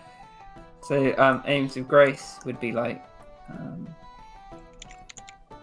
So, you get more points for bullseye, yellow band, red band, blue band. That's how it works. You get 3 short bows. So everyone who's taking part at a short bow. And you get 3 shots. Okay. So, Short bone. whoever wants to go first. And Mackie will go first. Okie dokie. Hang on. 16. It's okay. So over 16 fires straight into the red band. Not bad. I haven't done it in a little while. Yeah, Mackie, that was pretty good. You hit the thing. watch this trick shot, and he tries to bounce the arrow off of Shanks towards the target. Okay. Do it with disadvantage. I feel like he should have like triple disadvantage because he's already got disadvantage for being drunk. Okay, and he's not firing in the right direction, so roll 3 dice and we'll take the lowest.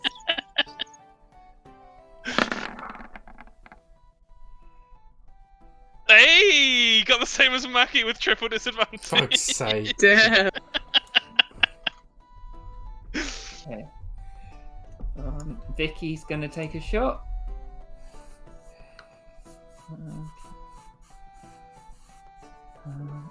God, is he proficient? No. Oh, Vic! It just doesn't go anywhere. Just twangs out. Just ends up here. Go on, Davey, you're taking part. You got to knock Gravy off the thing. Wait, am I? Yeah. I was just saying that. Okay, alright. Alright. This is like the worst dick measuring contest ever. What do I need to put in my equipment? Short bow. A short bow. What? I got 11. And what do I need to do now? Shoot. Do an attack roll with disadvantage because you're drunk. Equip the short bow and shoot with it. Oh, right, sorry. I did actually kind of say it as a joke, but I'll go with it. Barlin be egging you on.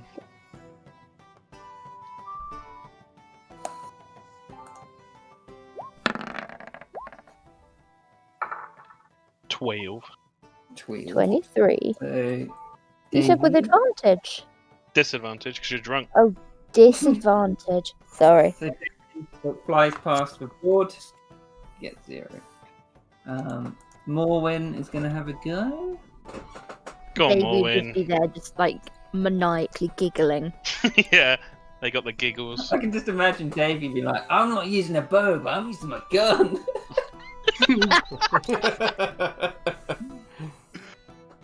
Puts the arrow in the end of the gun, and that's like the bullet. Natural one shoots Barlin in the head. No! Or Birdie in the head. No! I think that would be the end of Barlin and Davy. Well, yeah. Is Yeah. Naxora joining in? She got an 11. 11. Okay. So Naxorus also misses the board.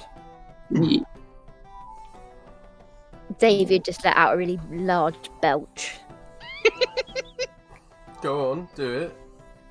I can't burp on command, Lewis.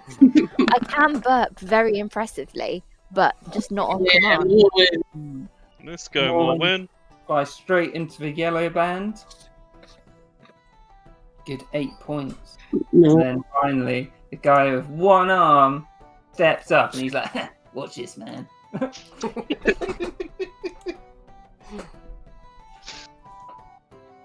How is he firing it? With his leg. I was thinking Okay. it'd be like with his Yep, teeth sure, coming. yep. You're not sure how this technique works, it just does. +7. But it just misses. Gonna run. Bungo is just going to look through and be like, oh, unlucky. Well, it's not about luck, man. I've done a lot of things in my life.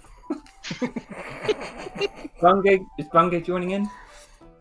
No. Bungo's drunk. Bungo's not joining in for this one. He's not an archer. He would be like, if only you could see Elodius here. No mention for Grey. He Yeah. snapped his bow. Yeah, he did, exactly. Grey's not a bow man, he's a stabby with rapier, man. Yeah. Okay. Next shot. There's 3 shots. So whoever's next, would you please take a shot? Oh, this time, Nexaurus just scrapes by, missing again. No! Mackie tries to go for a bit higher shot, but it just keeps flying off into the air. Look at these amateurs. It's harder than I remember. If only. Davy Millstone. Davey goes for the bullseye, and everyone's like, "Fuck!" On the 21. 21, yeah, 'cause he's disadvantage. Yeah. Oh, Davy! What can I Barlin's say? going mental. I feel like Davey and Barlin are just exactly like you and me. Pretty much, yeah. Just me being stupid and you being like, Misses. oh. Morwen. Go on. Oh, this stuff tastes so good. Yeah. Fucking hell. He bullseyes. And then Gunner Runner's like, you ready for number 2? And He's gonna miss again, isn't he? Oh shit! and he also bullseyes. Shit. Now that is a shot Elodius would be proud of. Yeah, man, I bet Elodius got 2 hands. I've only got 1. He does indeed. Just as long as it's not the only thing you ever talk about. You're defining factor. It's like Adam Hills and the fact that he's only got 1 foot. Yeah, great, we know. And the final round.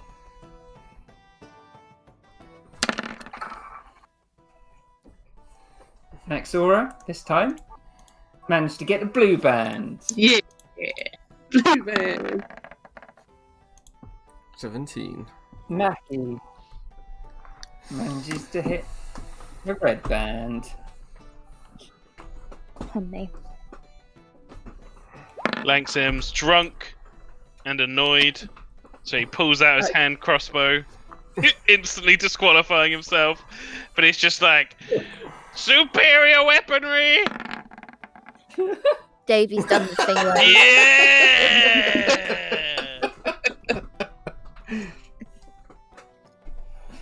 But you see the Tabaxi on the side just shakes his head at you. Yeah. Davey's Vicky, seen Langson do that and done the thing where he puts it in the end of his gun and just like, I know what'll work.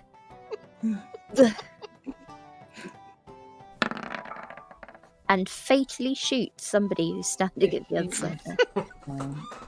This guy. Morwen goes for her final shot. Ooh. Oh, Morwen. The guy with 1 arm, he's like, check this out. Holy shit. Oh, Bullseye damn. again. Who are we missing? That's everyone. So, out of everyone, Wait, what about Vicky? Vicky missed. Oh, you did, Again. Vicky. Yeah. So, within this little bout, the winner with 20 points was this guy up here, the one man up one arm. Like everyone lost. He gets a short bow and he swings it around like like a revolver on your fist, and he's like, "Too slow," and he like walks off. As he does, Bungo would look to Atal and be like, "He really is some kind of one-armed bandit."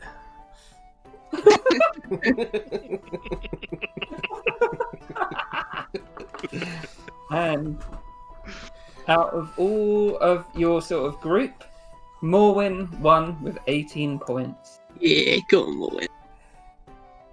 How would She got Langston a have little done bow. if he didn't get disqualified? You'd have got 6 points. Wait, with the last shot? Oh, he would have got 16 points. Ooh. How many did Mackie get? Mackie got 12 points. Yeah. What about Davy? I Dave- should ask. Davey got 10 points with a bullseye. Damn it! How many Um, did Naxora get? 4 points. Oh. Yeah. Vicky got 0. 'Cause she missed every time. Good job, Miss Shalzar.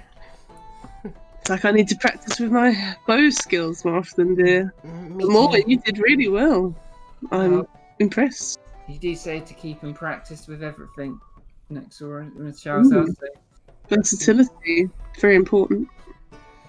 Vicky's like, nah, it's not.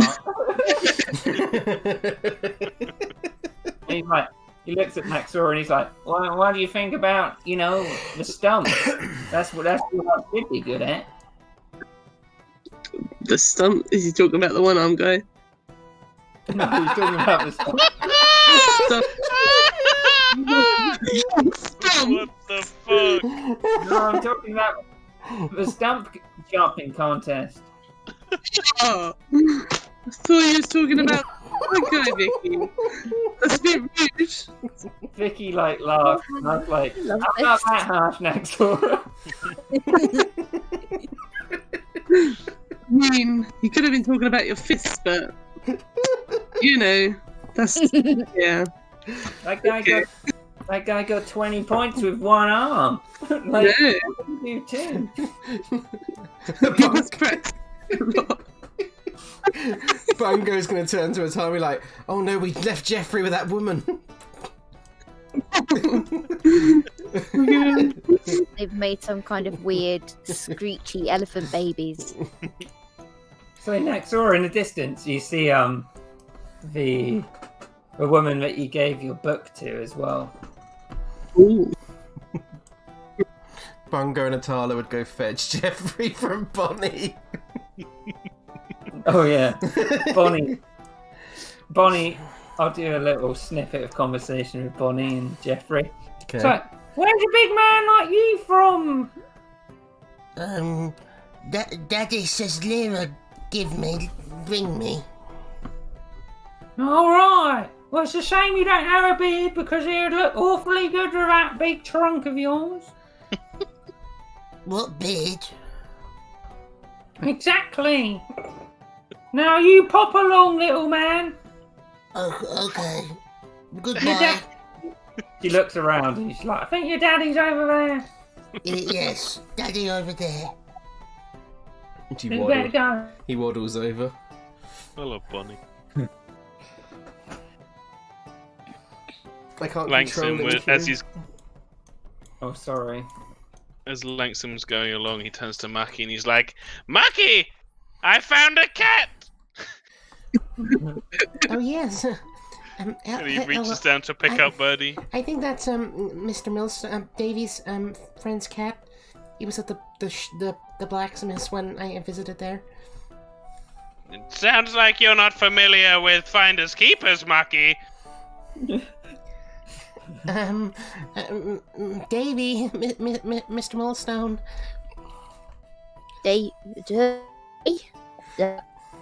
Yes, Mackie? You may want to bring your friend over. Has Mackie ever seen Langston drunk before? No. No, He doesn't drink normally. He only did it because he got challenged and he was like, "Grr." she's just So basically, like- confused and doesn't know what to do. Langston's this holding point, up Birdie like a little trophy. Langston, you give him here. That's my friend's cat. What will you give me for tradesies?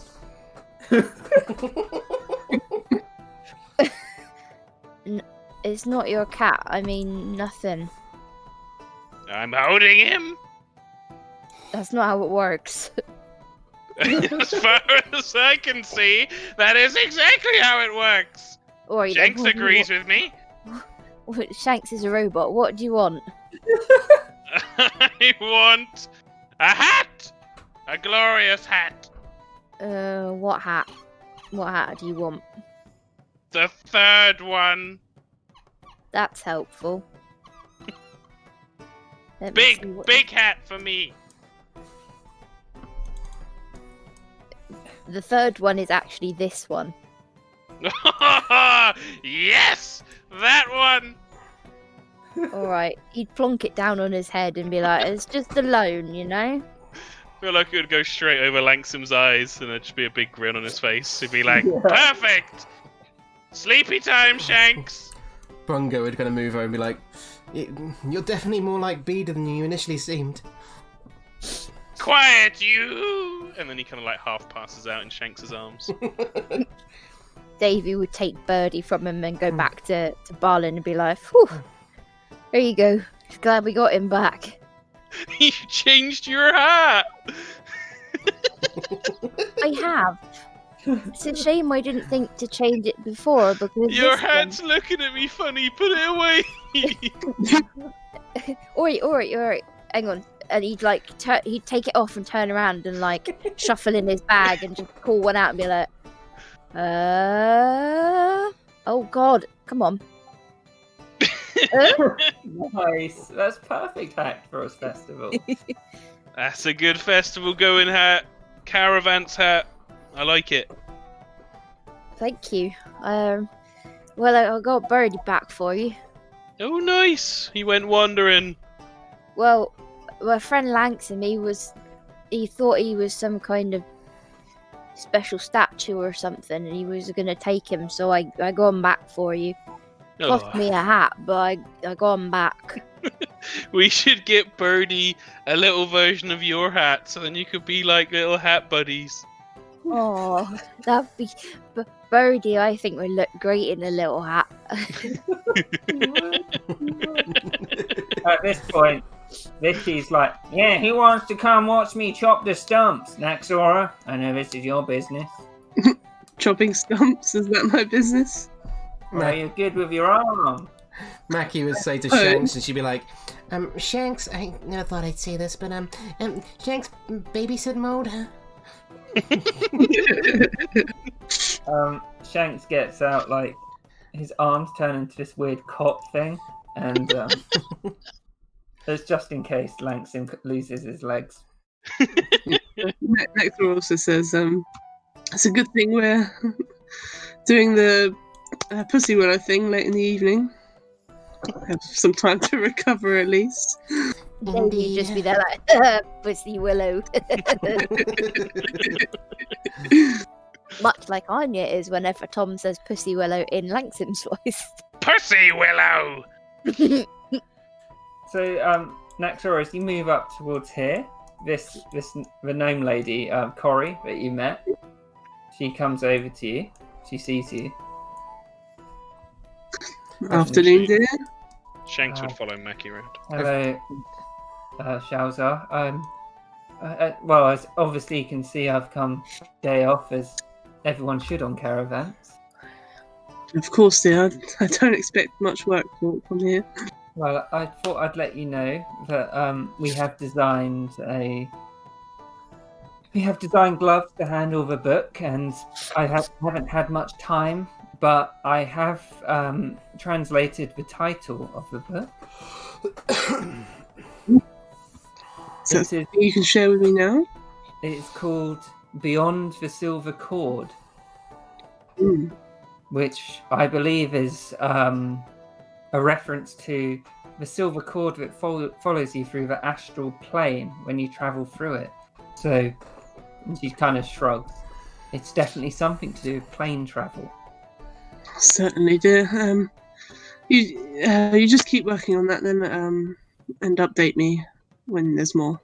There is one small hiccup to it, which the librarian informed me of. It's when reading this book, there is the potential that it may damage my eyes. I see. Is there some way to dispel it, or?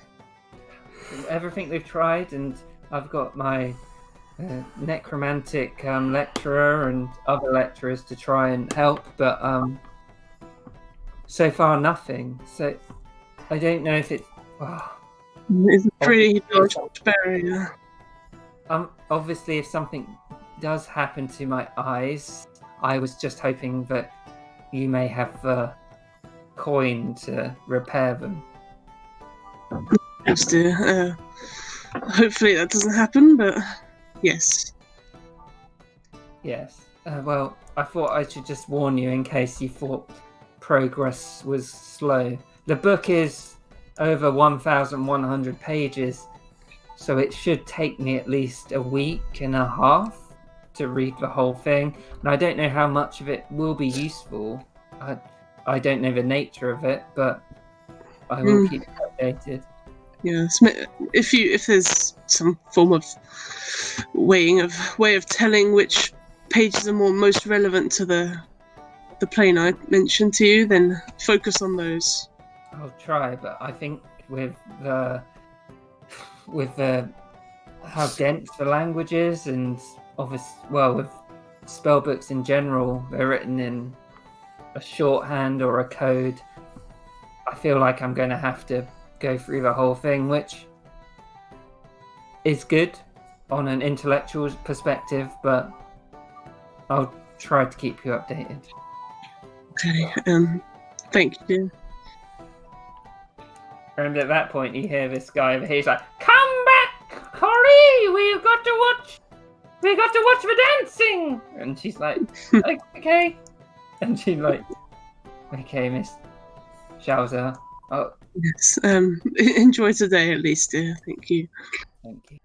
She runs off, and then you see Rosworth is like, "Hello, Professor Hopesinger," and she's like, "Oh yeah, hello," and runs past.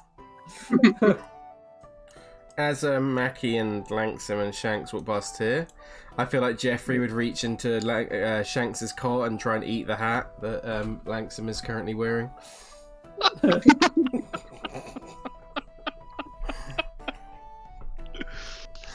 It's magical, isn't it? Yeah, but he's just got it in his mouth and he's just like chewing it. And Bungo's like, "No, Jeffrey, don't eat the hat." And he's like, "Tasty hat." And he's like, "No," and he's like trying to reach up and grab him, and then eventually he'll pull the hat out and he sort of shakes it off of all this. He's like, "Did someone lose a hat?"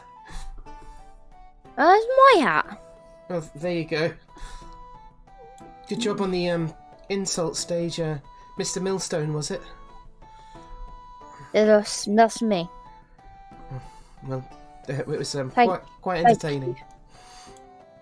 Well, I don't like that little runt, Gravy Jenkins, so... I like to imagine Bungo just walked up and he's just muttering that to himself. Yeah, he probably would be, actually. Bungo's like, well, okay then, enjoy the rest of the festival. You enjoy the rest of the festival. Come on, Jeffrey, maybe you can... Come on, Jeffrey, maybe you can compete in this part.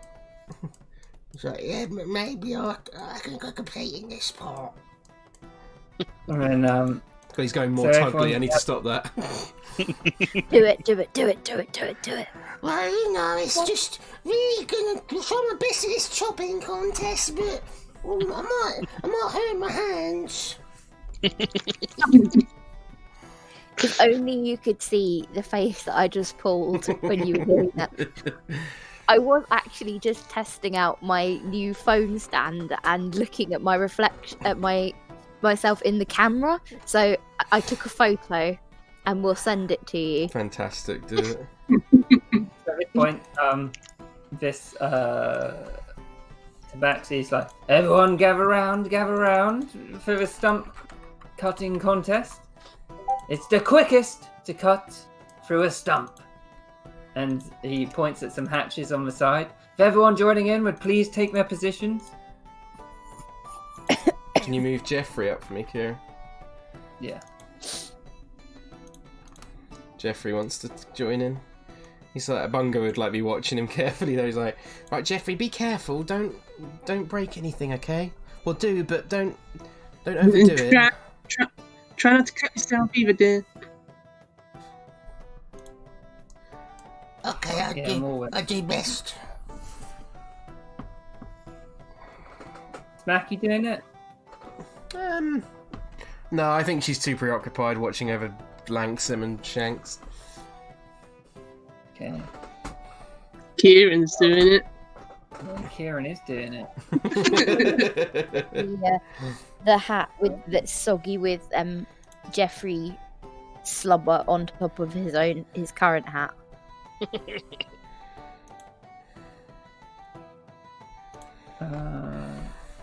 Either that or he'd put it over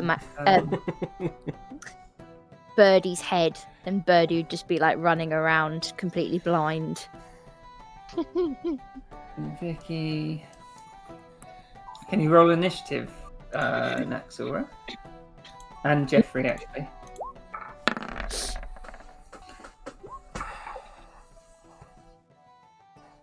I can't add him on naturally because I can't. Oh fuck yeah, actually. Yeah. Oh. There you go. I've had. What did he get? 4.13.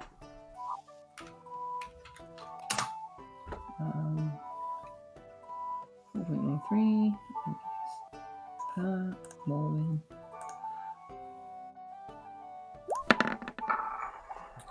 So you do a normal melee attack, but you add the but you do 1d8 damage to it because it's a hatchet. Okay. Me. And let's do Kieran. Okay. What weapons do 1d8? Tom should know. Mace, longsword. Mace is 1d6. Longsword might be right there. Mace is 1d6? Yeah. What am I thinking of? Oh, Maul. Maul, yeah. Wait, well, I'm confused. What are we doing? So you do your normal attack, Naxora, but you do 1d8 damage, so you can just roll a 1d8 dice. Yeah. No, I'll keep track of how much. Who was that? Jeffrey rolled a 12 to hit. Okay. Do we just roll the damage? No, Naxora's going first. Oh, sorry. Because it's initiative. So it's just 1d8. Oh shit, I didn't do Roswith. No, you do an attack on the stump. Okay. With any proficiencies or just an unarmed attack? Are you proficient in simple weapons? Yeah. Yeah, then you do with your proficiency. So it should just be the same as your trident. So you would add your modifier to the damage, though? Or would you not? Yeah. Yeah. Just do a trident attack. Yeah. Trident's 1d6, though, isn't it? No, but Yeah, she's doing 1d6. attacking with the she's attack because it's the same as normal. Because she's got a proficiency, but she does 1d8 plus her strength instead. Yeah, so we 1d8 plus 4 on the damage. Yeah, Okay. but hang on, let me see. Stump. Where is it? Morning Star. So- Radiant. Naxora 1d8 plus- actually misses the stump. Hey. Victor, he's got disadvantage. Victor.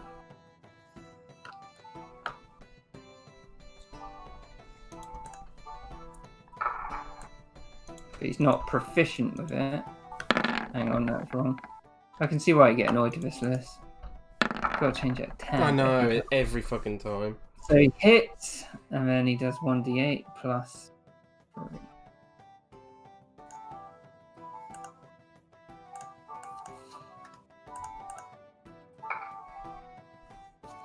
So Vicky takes a big chop at it, and a chunk just goes flying off. Morwen.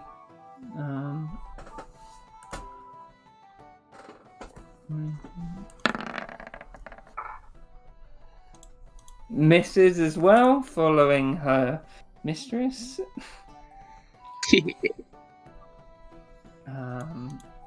Roswith.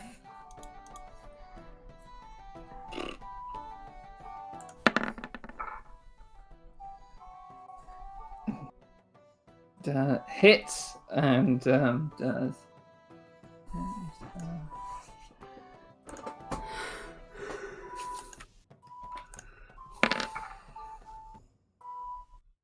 So she does a pretty decent chunk out of it. Jeffrey. Oh, shouldn't have hers been with disadvantage because she's drunk. Oh, it should have been, yeah, you're right. Sorry, I wanted this to be fair competition. Right. So she misses. Yeah. Jeffrey to win. Jeffrey. Oh, so close to that 20. Also misses. I can't do And that. Kieran. Cool. Why's the plus 20 to hit you? -5 to hit. That one swings around with that axe and gets it planted in the ground, and he can't get it out. Oh, it's not on that one. Yeah, so he just fucking stuck. Naxora. I just realised that my trident's a +1, so I'll use this other trident that I have. Well, you're using the hatchet, so you don't have +1. Yeah! So Naxora slams down into the trunk, but it doesn't split at all, and it's just stuck inside.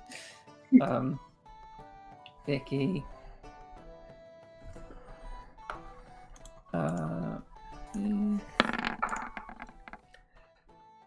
Slams down into the trunk again. Disadvantage. Oh yeah, because he's drunk. Thank you. So I should just keep that. Oh shit. I'll just keep this roll. Yeah, Hey. so he missed. One more win.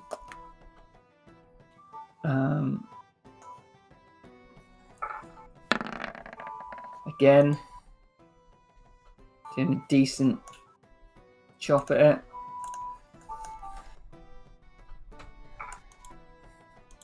Yeah! So she's off to a good start. Roz.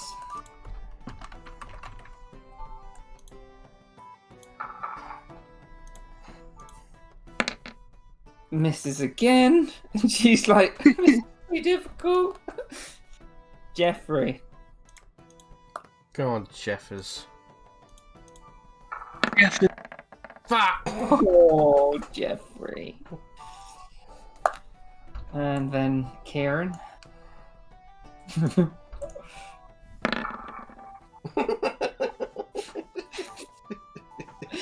Doesn't know what he's doing. Naxora.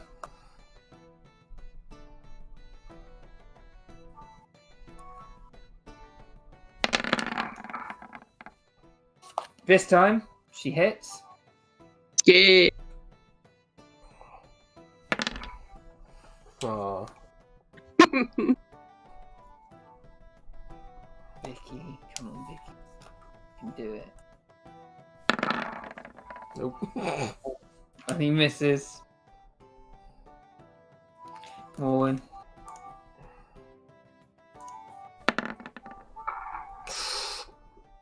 That one for Morwen. Christ, everyone's doing terrible. Yep. What's- Pongo would just be saying to Jeffrey, like, try aiming for the middle more, Jeffrey.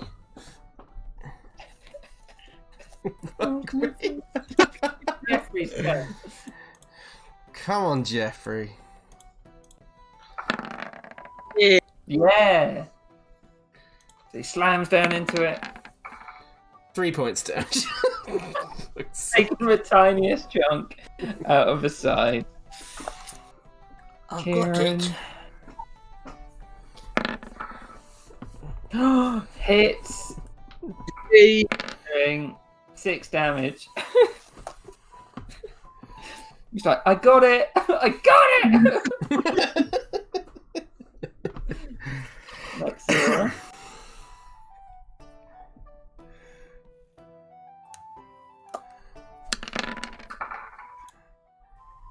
Yep, he hit.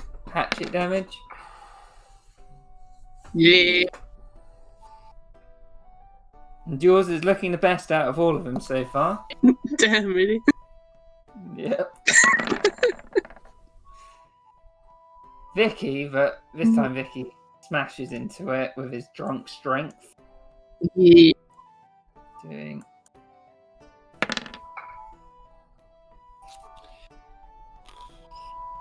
So he looks up at you next, or he's like, "Man, what do you think of that?" Very impressive, dear.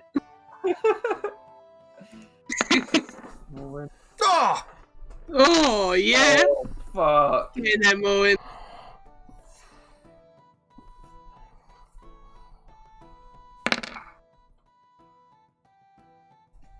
She swings down, taking a mighty chunk. Rose. She's just not going to hit the whole time, is she? Nope. Nope. You could just look over and see her flailing at this thing. No, Jeffrey misses. poor Jeff. I can't hit it. He took a chunk out of it. Better than I did. Next Zora.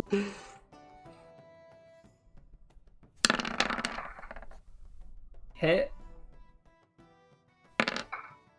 Nice. With that next Zora, you bust open the stump, and everyone looks around at you, and you've won the stump shopping contest. Woo! That's our little. What do you think of that, Vicky? Wow. Oh, can't argue with a woman who faced a dragon, to be honest. Keep going, Vicky. I think it's still going. Come on, Shags. Let's go see Miss Shazar. Aims with grace is like, we have a champion. Points at Nexora. Everyone else is. Roswith's like, I'm gonna try the dancing competition. She like runs off. Jeffrey just looks down all sad and he's like, I did no good, Daddy. and Bungo's like, you did really good, Jeffrey. Oh, you did perfect, dear. I can't do the fucking accent. Did it really good before. Yeah, I'm trying, okay? Alright, and then next one was like, you did really well, dear. Oh, I did Thought what you taught me, mistress. Not that you taught me to chop drums, but But looks like you might be nearly ready for your trials, dear. well, I was talking to my dad earlier, and he seems to think that I should do okay, and with your blessing, I'm sure it will be fine. I'm sure you will, dear. Should we go to the next one? We're dancing, but I don't have anyone to dance with. He looks over at Mackie. I can try dancing if you like. I've never tried before, but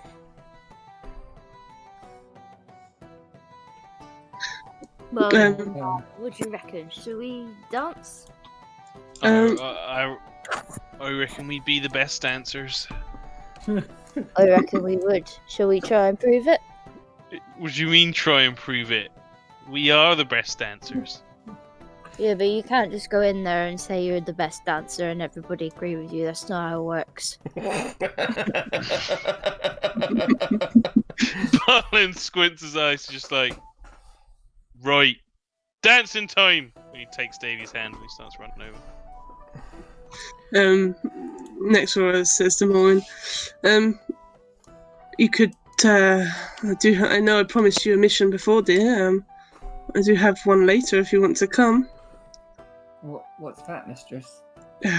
It's against a gnome, I think.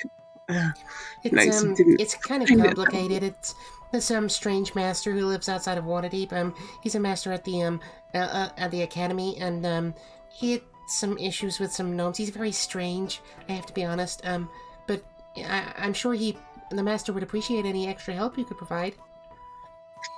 It could be good Well- practice, dear, but it's up to you. Of course, mistress. I'll come. I'll do my best to defend you. Yeah, and the group, I assume, as well. Would you like to dance, Miss Mormon? Of course, Miss Brightwater. Vicky, like, drunkenly stumbles over to Bongo and he's like, hey! Mackie's like calling out to Shanks, like, Shanks, come on. You and your lady friend gonna dance? I suppose we could, yeah. What do you think, Yeah, Katana? well, if you're as good as, dancing as you're good at stuff, then you'll be good, yeah? He's on the top. Quite a strange fellow, but seems like he's got a good heart. What do you think, dear? Do you want to dance? Hang on. You can do it. Can't do it! You can do it. Practice, it doesn't matter how you do it. Just to Texas get the flow draw. going. Just go Eldritch Blast, and that gets you in the voice. Alright, you gonna bring Jeffrey in? I think he might just want to watch. Oh, on. but he kind of seems a bit sad. Come on, Jeffrey. Do you want to have a go at the dancing instead? And he'd be like, We can have a little trio. Okay, Daddy, Mummy, dance. Jeffrey. go on then, and they'd like Bungo'd hold out his hand, and Jeffrey's just kind of like toddle on over. God, imagining Elodius's reactions to Bungo Atala Jeffrey is the funniest fucking thing in the world. I know. Lewis never saw that picture that I sent you, did he? Tom. No, lady. no. I hope you use that somewhere. Oh, I'll use them all. You best believe it. And like preened Elodius. That's a good one. That's an awesome one. Right. So Come on, Davy. you see a tabaxi woman in the middle. She's dressed very fancy, and she's like, "Well, any of you want in the dance? You better step up now. We've got free dances going." And you see Roz, really drunk, grab Vicky's arm. She's like, "Come on, Vicky, we can do it." And he's like, "Yeah, sure." I like how Daisy's just gone. She's just not. Yep. Discarded. She's been taken by Fry Up. She's with a better man now. Yep. Mackie would be with Morwen and just be like, Let's give it our best shot, I guess. Next story, see Millie walking down towards you. Mhm. Would you care to show off what the golden petal has, Miss Shelzer? Certainly do. Sounds like a good idea. Okay, well, just follow my lead. I'm sure I can guide you. Bungo would call to Jeffrey, like, come on, Jeffrey, let's show him what you've got.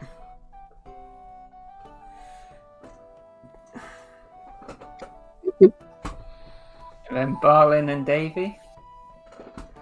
Yeah, Davy would basically be like slap dropping all over the place.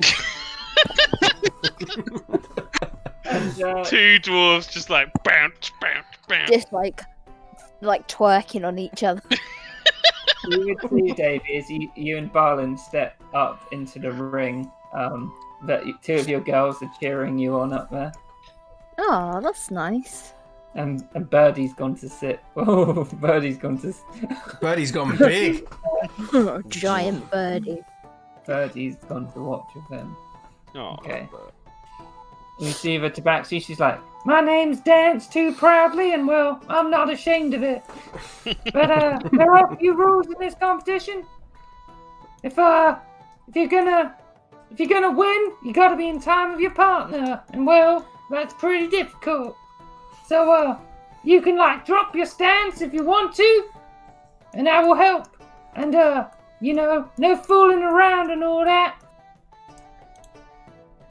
So I'll read out the rules of a dancing competition.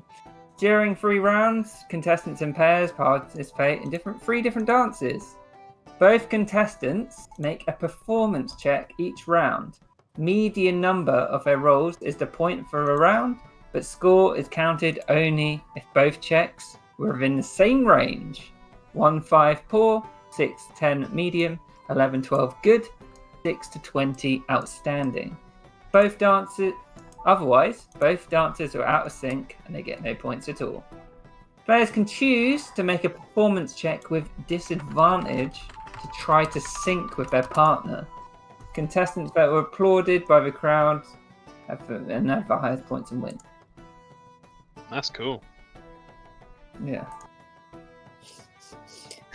I feel like at some point Davy would turn to Barlin and be like, so, whilst doing what he thinks is sexy dancing, and what's your view on prostitution?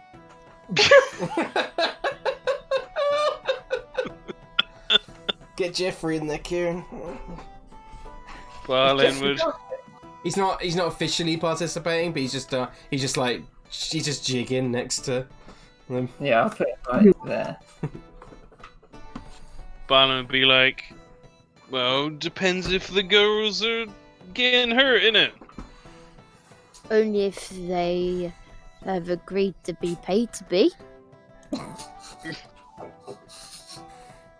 It's all consensual, What are you trying to tell me? Well, some of the girls who work in jugs, they like to use it as a bit of a stepping stone to meeting some other people for work. So, just making sure you're okay with that. If you think I didn't know you were a pimp as soon as I saw those hats, you're having a laugh. He'd change his hat to the slightly soggy one that Jeffrey would. What can I say? Snazzy dresser. Okay. Oh, that was cute. So I'll write down the pairs. Davy Garland, Millie Swan, Victor Morms, Mackie Morwen, Bungo Tala. Okay. So can Davy and Barlin.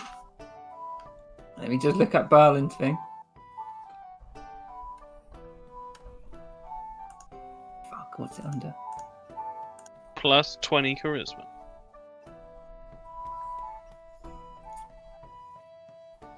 Barlin has a plus, as it's just a straight roll. Okay.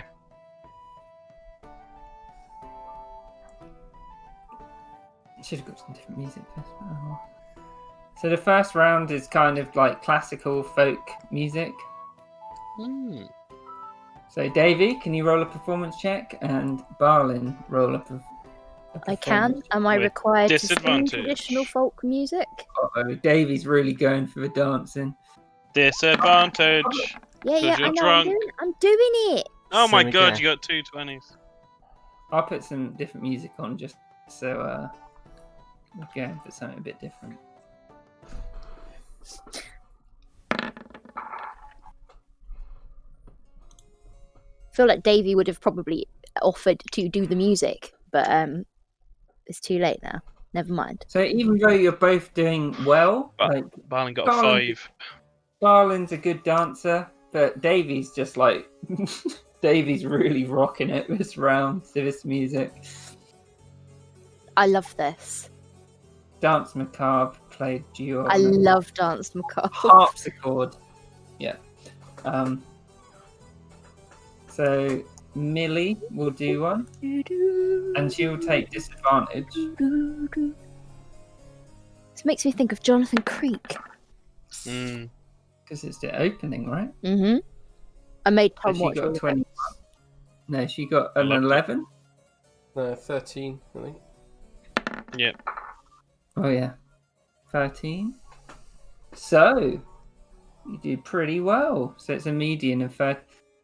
So Millie and Naxora are actually doing it pretty in time to this lovely piece of music, and the crowd are like, "Oh, look at them!" They're like, "She's clad in full plate mail, but they're like dancing around each other pretty easily." Victor and oh god, they might do quite well because they're both just so fucked.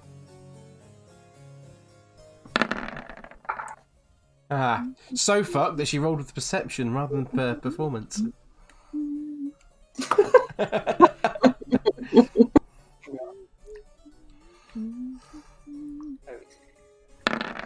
Staring into Vicky's eyes.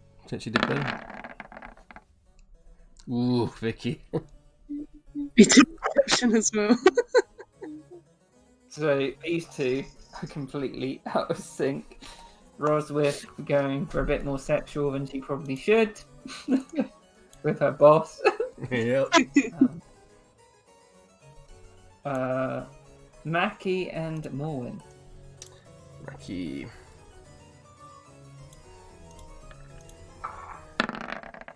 Ooh. So they do alright. I get a score at least. It's not quite on Naxora and Millie's level, but. And then finally, Bungo and Atala. Come on, Bungo.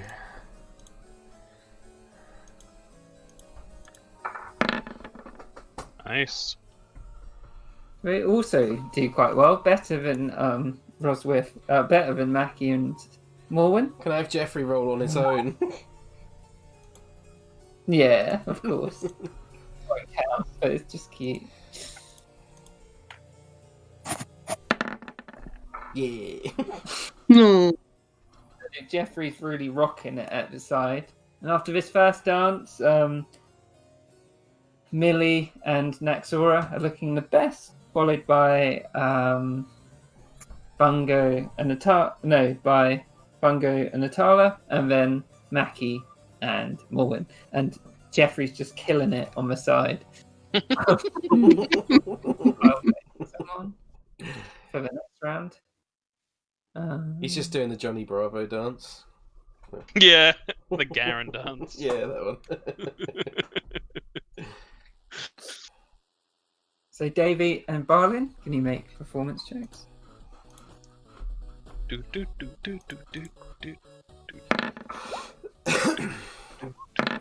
Oh wait, with disadvantage. Davey's just fucking killing it. Yeah. Barney got an 8. So Davey is like, I think you have to keep this out now. He's an amazing actor, but he's just out of step with Barlin completely. And he's Yeah, drunk. Barney's just flumping around. Yeah. And then Millie and Naxora, and she will do it at disadvantage again. 18. Damn, nice. So 15. So 17. So at this point, Millie and Naxora are just tearing away with Millie leading. And she's like smiling at you, Naxora. Yeah. Pro. And she's like, I told you I was good at dancing in our interview. I'm proving it here, dear. Vicky, disadvantage. Performance. Roswith.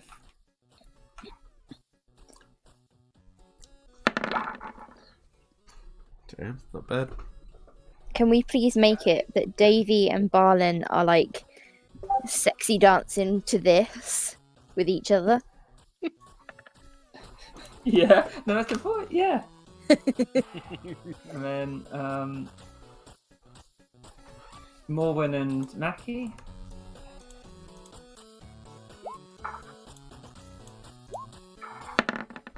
So this time Mackie is getting into the flow, but Morwen's too like rigid to like really follow it up. That's okay. I'm not the best dancer either. Wow. Then Atala and Bungie.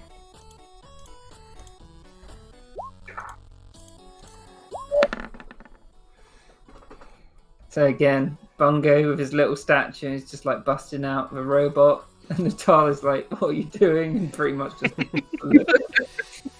Lyra's got me tonight. And then Jeffrey. Oh, yeah.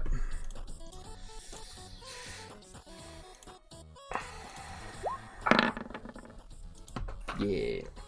He turned it down a bit, but he's still enjoying himself quite a lot. And then the third song comes on. The funkiest of songs. Yeah, we do. Oh, And this would be Davy and yeah. Barlin's sexy dancing.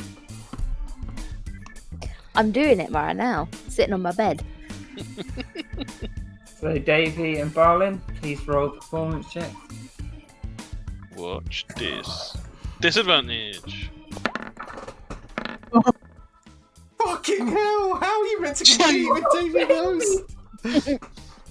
Barlin got a 2 and a 3. That's amazing. I think- 2, I 3, think and Barlin's- 23. I think Yeah. Barlin's fallen over and he's just watching During Davy. the song, there's a point where Davy's basically Barlin's just like waggling his genitals around above him. Barlin's just doing like the white man moves, like yeah. But Davy, at one point in his song, he's like, "This is my song," and when he like throws his hat up in the air, he looks at Barlin. He's like, "Watch this," and he does a flip, like in the air, and the hat lands on his head afterwards. Oh! It takes Barlin round, dips him down. Does he kiss? Nice. Does he? Does he, Davy? Does he Sorry, kiss say that him? again. If Barlin looks like he's receptive to that, yes. Barlin looks drunk as fuck, but yes.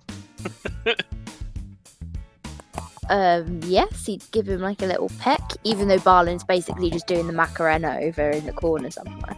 Well, did you hear Kieran's description? You've like spun Really Barlin kind of around flip. and you've like. Well, how did you describe it, Kieran? I can't remember how. Davy did a backflip in the air while he threw his hat up. The hat landed on his head, and then he spun Barlin round and dipped him down. Yeah. I think he'd sort of go to and then like hesitate and be like, I think Shit. Barlin would grab him by the neck and pull him in for a big smooch. You hear your girls from the side, Davy. They're like, you hear Laurie, and she's like, "Yeah, Davy." Davy's too busy like elbow deep in Barlin at this point to like really worry about what anybody else is saying. Right, Millie and Naxora.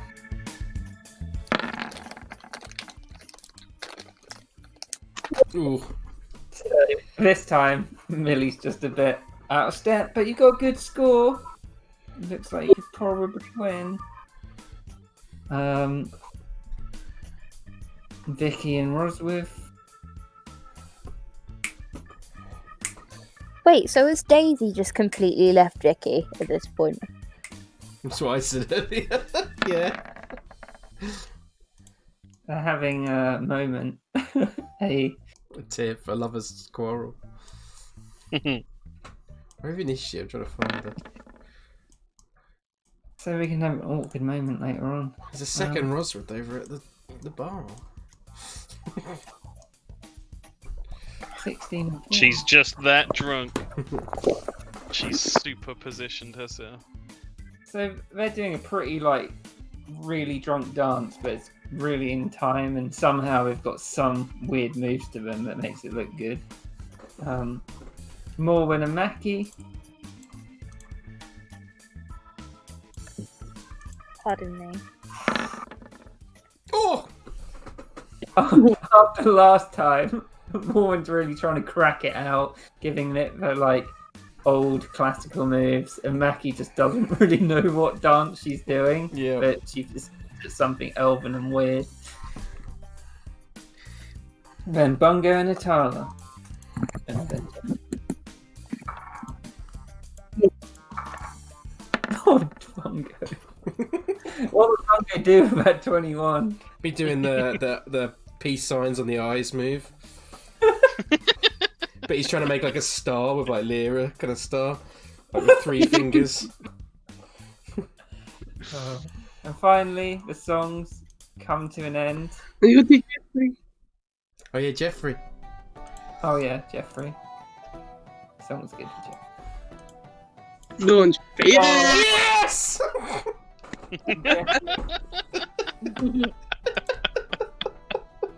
Does a full snoot with his trunk, and everyone's so it makes that elephant sound, and everyone's like, yeah!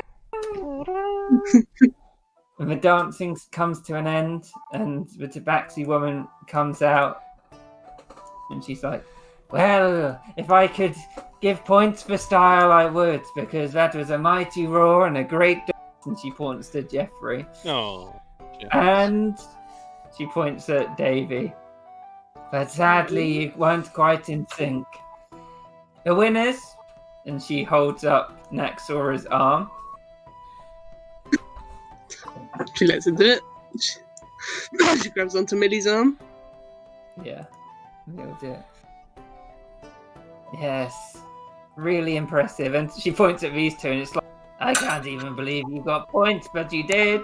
And Vicky and Rosworth are linked arms, that weird elven chain, with the arms, and they drunkenly run off. She's like, well, I hope you all enjoyed the dancing. And I think for today, that's where we'll end. Yeah. But there's so much promise. I want to chase that pig, Kieran. I want to do it. Actually, I kind of want to chase the pig too. I don't know who the fuck this is. It's just the Tabaxi guy. He looks like a lion. That's His name- pretty Tony the crazy. fucking lion. It looks like a Tabaxi porn actor. It does. Oh, Lions have their own race or something. doing Leonin, but that. that's That's it. magic, isn't it? yeah, magic. Yeah. The Yeoman. I hope Alright. everyone liked that little festival. That was Yeah, fun. it's cute. I love getting to That play was Bongo. How Langsam dropped out oh, I'm too drunk. He had a little blaze of glory, then he just fucking passed out. I like the pie competition. Yeah, Artemis. that was- 3 year Artemis, winner in a row. It's canon now. Hopefully, you got a real good look into Rosworth as well. Yeah. She works hard, she plays hard. Hmm. Oh, Harper Duke would be proud.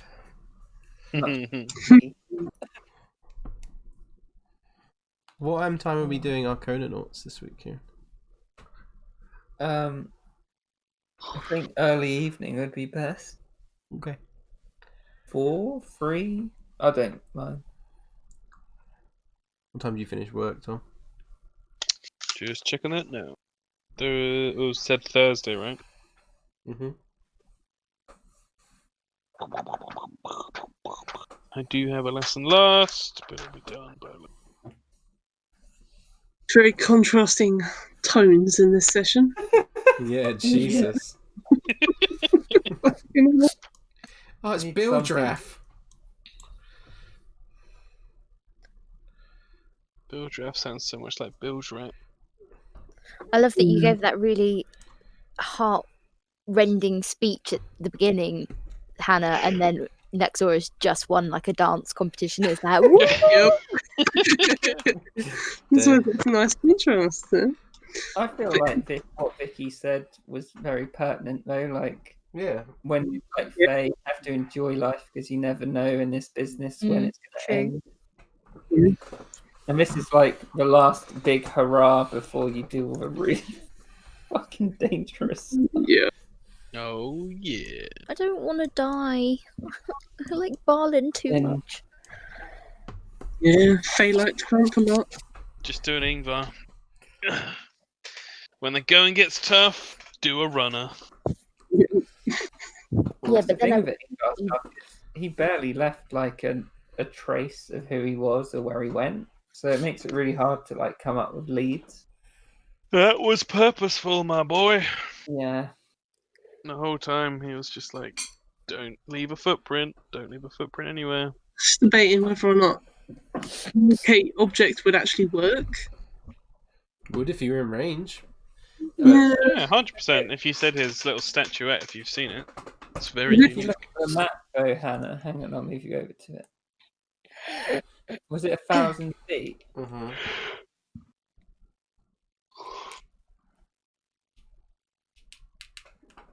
But then if you look how long 1,000 feet is, it's not. Yeah, but if you get an approximate location, Yeah. then it might work that. Exactly. Yeah. It's I still. mean, That's actually bigger than I thought it was going to be. essentially that is the fact. Like from the middle, that's 1,000 feet, right? That's pretty good. Yeah. Yeah. Like if somebody comes running up, oh, I've seen Ingvar, then you like run to the location, and there you go. You just search 1,000 feet. Yeah. Nobody's gonna run up and say they've seen Ingvar. That person's gonna be dead. Plenty of people have. But you got confirmation that, well, it was pretty much confirmation that Ingvar is up to some stuff. Is what so? It like with that note, it's definitely like Ingvar's definitely up to something, right? Yeah. And he's he's like high up in something anyway. Yeah. Super high up. Yeah. Or the initiator or something. King of all he surveys. Well, That's what he likes. Ingvar's weakness is his goons. Yeah. And his greatest strength. Is it? I thought Ingvar might do a purge. Like, he might get a few new goons in, and he's like going to kill all the old ones, so no one knows who it is. Nah. I think his MO is just keep wave after wave of idiots so that anyone trying to figure something out from them is going to die of frustration or wasted time. Which is a weakness, but also has been somewhat effective. I like how Jeffrey has got the same AC as if he put chainmail on as if he hasn't got chainmail. Good old natural armor. Yeah. It's nice to see Bungo following them all around the festival. Yeah. Did you guys like my poem I wrote? That was so Yeah. cool. I didn't realise it was written by you. I thought Yeah. it was very impressed. I wrote it yesterday and today. hopefully the joy of a Caravans festival doesn't take away from Faye's funeral. I don't think so. Faye's funeral was crazy. Hannah, that was fucking mental. Yeah, that was. Thank you. Really It's good roleplay. Mental RP, yeah. reading something sad makes me actually cry. So yeah. I was texting Tom going, is this real emotional? Shall we like nominate Hannah for an Oscar? Maybe, but And that's why Hannah got inspiration. The Yeah. only inspiration of Kieran's campaign. Yeah. I can't help the fact that I'm an emotionless robot. I need inspiration every now and again. Says the woman who's like, I love Davy and Barlin so much it hurts. Yeah. do you like my little speech, though? Yeah, Oh my God, it's so good. It's fucking awesome. And you I had was the honestly badass like, moment. I love the Jesus the Christ. shield drop.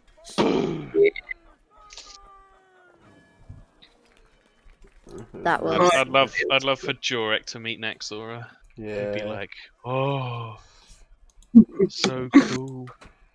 You have to have some kind of little thing happen, Tom, on the road. Like, even if they bump into the Davian Knights or the Arconauts or...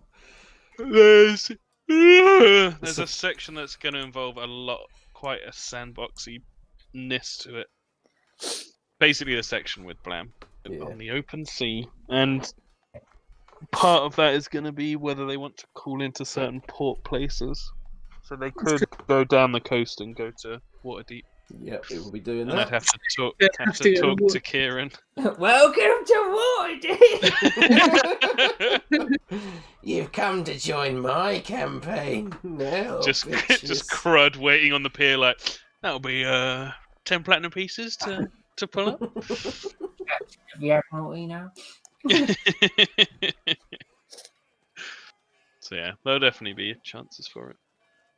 I need to. Interesting. I need At what to point be. they would come in as well? Who? Like at what point, like the next one and that might be dead. Oh yeah, could be. true. Yeah. Wait and see. It's fine. We'll have the surviving members of the Iron Oath showing up. Nobody. Just Nigel. Hello. Hello, you Davy Millstone? Hello, my best friend dead. I keep this little piece of his face to remind me.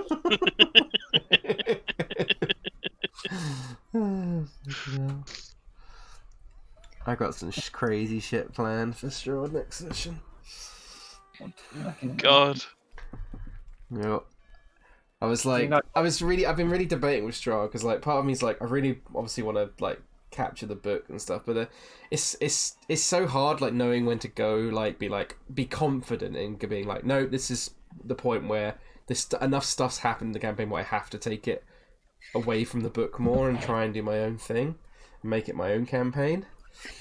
So there's something. It's not a massive change, but it's a little change I made that will be interesting.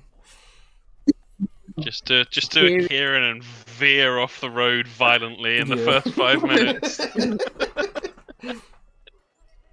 I can't even remember how long I stuck to the book. Like, 2 or 3. Where are we going, Kieran? We're going to Dragon Heist, guys. Yay! Wait, what are you doing?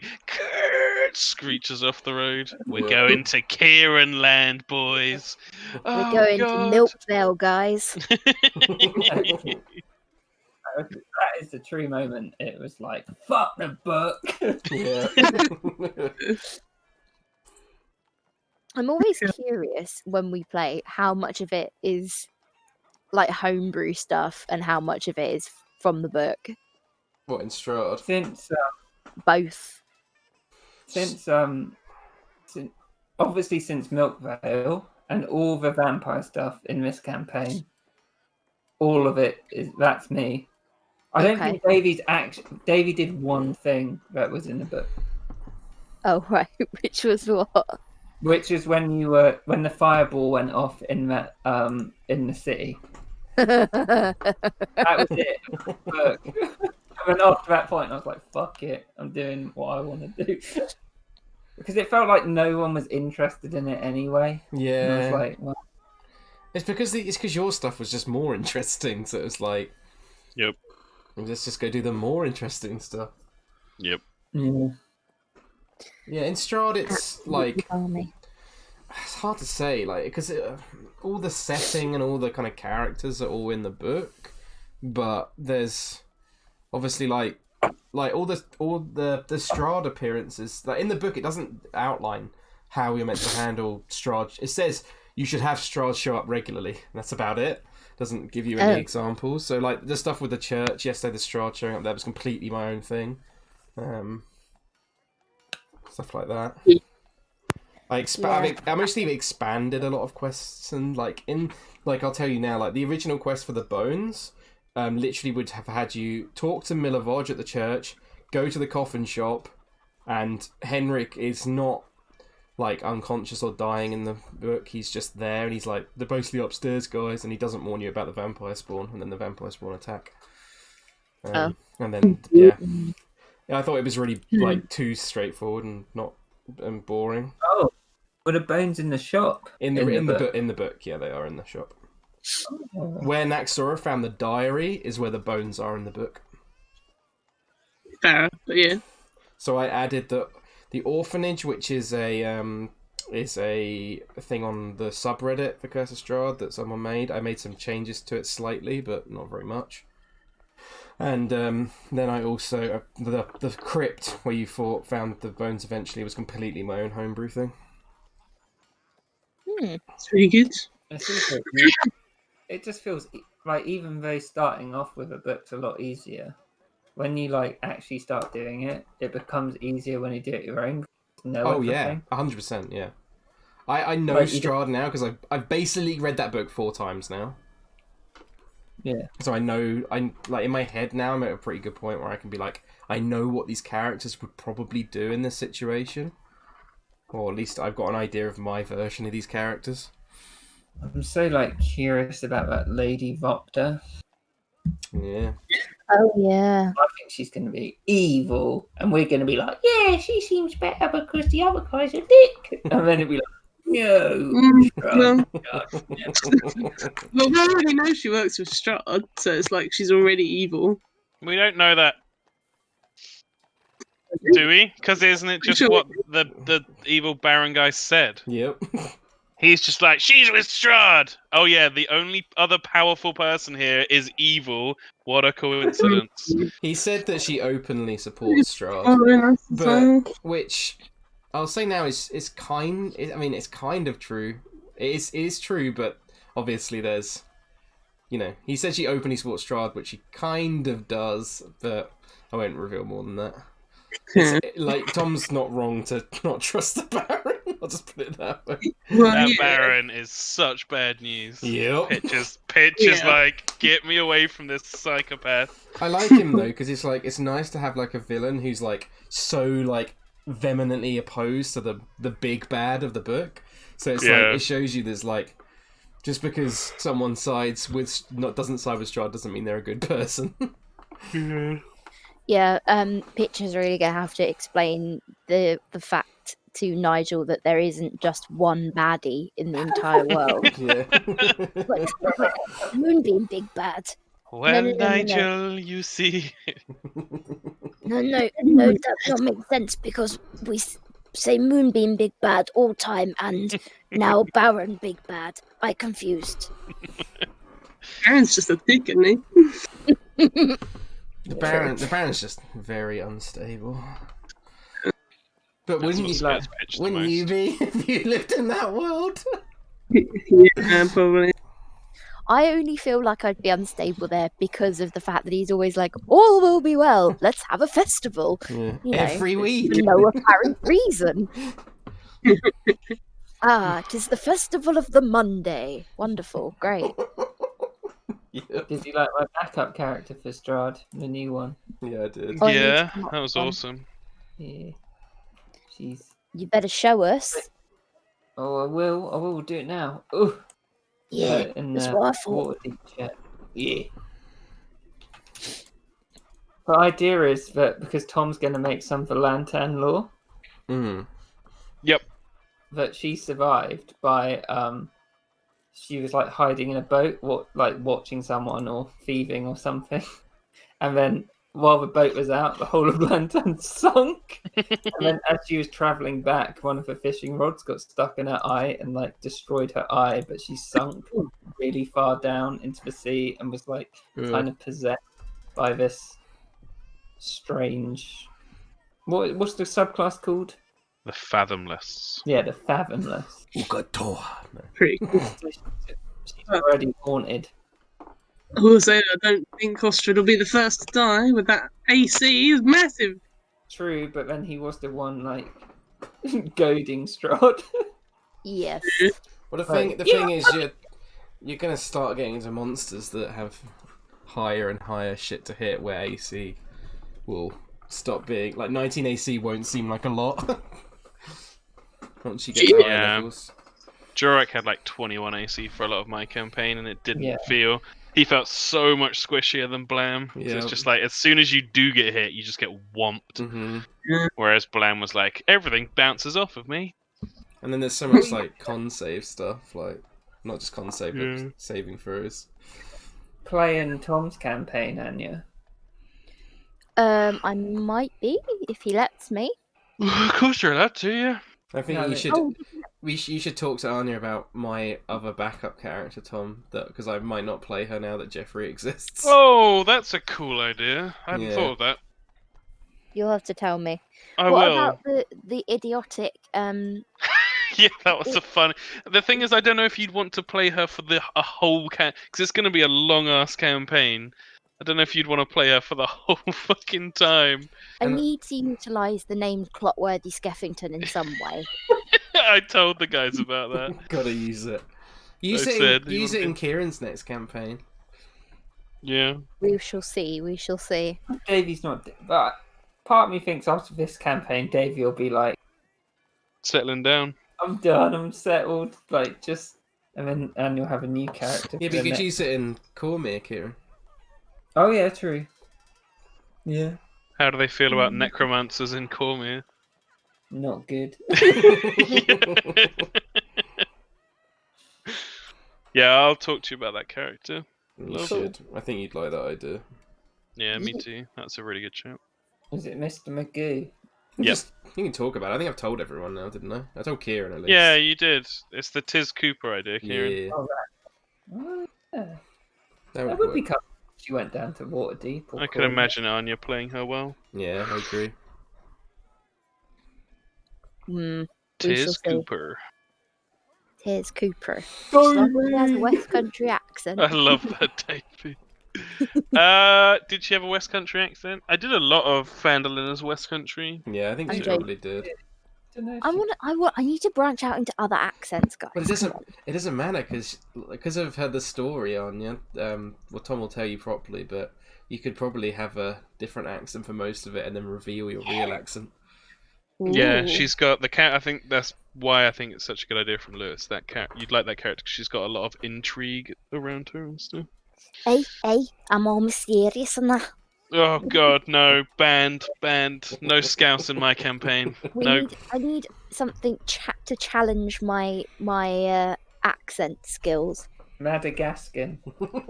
Jesus Christ! I feel like that could veer into racist quite easily. like to move it. I like to. And you'll never be bad as Mr. Monkey. No, don't even talk about Mr. Monkey. Oh, what a time! Mr. Monkey was white originally, and then somehow he just turned black. Yes, somehow. Definitely Fuck me. not the institutional racism we're all a part of. Yeah. He was a great villain, though. Like He was scary. He was scary as shit. And eventually, he was like, "Boo." No! That's a moment I'm glad we do not have recordings of that. Yeah, me too. Well, we do, but I'll Yeah. never upload. And that means you have to cut the end of this.